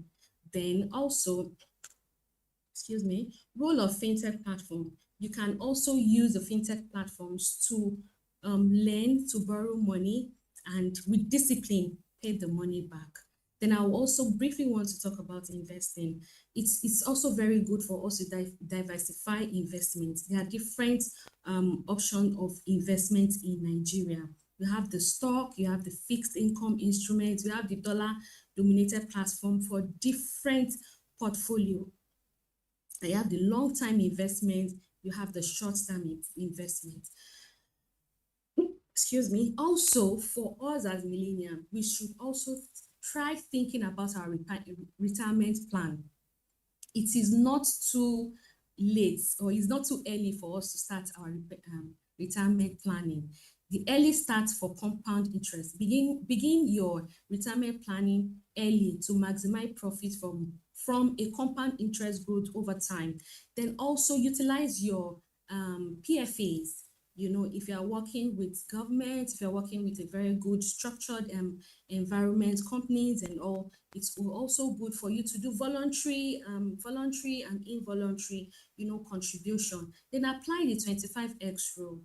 Just estimate retirement saving and multiply it by your annual expense by 25 for a comprehensive financial growth. Then for every year, I always also advise sit down, review, adjust, and do contributions. You know, this is also very good. You know, we have some fallacies, some bias, common financial biases. They're saying, oh, the herd mentality causes following investment trend towards research, leading to poor financial choices. If you are too overconfident sometimes can kill. That's why it is good for you to check in with your brokers, check in with your financial investors, check in with your bank managers, you know, just to mitigate any shortfall that is coming when you want to invest. Then the practical tips I just want to give practical tips for financial success. Automate savings and bills. It's good for you to have an automated savings that every time picks up money from your account and is saving money from you. It can be monthly, it can be quarterly, it can be yearly. Then use the 24 hours rule. Before you do anything, think about it for 24 hours. You want to buy clothes, you want to buy shoes, you want to buy a car, think about it for 24 hours. Think about the pros and the cons. Is this going to add value to me? Is it not going to add value to me? Then just like the earlier speaker said, build multiple streams of income. It is very good. Now, it doesn't have to even be, your money can be talking for you, can be working for you, you know, do a mutual fund, do treasury bills. You know, these are things that can work for you while you're asleep. Then review your financial goals every year. While we are also doing this, you leverage on the technologies that we have right now. The technologies that we have right now gives you security, builds wealth strategies for you, then gives you savings and investment. In summary, effective budgeting and debt management is very essential for us millennials. Also, building credit and emergency fund is something that we should not take lightly. It is something we have to prioritize. Then investing and our retirement planning. It is not too early for us to be thinking about our old age. It is very, very okay for us to start now. Then leveraging on fintech and practical ability. There are some fintechs that help you invest. So these are things that we need to think about, and we also need to put into consideration. So thank you so much. Miss Bamidele, we've really learned a lot from you today. The fact that you said Nigerians should try to build their credit score. I hear that often and I'm like, is it really going to work in this country, Nigeria? And also the fact that you said emergency fund. Yeah, we did not want to keep emergency fund too, but with the things going on in this country, whereby you're buying something today, the next moment is higher and our salaries are not increasing. We always go back to our emergency fund. But millennials, you've heard, you should try to prioritize your emergency fund and invest, diversify. Thank you so much, Ms. Badminton. I have a lot of questions for you, but I'll come back to you later. So, Mr. Asha, the floor is yours for 10 minutes. Let's hear what you have for us today. Hi, good afternoon. Good afternoon. I hope you can hear me clearly. The last two speakers have spoken a lot and a lot of things that I would also like to share, but I would just kind of make it a bit more practical, and I'm hoping that when I share my screen that we can see my screen when I share it. So let me try. Just 1 minute, please.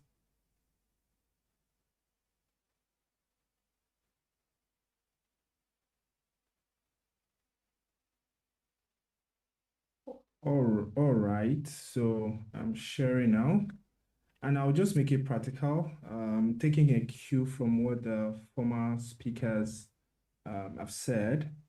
But I'll begin with this story. So one of my friends' dad passed some months ago, and he passed, at the it was over 90 when he passed.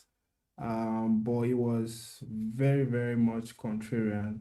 He did things that most people frown at. He did things that most people would not approve of. For instance, he had 6 wives.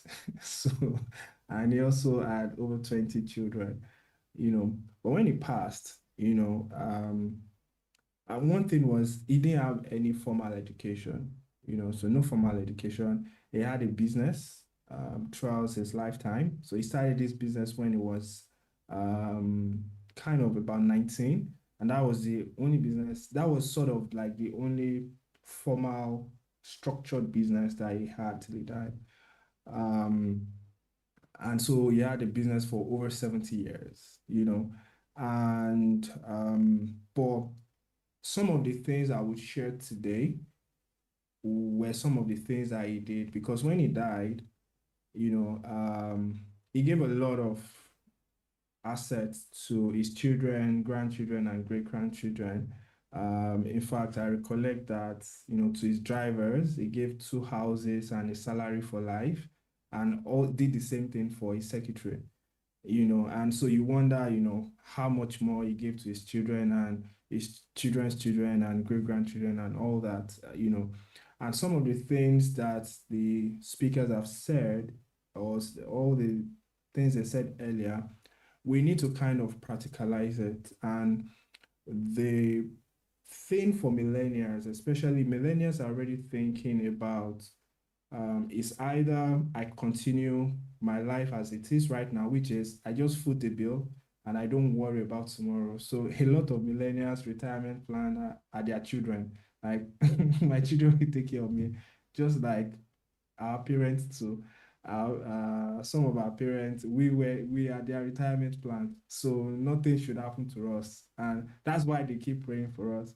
But we can change that thought process a little bit, and I'm saying this because this is something like I did, and that's why I'm helping more people to do that.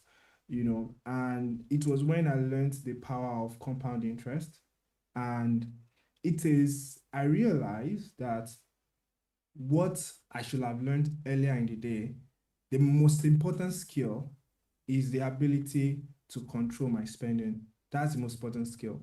There is nothing else. It's just my ability to control my spending, because as you go high, as you earn more, you tend to like spend more. And so the important skill that most wealthy people have on time is that even when they become wealthy, you most likely would not know on time until they are able to afford 10 times what they're already spending on. And I remember, I mean, this is a public story. We all know Davido, and Davido shared that story that he never knew his dad was rich, because he would just come home and, it's the regular home, until one day he just discovered that, oh, they're actually rich. I mean, this was a long time ago. And it's very striking, because I've seen a lot of people when they grow, especially rich people, they grow with this, mentality. And it's important that we have that. So just making it practical. So just coming to the practical, let me see if my screen will show. Can we see my screen? If it's not showing, I can just leave it. Can we see my screen? Yes, we can. Okay, awesome. Awesome. So if you are earning, so I just want to practicalize it. So start early, and what should you start? So if you are earning monthly, say you are earning 80,000, Bamidele said you should spend 40,000. So I just increased it a bit because I want to be very practical, because I know a lot of us are already spending 80,000, or some of us are already spending 100,000, and we're earning 80,000. So I just want to make it practical. So and also brought down what you should be saving or investing. I also brought it down a bit. Ideally, you should be saving or investing 20% of your income, but the truth is, I will show you how compounding works, especially if you put your money in very good, in a fund manager or a savings account, good savings account, not just your regular savings account. And I will explain that down the line. So if you're earning 80,000, you should be spending 50,000, and you should be saving greater or equals to 8,000.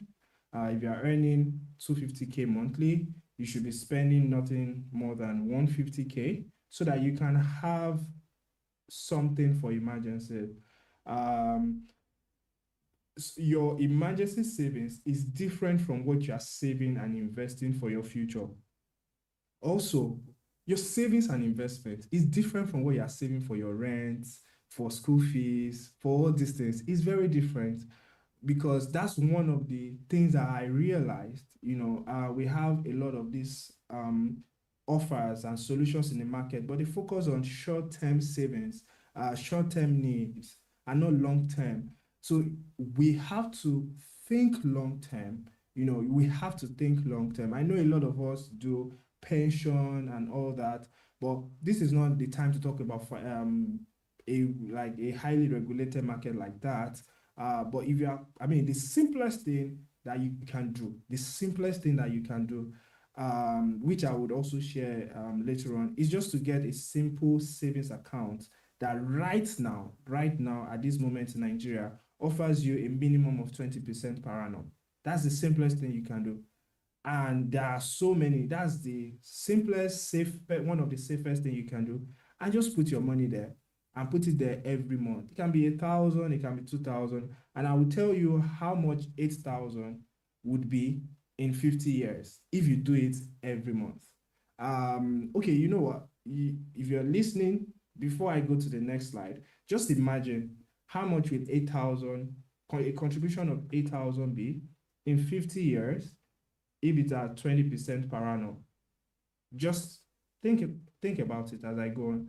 So if you are earning 450K every month, you shouldn't be spending more than 300K. So again, I've slightly increased it. It's more than 50%. I know that because of realities, right? Prices have increased and all that. But you shouldn't, because you are earning very well according to Nigerian standard. Most of the time, the major thing that you need to reduce are your rent and your children's school fees. Those are the major things that you need to reduce. Every other thing, you already know that you can work around it, like feeding, which is also one of the major bills. for a household. And if you're single, you're so lucky. You don't need to you don't need to start comparing yourself with others and go and live in a place where you know that it's taking all of your salary for the year. That's not a wise decision as a single, So you should, as a single, you're so lucky because you can just save and invest as much as maybe 50% or 70% of your income, depending on where you are, and depending on the friends that you move with, so that you guys can collaborate and maybe rent an apartment and do a lot of things together, So remember the question I said earlier, and this is what it becomes. I know that it's very tiny, it's very deliberate, but because I want to talk through it. So that 8,000 at 20% in 50 years, it becomes 4 billion naira in 50 years if you don't spend out of it. But just imagine what you have now consumed in the last maybe 10 years or 20 years. Do you get? In 10 years, the 8,000 naira you contribute monthly is 2 million naira, 2.7 million naira. You don't see that this will become 4 billion. You don't see that because just 8,000, how much is there? But it's actually a lot. And when you stay consistent like that, and that's what I'm saying, this is some of the secrets that the wealthy use, and it goes like that. I did the projection for it. These are things that you can do yourself. I mean, this is just simple math. I'm not using anything. You can have an account that yields 9.5% per annum and do it yourself and say, oh, if I consistently put my money in this particular account, how much will I get in the next 10, 20, 30, 40, 50 years? And this is what the rich do. I've listened to like a lot of rich people say they negotiate. I mean, if you're putting your money in a bank because it's safe for you, or you are putting your money in a pension account because it's safe for you, and you know that you are doing the bank a favor by putting your money there, so you should negotiate. You should sit down. This is something I do. I do it for every investment that I do, because if I'm going to do this consistently, you are banking on my money to invest with it. So I negotiate. And this is something that you can do yourself. Another analysis I did to make it practical for you is that if you just say you put 1 million naira in an account today and you don't touch it, in that same 20% account, and 20%, I mean, you can get, there are some fintech solutions where you can get as high as 21, 22, even 25% per annum. And when you get 25% per annum for some time, but the word of caution here, just before I go on, is that you must regularly check, because interest rates changes. It's not fixed. What is fixed is what the investment firm is giving you for that particular tenor. After that tenor, you have to renegotiate it. It's the same thing with banks, same thing with investment firms. You have to renegotiate it, especially if you're using a savings account or a mutual funds management account. You need to check. You need to be aware, especially mutual funds that is very dynamic. You need to check. You need to always check your quarterly report and find out, are they paying me what they should be paying me, or what I think they said they would pay me? That is very essential. So again, coming to this, do your analysis. If I put 20 million in a pause for 50 years, which means in practical terms, you are coming back every year for 50 years to say, okay, what is the percentage now? Oh, the percentage is less than 20%. Oh, is there any other place that is safe I can put my money for 20% because I have this projection? And you take your money from there and put it there. And before you take your money, the bank will start begging you, okay, we'll give it to your 20% now. Do you understand? So it's very, very important that you think about it from that point of view.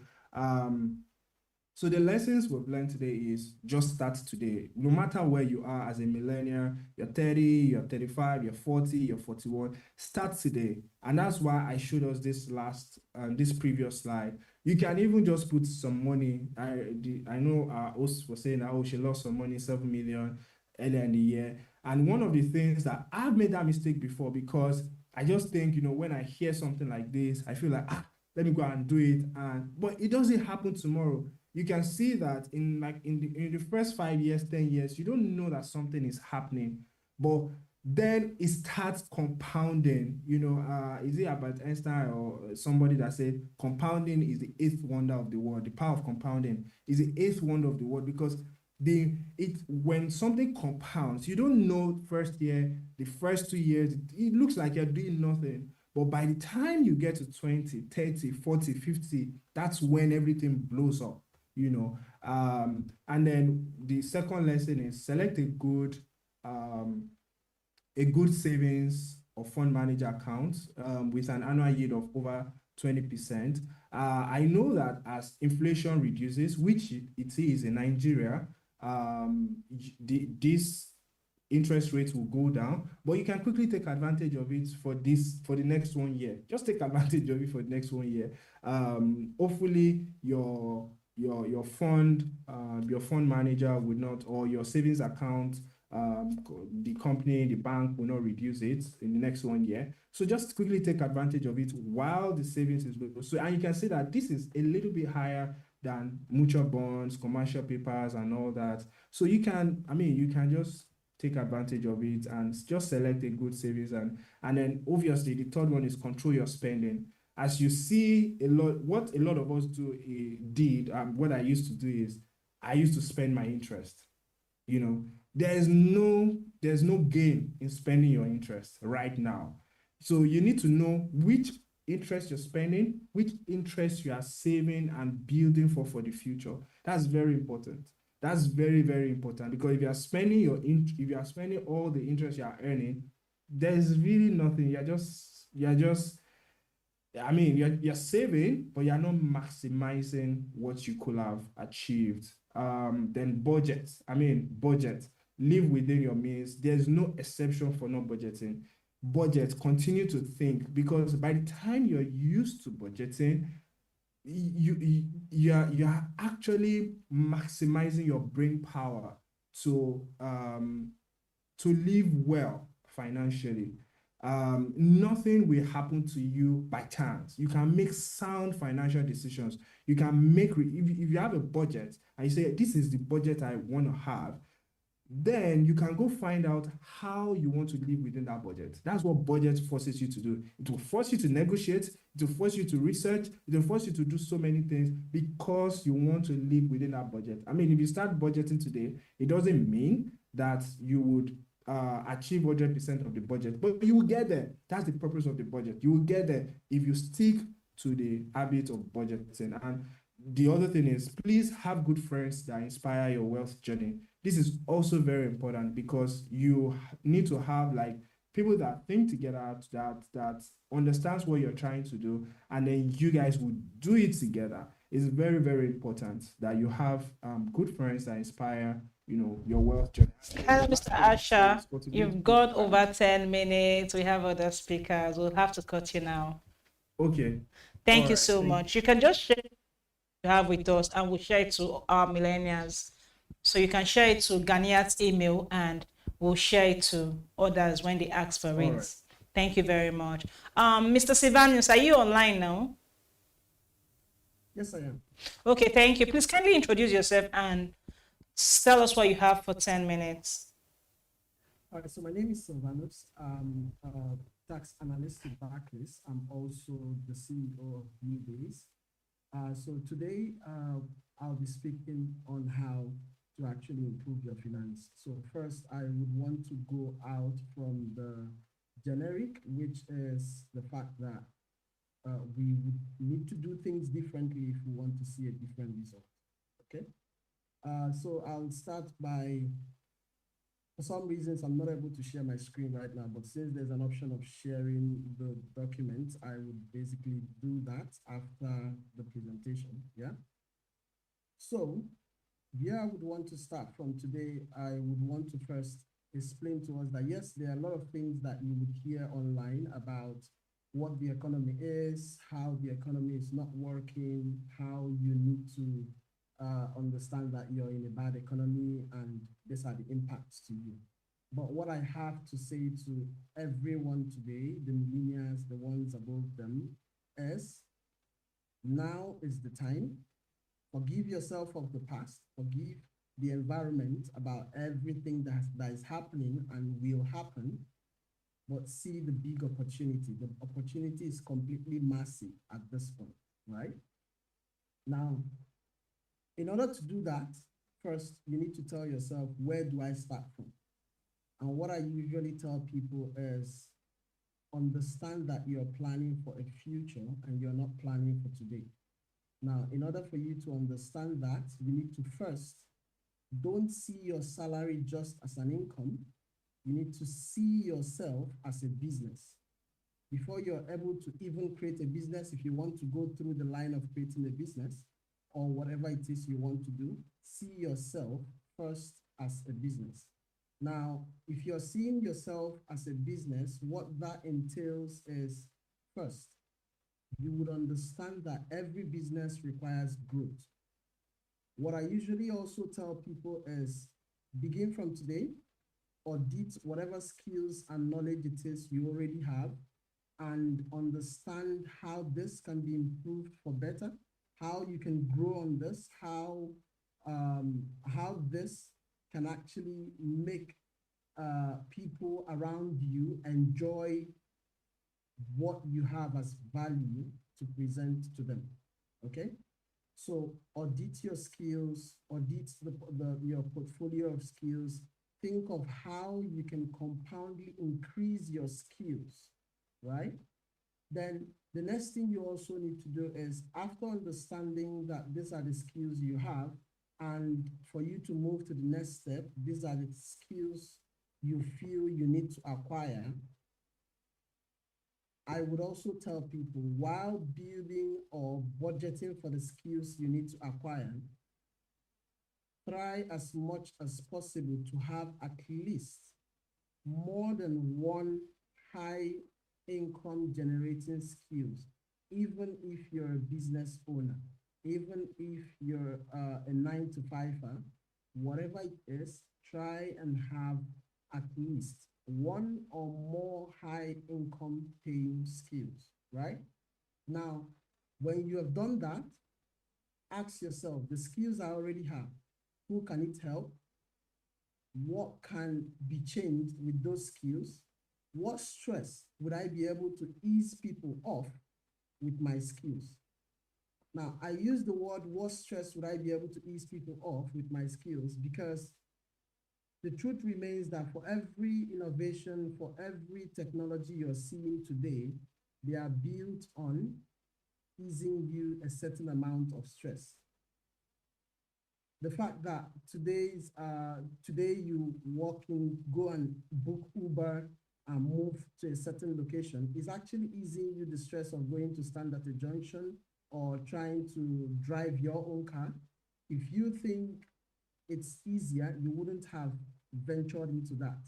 That's on one part. And another example I would also say is, think of the technology of AI today, with the most of which we use is generative AI. Generative AI just eases you the stress of going on Google, reading what you actually don't need, and finding out you don't need it and have to dump it.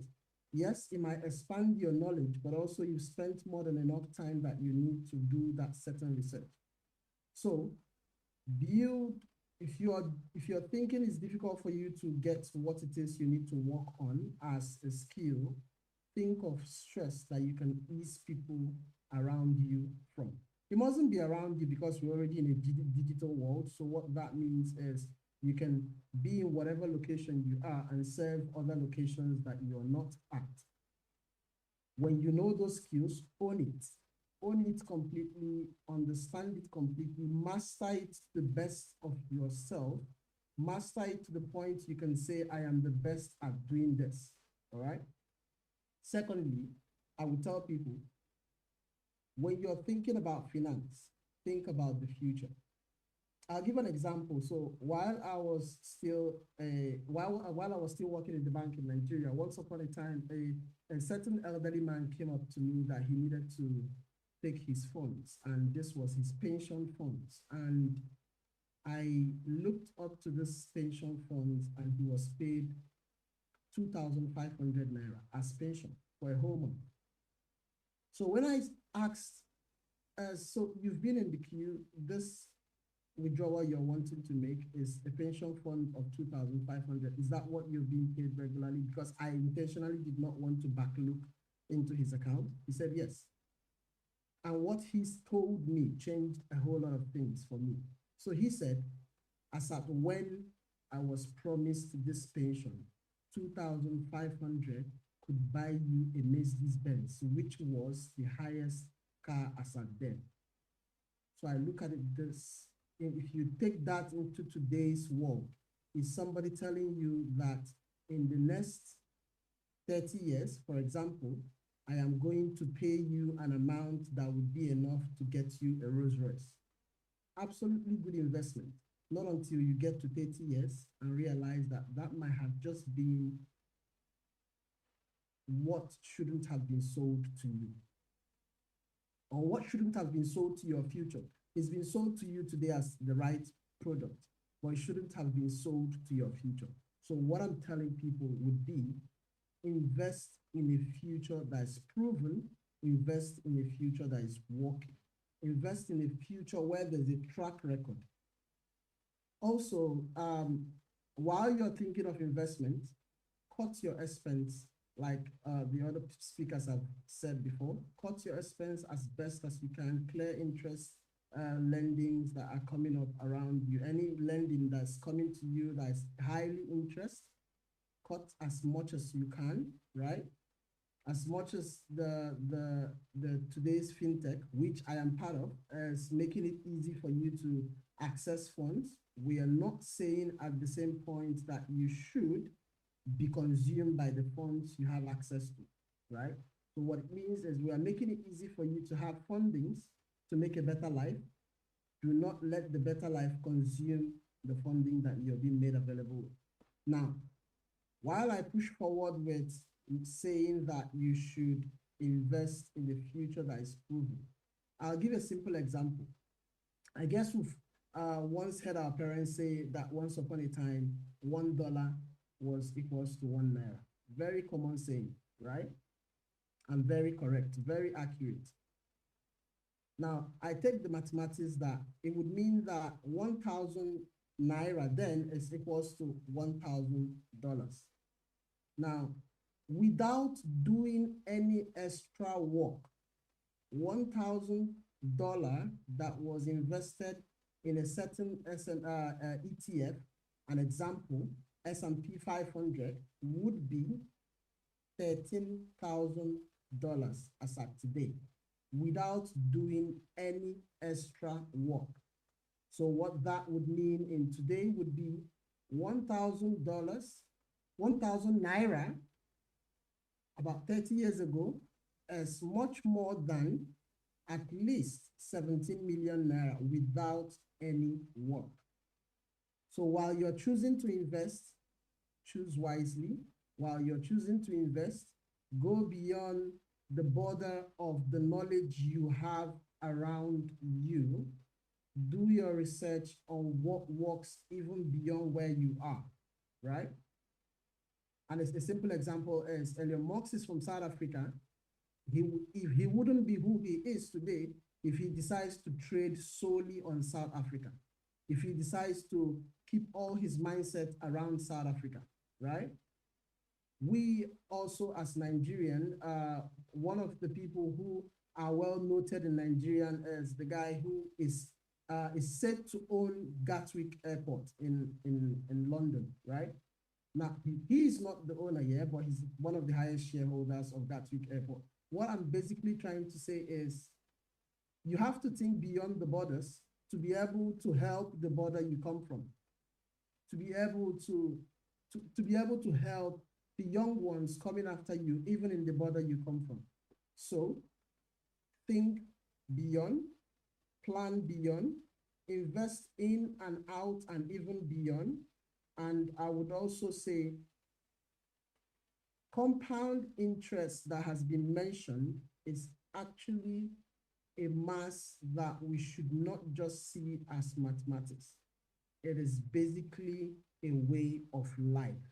And starting from the youth to the millennials and even the old ones should understand this, that It is a way of life. What I mean by that is, if I want to lose weight, for example, I need to continuously put in the work, not expecting to see the difference tomorrow. If I want to become an influential person, I need to put in the work today, not expecting to see the result just tomorrow. If I want to also build finance, I need to put in the works today, not expecting to see result just tomorrow. So when you're making out a plan, take it easy with yourself and make a long plan. Being it a skill that you're learning, be it your finance, be it everything that nature throws at you, give it a long plan. You know, that word that time heals everything. Time heals everything, and time can also create everything, right? So if you're in debt today, time would heal everything. Just have a plan for it and follow the timeline. If you're wanting to grow, time would heal everything. Time would create everything. Have a plan and work with it. But if you don't have a plan and feel it's not possible, you're never going to achieve it. If we use history to judge the future, it would mean that with proper investment, everybody would escape being able to just depend on their kids, like my brother said earlier, to just depend on their kids as a means of livelihood at old age. If we're able to invest today in your skills, in your personality, in your everyday life, I'll use a simple example. So Tony Elumelu, for example. Mr. Silvanus, your time is up. We would have to cut you short now. Thank you so much. Thank you so much. We've really learned a lot from all our speakers today. It's been an amazing session. I for one, have learned a whole lot, and I hope to start using them. So we'll just quickly go into the questions and answers session because we have limited time. We're running out of time. So the first question would be, what are the most common financial mistakes people make and how can they avoid them? Because everyone makes mistakes. So what are the most common financial mistakes millennials make and how can millennials avoid these mistakes? In no particular order, I'm going to be starting with Mr. Asha. Can you please answer the question for us? All right, thanks. I think the most common mistake is something that we've said, which is not budgeting. That's the first one. That's like the most common one. So I'll just leave it at that. I think people should be consistent with budgeting, and let's talk about habits like consistency and all that. That's about when it comes to action is, not budgeting and staying on budget consistently for that period of time. And I like what last speaker said about starting little by little. Again, the emphasis is maybe you're spending already 100% of your income. You want to start little by budgeting maybe 95% of your income or 90% of your income, so you don't put a lot of pressure on you. And then you start by budgeting until you get to maybe 60% or 70% where you feel comfortable, where you can then begin to save and invest. Yeah, so that's my answer to that.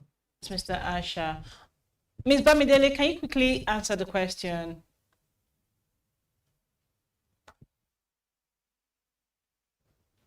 Okay, so just like Mr. Asha said, budgeting, very, very important. And I would also like to say investing. One of the mistakes that millennials make is we do not invest and we spend beyond our budget. I'm saying it because, of course, I'm also a millennial, so we spend beyond our budget. We should have a budget and we should also invest, be it a 9 to 5 or worker or a business a person. It is always good for you to budget on every income that is coming into your account or into your coming your way. Thank you. Do you have anything to add to the question?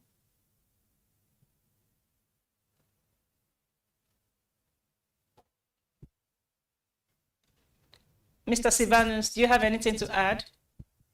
Oh, sorry, I didn't get my name called out there. So for me, I would say, yes, budgeting, very absolutely correct. We'll have a plan. Think history. So think backwards, what has happened, understand how it has brought us to where we are today, and also have a plan that would work for the next history that is about to be created, right? So if you think what has happened to our parents and what has happened 30 years behind, and we would use that as an assumption and analyze what we expect to happen in the next 30 years. So my next question will be, since we've talked about budgeting, how can millennials create a budget that actually works for them? And what are the best investment options for someone that just wants to start investing? Like, I don't know anything about investment. What is the best investment option for a millennial that just wants to start investing? Mr. Silvanus, please start. Please give us an answer to this question. So for me, I would say for someone that just wants to start, take it easy with yourself. If as at now, you're taking away the whole of what you earn as an income out as you're spending, cut gradually, take it a simple step at a time to accrue what you intend to save. Now, while you are planning to invest, I would always say, diversify in your investment, right? I am not going to say stick to a local investment alone. Yes, there are treasury bills, there are bonds locally. They are all beautiful options, but also understand what the inflation has told us in the past. Example, in the past 3 years, what your 1 million of 3 years ago is absolutely less than what your 400,000 would do, right? So having that in mind, that a 1 million naira, which is still going to appear to you as 1 million, is losing value to as small as 400,000, you should also know that no matter the amount of percentage you've been told, you might be losing out on that. So have an investment that also diversify into other economies. And when you're building other economy investment, think ETF. Don't think a single company because it could fail you. Think ETF, where there are a group of companies, about 500 companies, for example, put together into one pocket. Example of such is a Vanguard. Example of such is S&P 500, NAVSAT, different amount of them. You just do your research. The one you feel confident about, they are all beautiful. As long as they are ETFs, they are all beautiful. Think of it as a way to have a shock absorber just in case whatever you do locally fails you, because you never can tell. That's looking at it from the analytical part, yeah. I'm just going to ask this last question. And as you're answering this question, please just give us your parting word because we have less than 4 minutes to round up the session. So the question would be, and I'm going to start with you, Ms. Bamidele, because you talked about emergency fund. So what are some strategies for building an emergency fund? Knowing the kind of country we have now and how things are going up by the day, what are the strategies for building an emergency fund?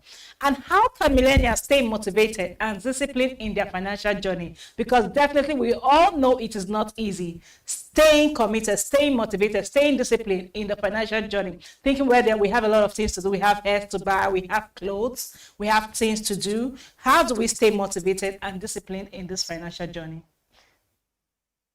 Okay, so I think, thanks for the question. But the simplest budgeting rule or how to stay motivated, so to say, is that have a budget that works for you, which is, I would recommend a 50, 30, and 20% rule.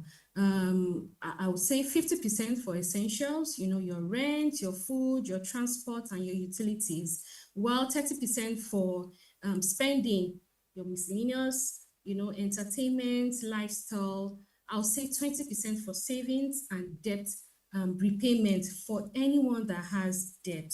And also, given the inflation and rising costs, it will be good for millennials to prioritize emergency savings and investments. This is very, very good. it is also is really good. The last speaker spoke about ETFs, buying global ETFs, also investing. I just want to add, investing in Nigerian stocks. You know, get to know the Nigerian stocks that we have. Do a lot of fixed income.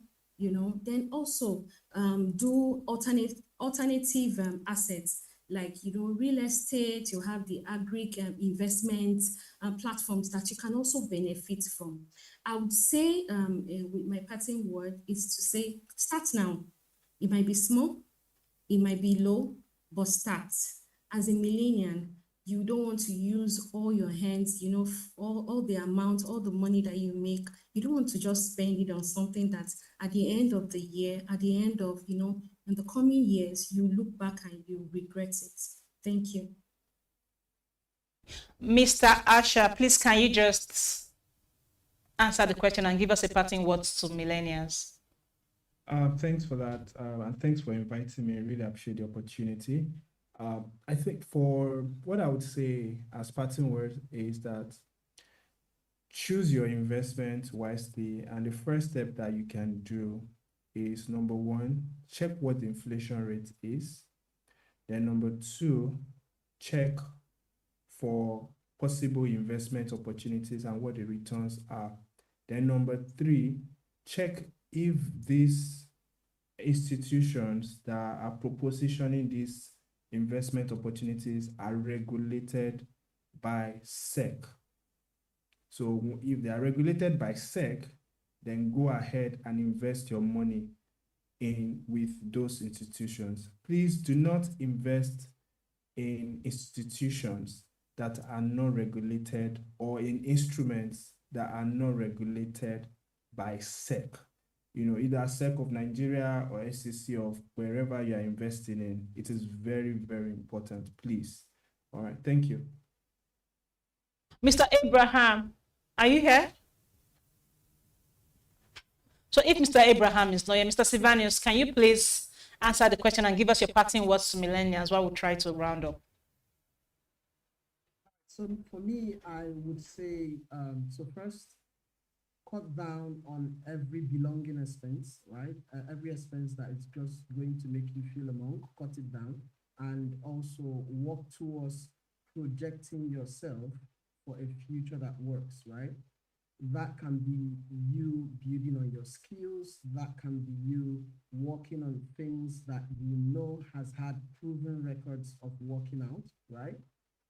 Completely, everybody's direction could be different, but the end goal is be a better version of yourself of today and work towards how best you can be of tomorrow. There's an endless opportunity out there for you, and you can always excel in them. So for when it comes to expenses, keep it low, keep it simple. There's no trophy for actually trying to look expensive, right? So while you're keeping it low and simple, project the future you want and need. Thank you. So much, Mr. Sylvanus. Thank you so much, our esteemed speakers. It was really, really nice having you on this platform today. We've learned a lot from you. And please just drop your hand so in case our speakers, our millennials want to reach out to you and they have other questions to ask, they can reach out to you. And on this note, we would like to say on behalf of BusinessDay, the entire BusinessDay team, thank you so much for joining this platform. We really, really enjoy it, and we hope next time to see you on board. And once again, my name is Esther Owari. Do have a pleasant afternoon. Thank you.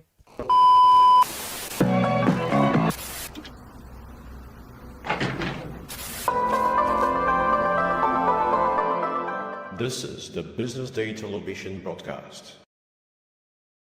From clean power to digital innovation, Schneider has continued to power the growth of Nigeria's electricity and energy sector with some of the best and forward-thinking solutions across the continent. And today, Schneider is celebrating 25 years of impact here in Nigeria. And today, it's all about innovation, it's all about automation, and it's all about sustainability. Join me as I walk you through the conversations we'll be having right here today. My name is Elizabeth Musa, and this is where innovation happens.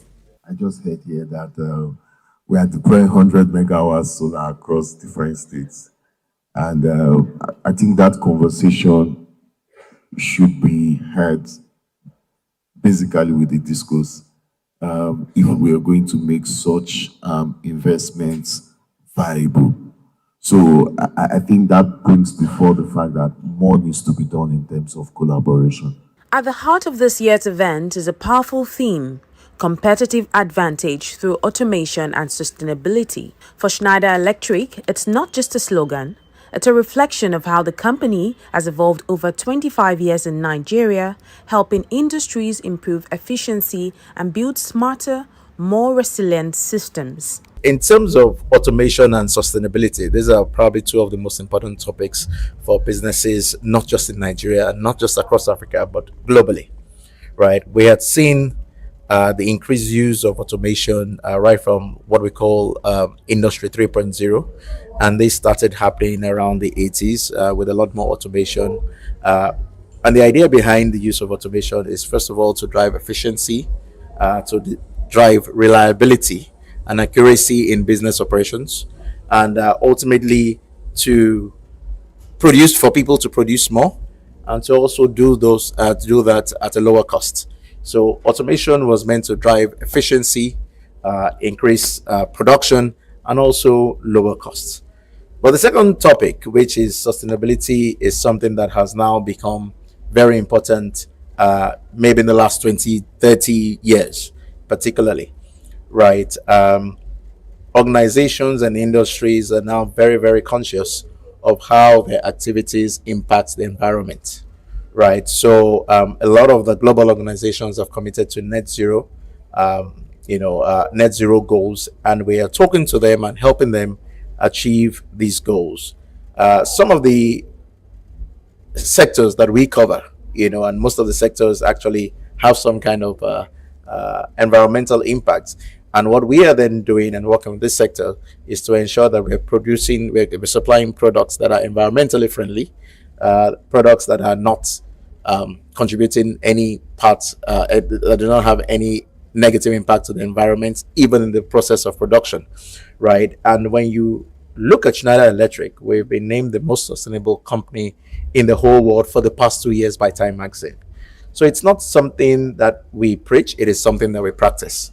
And that is why our customers, our partners trust us.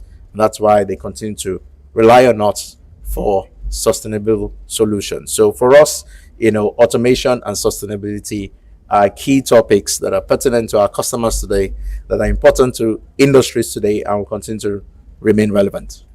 From manufacturing to energy, experts here agree that digital transformation is no longer a distant dream, it's a daily necessity.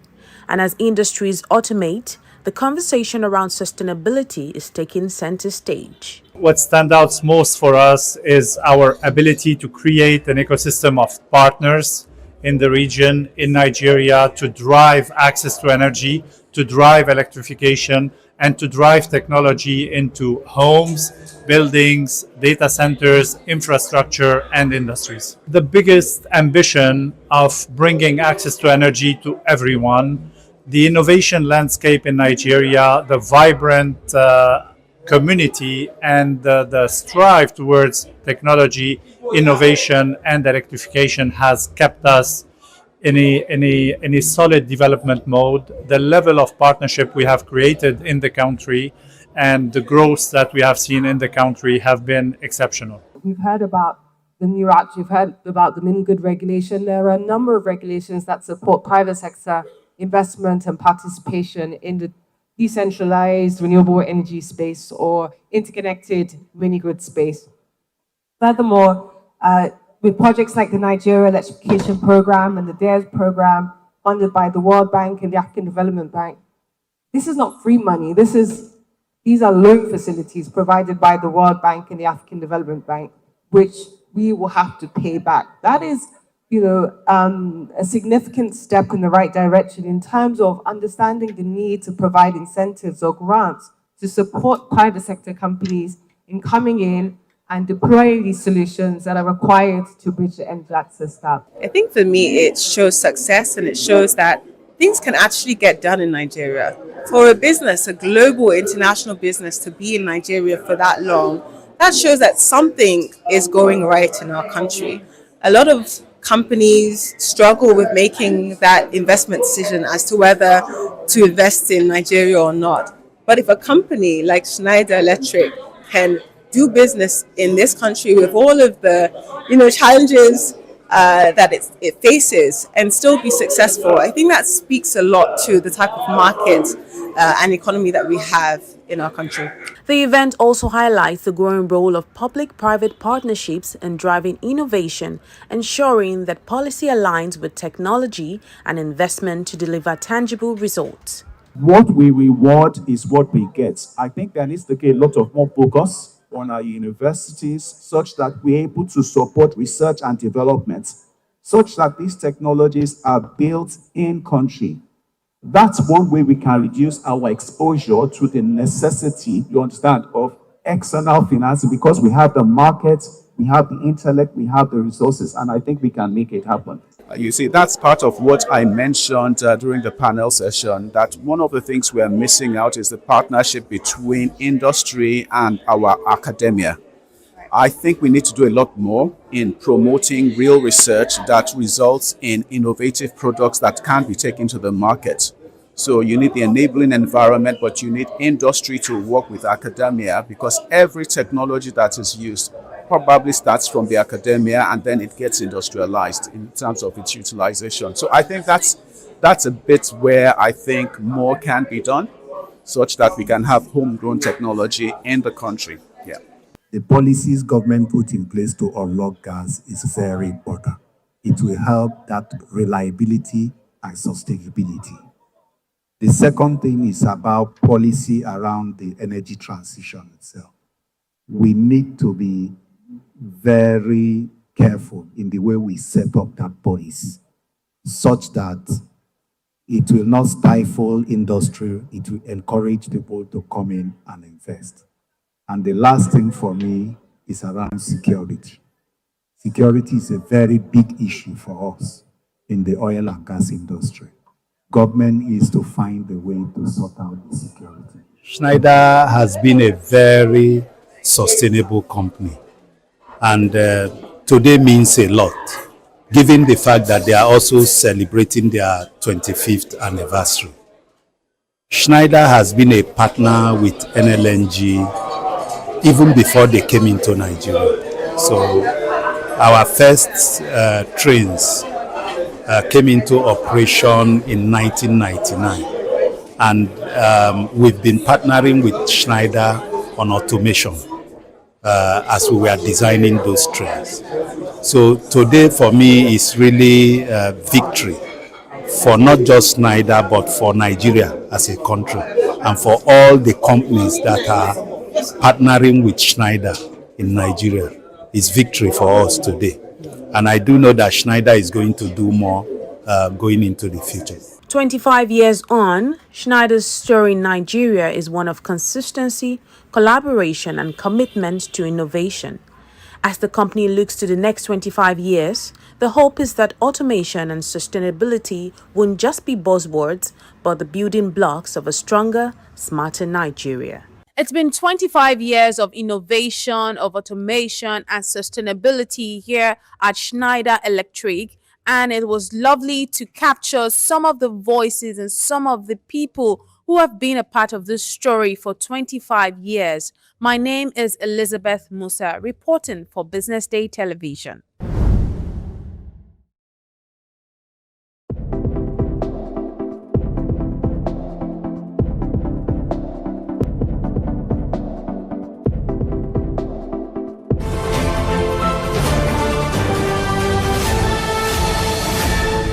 You are watching Business Day Television.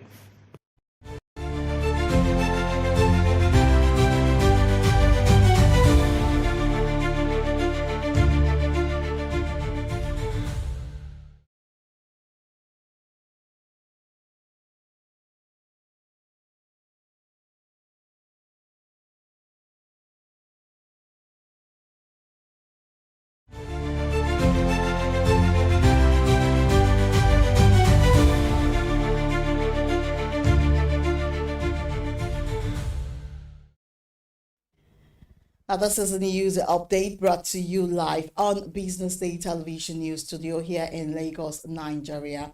Coming up,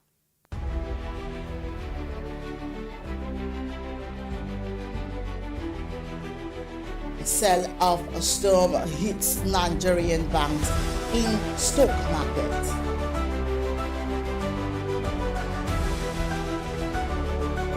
And CBN declares Zoldal NFP illegal, cautions Nigeria. And virtual currency now taxable under new fiscal reform law. This is by Oyedele. Trump Congress united to end anti-prison violence in Nigeria. Thank you for joining us this afternoon. I am Destiny Momo. The Nigerian stock market remained under pressure in November, driven mainly by a sharp pullback in the banking stocks. The all-share index fell to 144,646 points on November 19, marking a 3.55% monthly drop that has erased more than 7 trillion naira from market value. And according to reports, banks were the biggest drag, with the sector posting its worst performance since 2010. A regulatory cost, a 50% reserves rule, inflation effects, windfall taxes, and panic selling linked to capital gains tax reforms, and U.S. geopolitical tensions reportedly hit investor confidence. And banking fundamentals remain solid as Tier 1 banks dominate trading, while sector assets climbed to 169.5 trillion naira, with recapitalization plans and improved liquidity supporting long-term stability. Analysts expect volatility to persist, but say strong banks like GTCO, Zenith, UBA, and Stanbic would still offer attractive returns as dividends rise and valuations remain compelling. And meanwhile, the Central Bank of Nigeria has disowned Zoldal Microfinance Bank Limited, declaring the firm illegal and unlicensed. In a statement on Thursday, CBN spokesperson Hakama Sidi Ali said the bank's claims of being CBN approved are false and should be ignored. Apex Bank warned Nigerians to avoid any transactions with Zoldal, stressing that it has no license, no authorization, and it's violating the BOFEA 2020 rule that only CBN-approved institutions can offer banking services. And CBN urged the public to steer clear of the firm, noting that dealings with unregulated operators are at one's own risk, adding that full list of licensed financial institutions is available on the CBN website. Online checks show Zoldal has been presenting itself as a microfinance bank with recent grand opening events and social media promotions, claiming Sharia-compliant services and zero-interest loans, despite not appearing on the NDIC list of licensed microfinance banks. And now, away from that story, Nigeria's Tax Reform Committee says virtual currencies, including cryptocurrencies, will now be taxed under the country's new fiscal framework. Committee Chairman Taiwo Oyedele announced the move during an online lecture targeting a fast-growing digital economy. Oyedele clarified that capital market gains remain fully tax-exempt, a move he says should draw young investors, warning that misinformation about a 30% levy is discouraging participation. And Thai chairman also revealed that the new tax law requires government to set aside funds for refunds, promising more transparency, and he added that public awareness campaigns will roll out through the National Orientation Agency. Oyedele says Nigeria has agreements with over 100 countries to track remote workers' income, stressing that anyone earning online or working remotely from Nigeria must declare their income. And now up ahead, Trump Congress united to end anti-prison violence in Nigeria, says more. These and more after this short break. Stay with us.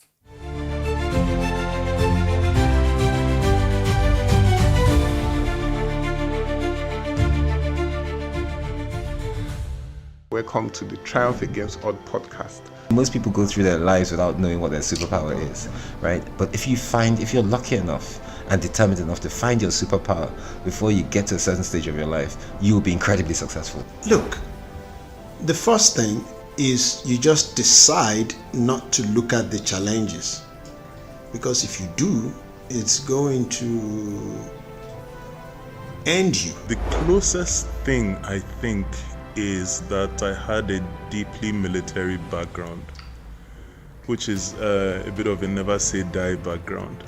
I saw an opportunity in non-interest banking, and I felt that the demand was there. There was pent-up demand for it. People were yearning for it, and I felt that if we did it properly, if we brought in professionalism into it, and if we brought in our experiences, our various experiences from various backgrounds into it, that it could succeed. Very few people do that because very few people explore their superpowers. They just explore bread and butter issues. I need to eat, and Yes, there will be challenges. This is a very difficult business environment. The government keeps working on how to make business easier. The first problem to overcome is really just starting, right? We thought about this idea for over 2 years before we even took the first step. You cannot ignore this country. No, and to be from here, I think is an incredible privilege. Nigeria will be ascendant in my lifetime.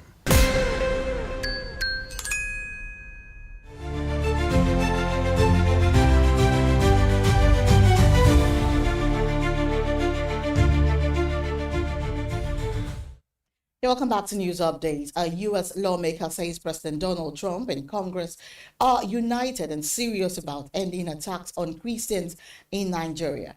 Congressman Barry Moore spoke about after meeting Nigeria's National Security Advisor Nuhu Ribadu and a top government team in Washington, and talks centered on Nigeria's mounting insecurity, terror attacks, military violence, and rising threats to Christian communities.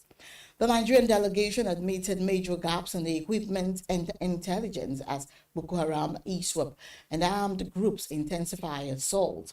Moore said the U.S. wants deeper cooperation but expects tangible steps from Abuja to protect Christians, warning that Washington will not overlook persecution, and highlighted Trump's tough stance on global religious violence. The meeting comes as the U.S. pressure grows, with Trump recently accusing the Tinubu administration of failing to protect Christians. And American officials now label Nigeria among the world's most dangerous places for believers, with U.S. defense planners reportedly reviewing contingency options. And meanwhile, the federal government says Nigeria could earn nearly $1 billion annually from exporting 600 megawatts of electricity to 15 West African countries from June 2026. Now, this projection is based on the prevailing regional tariff of $0.19 per kilowatt, following Nigeria's successful grid synchronization test with the West African power pool.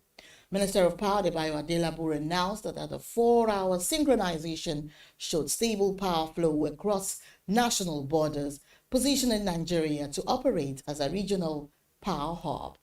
Officials say exporting the full 600 megawatt allocation could generate about $114,000 hourly, translating to $998.6 million yearly, and helping reduce liquidity pressures in Nigeria's power sector. And regulators also confirmed improved readiness for cross-border trade, with 60% of Nigeria's power plants now complying with free governor control, a system that stabilizes grid frequency.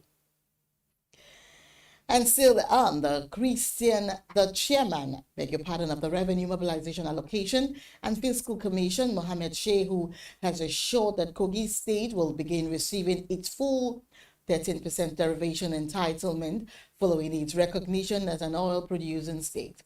Shehu revealed that the Commission was committed to ensuring equity and fiscal justice in revenue distribution, and adding that Kogi would receive all resources due to it from oil gas, and solid mineral.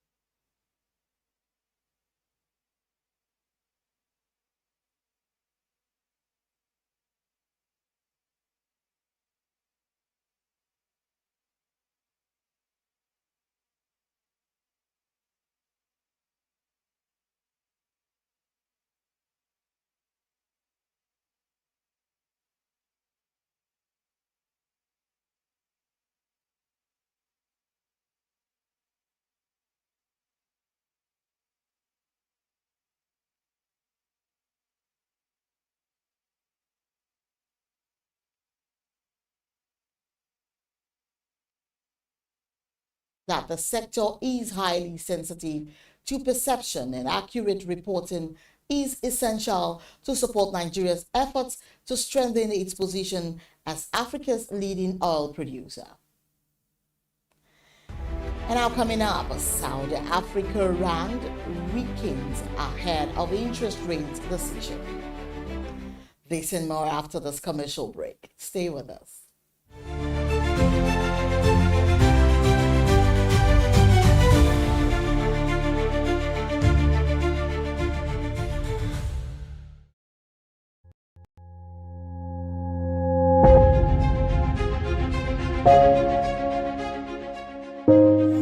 Good morning and welcome to the BDTV Breakfast Show. I am Bethel Olajabi. My name is Elizabeth Musa. And this is the social listening segment on the BDTV Breakfast Show. We're talking about the Fly Nigeria Act. Can you give us a background into what this is about?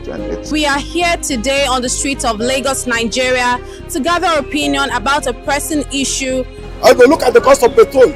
We get very Nigeria with the suffer. The income is not really increasing, but the prices of items are increased. Nothing like service again, no. You only pray for that money to reach you that month.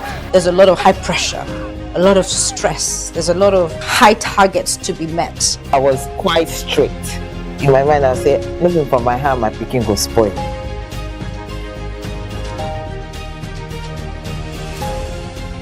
To allow all banks and all the players in the space.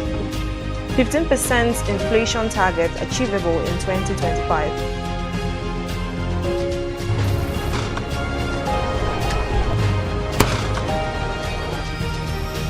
The command and vision philosophy of both the Chief of Defense Staff, the Chief of Army Staff, and indeed all the service chiefs.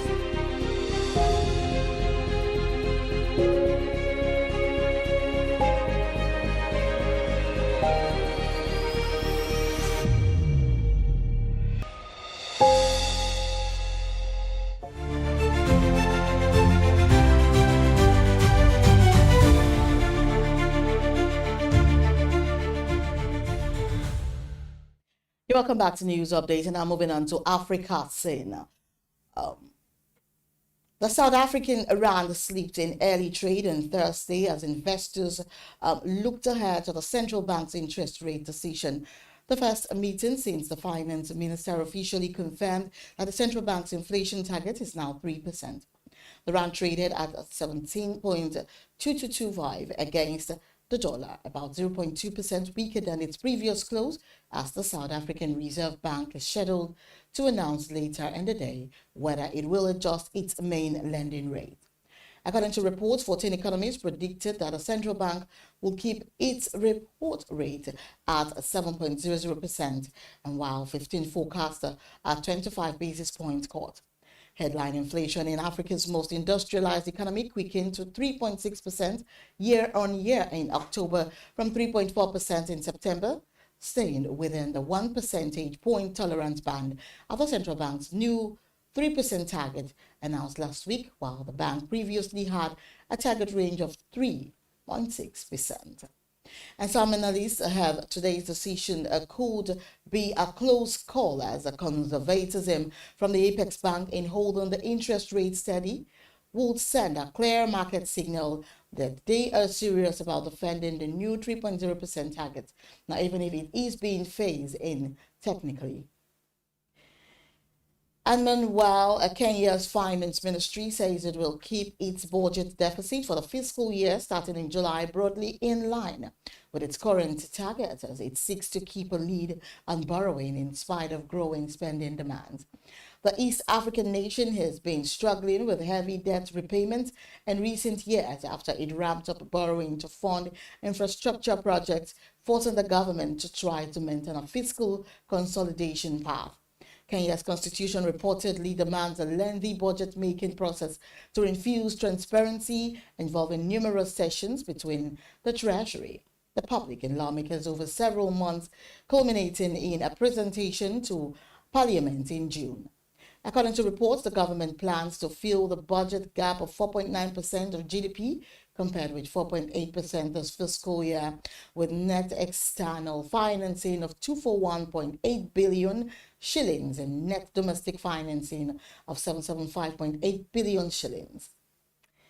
And I'm moving on to the foreign scene. The International Monetary Fund revealed on Wednesday that the world's 20 largest economies will grow by just 2.9% in 2030 amid headwinds from protectionism and policy uncertainty, which is their weakest medium-term outlook since the global financial crisis of 2009. In a report to the Group of 20, the global lender mapped out a series of challenges facing the global economy, including widening excessive balances and stretched public coffers, as well as aging populations in the advanced economies. The G20's advanced economies, including the United States, Britain, Australia, Canada, France, Germany, Italy, Japan, and South Korea, were forecast to see economic growth of just 1.4% in 2030. And while G20 emerging market economies, including Argentina, Brazil, China, India, Indonesia, Mexico, Russia, Saudi Arabia, South Africa, and Turkey, should see stronger growth of 3.9%. In 2025, the group's economic output was expected to expand by 3.2%, down from 3.3% last year, and moderating to 3.0% in 2026. And now 24 of the world's richest nations, including the US and Japan, are pulling back from their global development push, with many slashing aid budgets and cash funneled through multilateral lenders. According to reports, the Commitment to Development Index ranks 38 major economies across more than 100 data points to assess how their policies affect poorer nations across development, finance, investment, migration, trade, environment, and health, as well as security and technology. Sweden, Germany, Norway, and Finland kept their place at the top of the list, which is compiled and published by Washington-based think tank Center for Global Development every 2 years. The UK gained 2 places to become number 5 and the latest ranking based on data before the government announced its 40% aid cut, which is expected to see the country slide slower again in future index estimates. And meanwhile, the US fell 2 places to number 28 in the ranking in this latest report, but did not reportedly reflect the billions of dollars in cuts in aid announced since Donald Trump became president. We'll bring you the spot news after this break. Stay with us.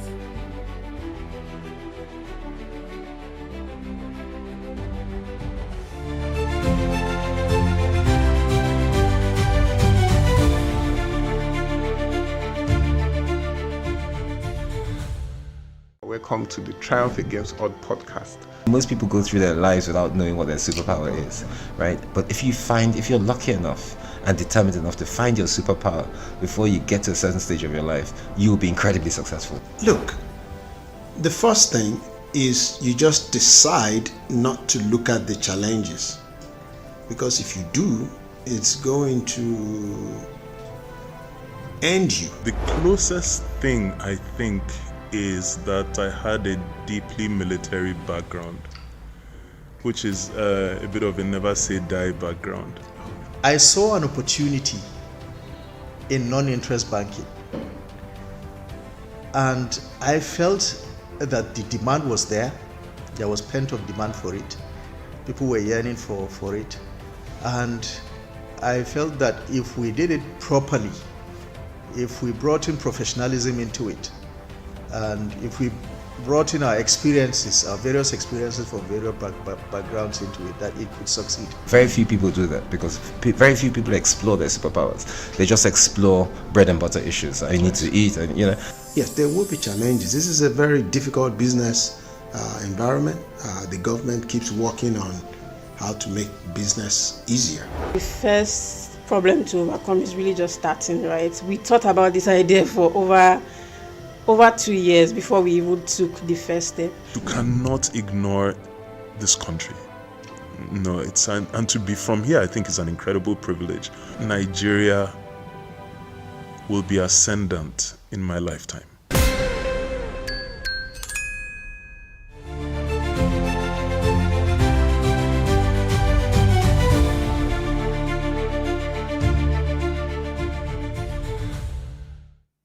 You're still watching the news update on Business Day Television, and now to sports news. Super Falcons goalkeeper Chiamaka Nadozie has again been crowned the CAF Goalkeeper of the Year in the Women category for 2025, marking her third consecutive win of the prestigious award. The 24-year-old goalkeeper received the honor on Wednesday at the 2025 CAF Award ceremony held in Rabat, Morocco, and further solidifying her status as one of Africa's elite shot stoppers. Nadozie beat Morocco's Khadija Michi and the South Africa's Ndile Lamine to the honor, reaffirming her dominance as Africa's top goalkeeper. The Super Falcons goalkeeper joined Brighton and Hove Albion in the Women's Super League, making an immediate impact with a Player of the Match debut and earning multiple nominations, including the WSL Save of the Month and the PFA Fans Player of the Month award. Nadozie's latest CAF honor adds to her growing legacy, cementing her status as one of the most exciting talents in women's football today. And that's when the news, of Super Eagles captain John Mickelby says Nigeria's failure to reach the 2026 FIFA World Cup is an absolute shame, insisting that even winning the Africa Cup of Nations in December won't make up for it. The former Chelsea midfielder insisted the Nigerian Football Federation board must resign immediately for failing in their primary responsibility. Obi revealed that the disappointment is too heavy to gloss over, stressing that a World Cup miss cannot be justified under any circumstance. In his words, Nigerian fans have been robbed of the chance to watch their biggest star on the world's most prestigious platform, arguing that such a moment should never be lost to administrative negligence. The former Eagles captain warned that reforms must begin immediately ahead of the upcoming Africa Cup of Nations. Now, this is where we wrap up the news update this afternoon on Business Day Television. Remember to follow us across all our social media platform and YouTube channel for more insights. I am Destiny Momo. Many thanks for watching. Good afternoon.